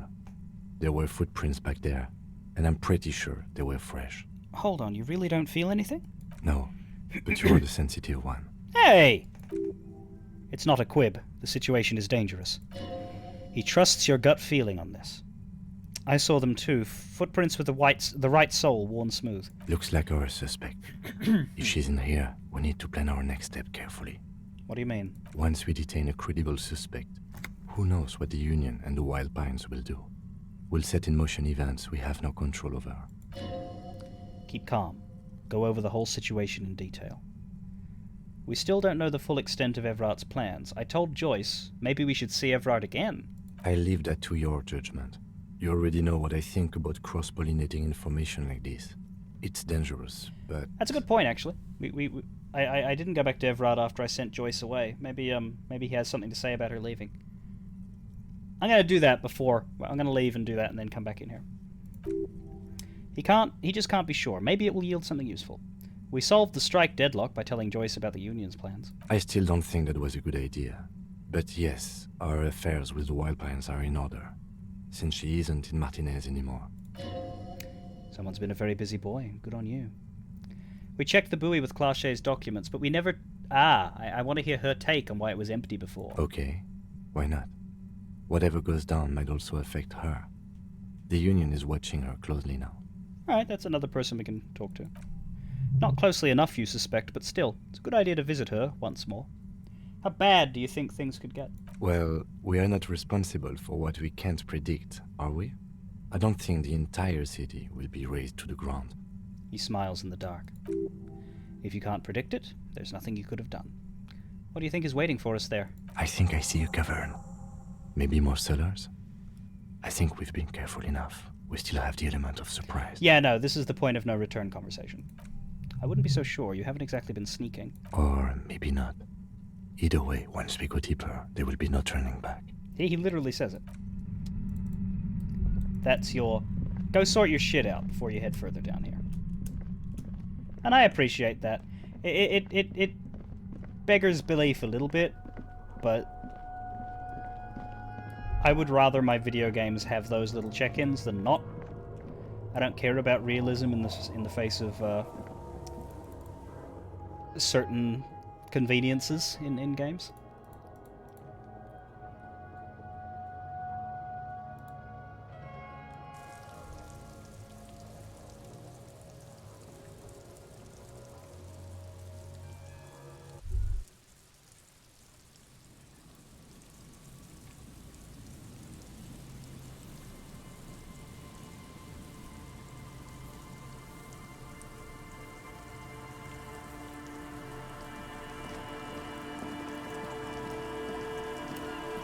A stealth point of no return is the worst.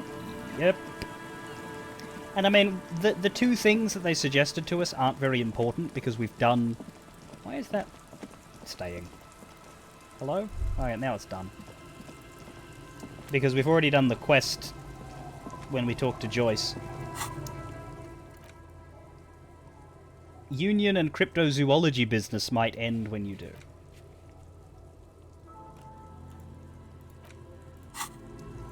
Where do I have to stand? Here? In front of the... What? Where do I have to stand?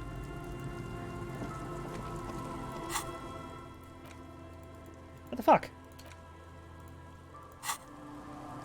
Is it bugged? Is it disabled my fast travel on a bug?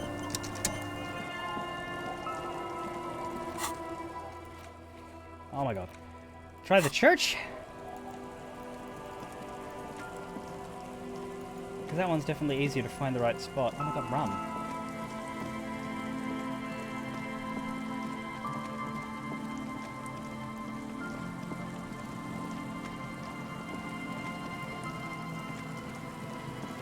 Please don't make me walk all the way back because you've bugged out.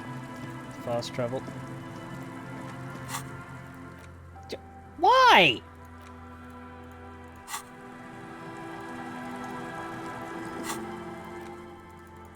Okay, I guess.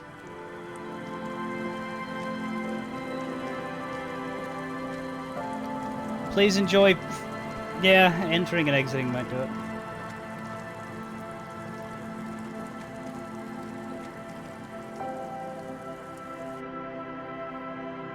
To be fair, the game didn't used to have fast travel.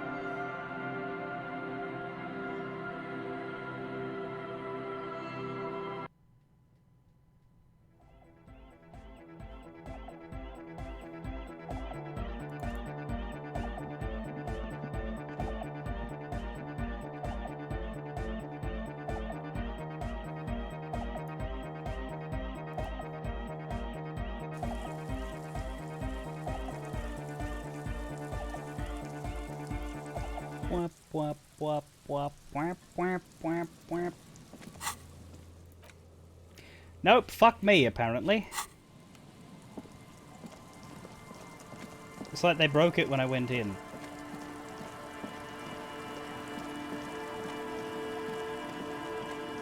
I can see why. Maybe it's supposed to break after the story moves, but they set it to disable early.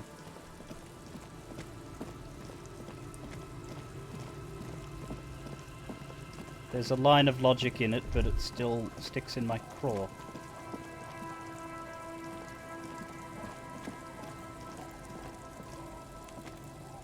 It's also doing that as well.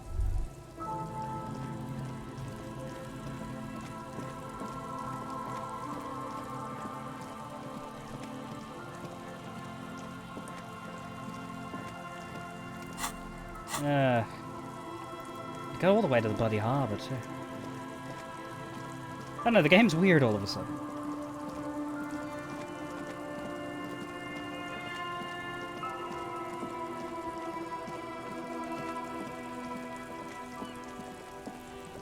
I don't know why the white circle won't go away.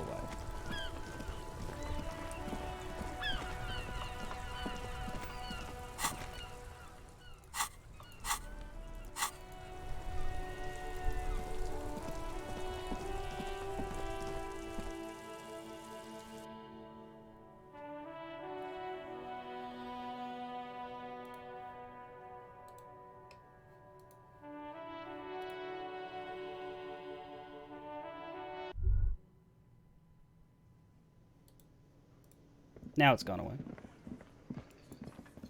Now that you've gone, now that you've gone away, gone away.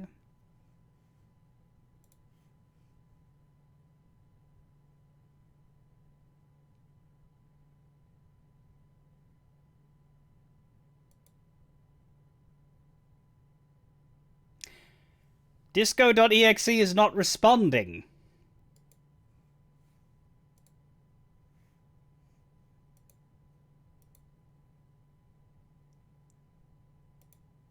I did say it had been acting weird. Let me enter the church, though. Let me enter the whirling. It just didn't let me enter the second floor.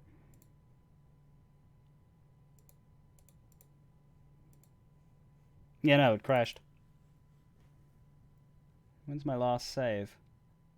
Where would I want to load from? We got an autosave of the fishing village. I don't know if I want that. I'm just going to hit continue and see where it plonks me.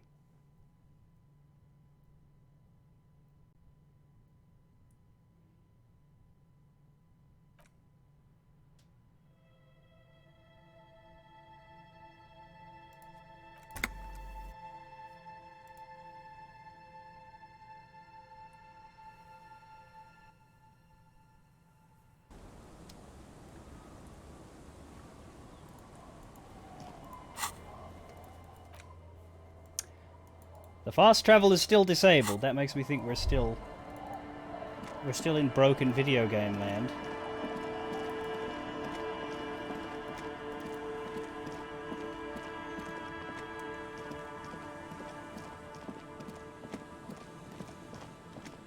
Just shuddered then, that was weird.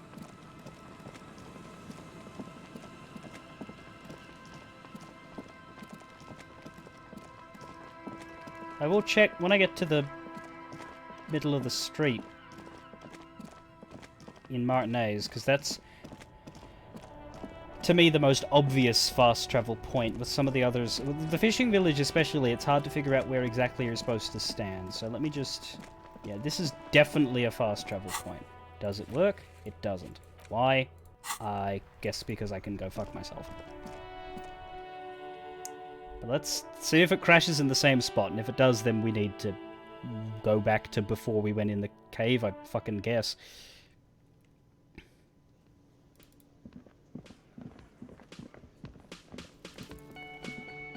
Doesn't thrill me.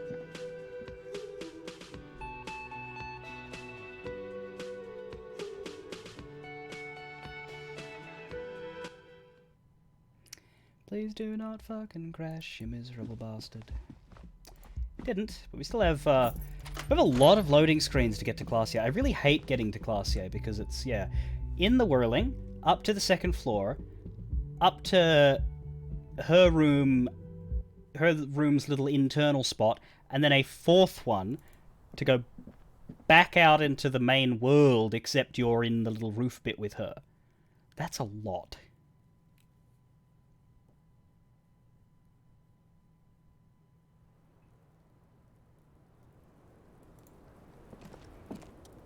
Hello, officer. What brings you up here again? I found your buoy. It was empty. Just seawater. Oh. Did you take the documents? No, of course not. As I said, it would have been too risky for me to use those documents anyway. My employer gave them to me. In truth, I should have destroyed them. She doesn't seem to be lying. She's genuinely spooked by their disappearance. Perhaps the people who were after you took it. They couldn't know where I put it. I'm absolutely sure I was not followed. And I've told no one but you. You mentioned seawater? I was worried I'd been too careless with the latch. The documents were probably just washed away. Uh-huh. The words washed away sound distant and strange suddenly. Somewhere far away a dog barks. Why do I feel like you've won here? I really don't know, sir. I certainly don't feel like I've won. I feel like shit, sir. All the time. She smiles. A bitter little smile. She means it. But this turned out well for you. You've slipped past all suspicions. Clearly, I haven't. We're having this conversation, aren't we? How well could it have gone, I mean? She looks around. The wet wind, heavy with brine and industrial pollution from the stacks nearby, ruffles her hair. I'm stuck in Martinez just like all of us. I've been up here for... I don't know how long now. I like to call this my rooftop containment facility. What are you contained for, then? For my sins, of course. The long-standing sins of a bad, frivolous person. For destroying my first love. For working for bad people. The list goes on and on. This all turned out well enough for you. You somehow managed to not become a suspect. Did I? Why do I still feel suspicion hanging over me, then? What I managed was to get him killed. I'm the love that does people in, remember? The lieutenant looks away over the railing. He feels uncomfortable with this conversation. He does not know what to add. Something seems off with this theory I've developed. About Ruby. I don't know what to say. Well, it all seems fortuitous. For you. None of this is fortuitous for me. That's it then, I guess. She nods slowly. Carefully, even. There is suddenly a strange glint in her eyes. Not malicious, but dangerous. Let's get back to the lies you told? Lies? She repeats and then trails off. It's unclear what she intended to say. Yes, we demand she be punished for deceiving us. We demand her anxiety. We demand her fear. Devil woman. What? Her nails tap on the steel railing. The sound of cold metal ringing under the wind. What if I told you were under arrest, Katarzyna Elysium? I'm not gonna arrest her. I can't, because if I arrest her, Kim goes away for the day, and I don't want that. But we'll ask. But I haven't done anything. Anything illegal. Failure to aid a police investigation. Purposefully misrepresented information crucial to the case. Fucking mind games. Enough! That's right, gang. Stern and merciless now. Stern and merciless as we reel her in.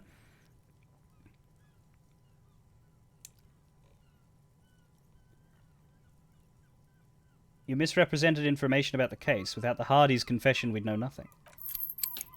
Oh, he's actually... Oh, I thought this was like a... Huh, maybe I will want to reload this then. The lieutenant produces a pair of handcuffs. Please, no. Her eyes become round with fear. She tries to back further off. Fragile, unshielded, her voice is thin and tired. I think I know who did it. Who shot Lely. I can tell you. I can help you. What do you know? Who shot him? She's silent for a second, as if looking into herself for certainty, and then in a hushed voice she says, gearing up for this betrayal is hard for her. Ruby. Why do you think it was her? She has this thing for me. Ever since I met her and the boys downstairs. She's been pretty frank about what she wants. What she's saying is sex? And more. I made the mistake of confiding in her. I told her I was on the run. She started protecting me. It became an unhealthy relationship. When I started spending time with Lely, she told me to end it. Said there would be shit if I didn't. It was not a good meeting. We stopped talking after that, but... I don't understand. What exactly in your relationship made you think she's romantically interested in you? She said she's in love with me. That's she a good even start. asked me to run away with her when I told her I'm a fugitive. She started developing notions about our relationship. And you led her on? A little. I was flattered, you know? But then I had to let her off, and it was not easy. I came to regret being friendly with her. We maybe kissed, nothing more. I don't know what to make of this. I know what this sounds like. That's why I didn't want to tell you before. But she knew what had happened when I came downstairs. Somehow, she knew Lely was dead. She wasn't surprised at all. When we came up here, she was calm as a stone, too. She cleaned it all up like she had a plan. When Ruby said there would be shit happening if you didn't end your relationship with the deceased, was she threatening you? She came over one night, drunk, said she'd turn my life into a living hell. I've been threatened before, so I can tell when someone knows how to do it. And she's a pro. She must be. To keep the Hardys in line. I tried severing ties with her after that. I thought it had worked, but... She looks through the window of her room. Some of that fear is still with her. She exhales sharply. What are you talking about? She's afraid you'll arrest her. And how could she have killed him? You've been through there, right? I saw you come out. It leads downstairs. We did say the odd soul footprints. She could have come to the roof through that, then made the shot right here, where I stand. It was dark outside. I wouldn't have seen her. Then slipped back downstairs without anyone noticing. It is possible. Interesting theory. Did she know that door exists? Had you been out there with her? Yes, of course. She's been up here many times, jacking private stations off the ring antenna. She used to come here to drink on the roof with me, before it got weird. Okay. That's it for Ruby. Okay? And what? Arrest the liar, now!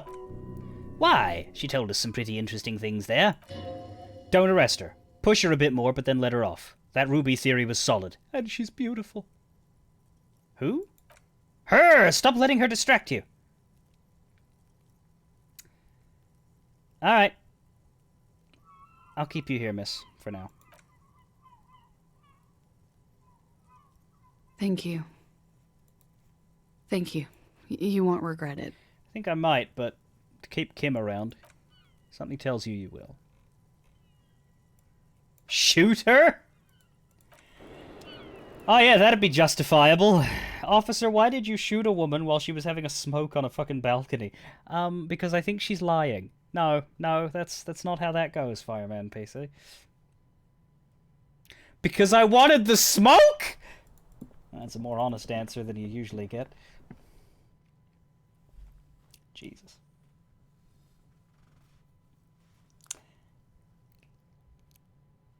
You've forgotten how... Yeah, drama really turns around once you snap him out of it.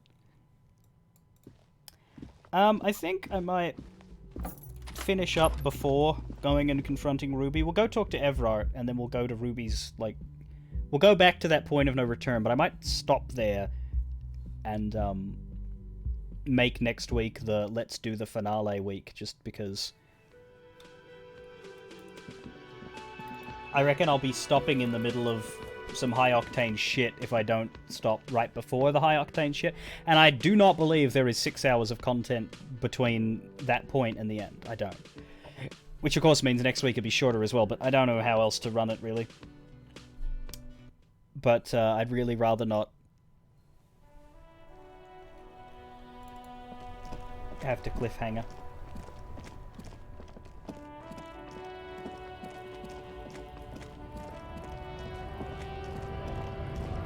There's still a good chunk. Let's not talk about things that haven't happened yet, Fireman.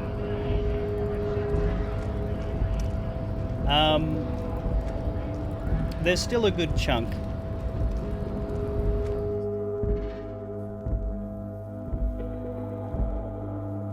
Probably like a good 4 hours. Depends. If it turns out I'm wrong and there is more than 6 hours, then I would go over time next week, but I don't think so. I'd say that it would probably be about as long as this stream is, really.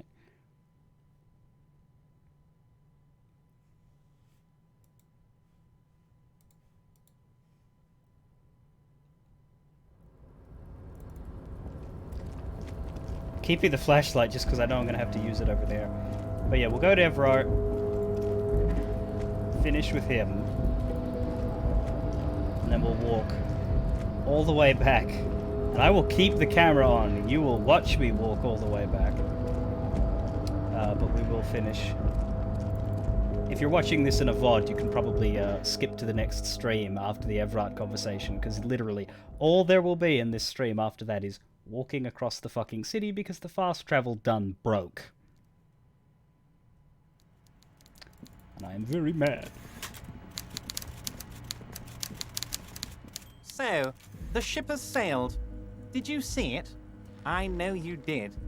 Tell me, what did it look like as it grew smaller and smaller when that mainsail dropped behind the horizon? Did it look like a germ? Did it look like a piece of bacteria? His jaw is clenched and his quadruple chin is quivering with hatred. This is decades of hatred speaking right now. You get a sinking feeling. No, it looked like a boat sailing away from the coast. No, I'm a communist, I'll agree with him. Yeah, it did sort of look like that, a bacteria growing smaller. You wanted us to relay all this information to her. That this is a takeover? That I want a war? God, I hope you also told her about the drug trade. They absolutely hate getting their hands dirty with that. You can kill 1 million people, but if you do something the police doesn't like, well, then you're out of the yacht club. Goodbye, you inhuman fuck. Now I know why you've been so forthcoming. No, Harry. What we have is real. We're working men. This here is real. In there, under pillows of winter fat, his stress-ridden heart still beats furiously. So this was your plan all along, for me to relay all this information to her. Harry, I can't see into the future. We are all playing by ear on this planet. I had no idea she'd react so strongly. But you did want me to relay info to her. I did. I knew the negotiations would go better with police officers telling her horror stories from inside the harbour. It's scarier this way. Turns out it was a magnificent strategy. I never thought it'd so fundamentally fuck her up. How do you know she left? Harry, I bunked her cabin. I bunked her whole boat. I had cameras surveying her boat. Hell, I even wanted to bug that thermal cap, but my boys advised against it. So you've been listening to our conversations all the time? Not me personally. I had guys recording and processing this information for me. Oh, the Hardys? Hell no! They'd fuck it up. They can't do anything right. I mean my real boys. My special task force boys. The boys we never get to see. Where are these boys? They sure as hell aren't hanging out in the open with beers in their hands for the cops to question. They're pros, Mr. Kitsuragi. Thanks for letting me play a part, Everard. Harry, you made a conscious decision to relay that information to her. You could have kept it for yourself. But she told me a beautiful story about the discovery of the Insulinda. Of course she did. Rich people have the best stories. About all the interesting things they've done and seen. All the beautiful places they've been to. It's just sentimentalism. She can afford to be sentimental, and she can afford to lose as well. But she said she's insane, like me. She's not insane. What did she tell you? His expression betrays extreme skepticism. She told me she's over-radiated from Pale Transit. No, she's not. She's a sentimental alcoholic. They all are. Never take a drop and you'll be 8 laps ahead of those upper-class winos. Just like old Mr. Clare here. Try it. You'll be a real super detective. Oh, fuck off. I don't drink more than anyone else. See, this is what they want us to do. Suck on that sugar and wine teat until we're insane like they are.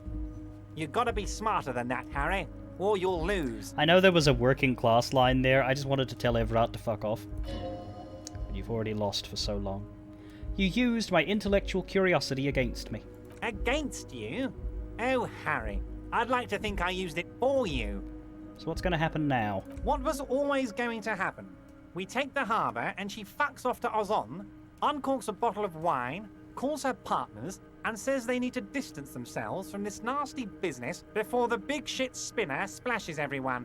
Only difference is the Union doesn't have to lose 2,000 men to machine gun fire. You could have just told me. I would have been on board. Harry, when I need to tell people, I might as well do it myself. That's why I like initiative. And inspiring initiative. It's more natural that way. You knew something big, and you wanted to see what happens when you tell someone. So you told her. Anyone who's ever been close to power will tell you, inside information is the sweetest thing in the world. It's better than money, it's better than pussy. Money only makes you special for some salesmen. Pussy only makes you special for yourself. Information makes you special for all mankind. It's the ticket to history. Right on, Harry. What you did was participate in history. When history calls, you have to pick up. You had no choice. None of us ever do.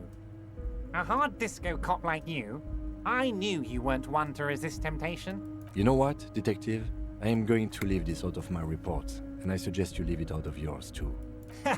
Just look at the 3 of us. The 3 careless boyaderos. Good times, good times. So what the fuck now? Now we let bygones be bygones because there's work to do. For me and for you. I suppose there was a reason you came here, so let's have it. What can I help my best friend and comrade with today? Look, my gun. My. She's quite the looker, Harry. You can't imagine how pleased I am the 2 of you are reunited.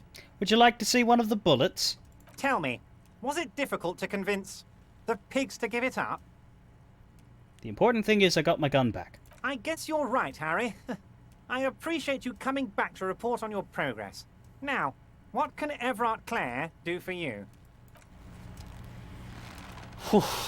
I'm glad I had that conversation. That was the closest we'll get to the real Everard, I think. Yeah. He's your idol? I mean, well, that's the thing. There's a question with Everard is like, how dedicated is he to the cause, or is he just a corrupt, lavish sack of shit? A lot of people talk about how Everard wields the lavish sack of shit image as a weapon so that people underestimate him and he can get, like, actual work done. It doesn't mean that he isn't interested in his own, personal luxuries, but he gets both done at once. Yeah, as Blue Moon and Gwumbush are both saying, he gets both done at once. He is the image that is presented you on the surface. It's just that there is another side there too, and they work together and they work in tandem, and it's terrifying. The real question is, What the fuck's up with the Edgar stuff? We don't know. There is no second character in this game who looks like Claire and like, you know, is it a bluff? Are there actually two men? They say Edgar has the lazy eye, but Everard has a lazy eye in his profile. Hola, wandering man.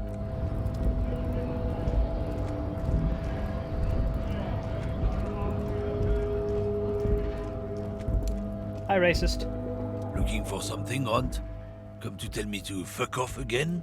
Fuck off, racist.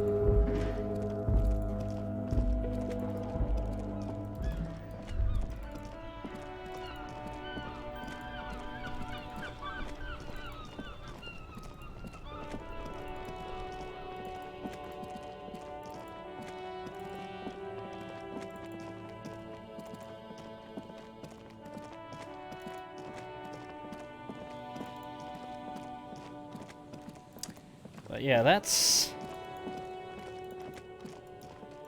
definitely one of the characters that you can spend the most time ruminating on, I think.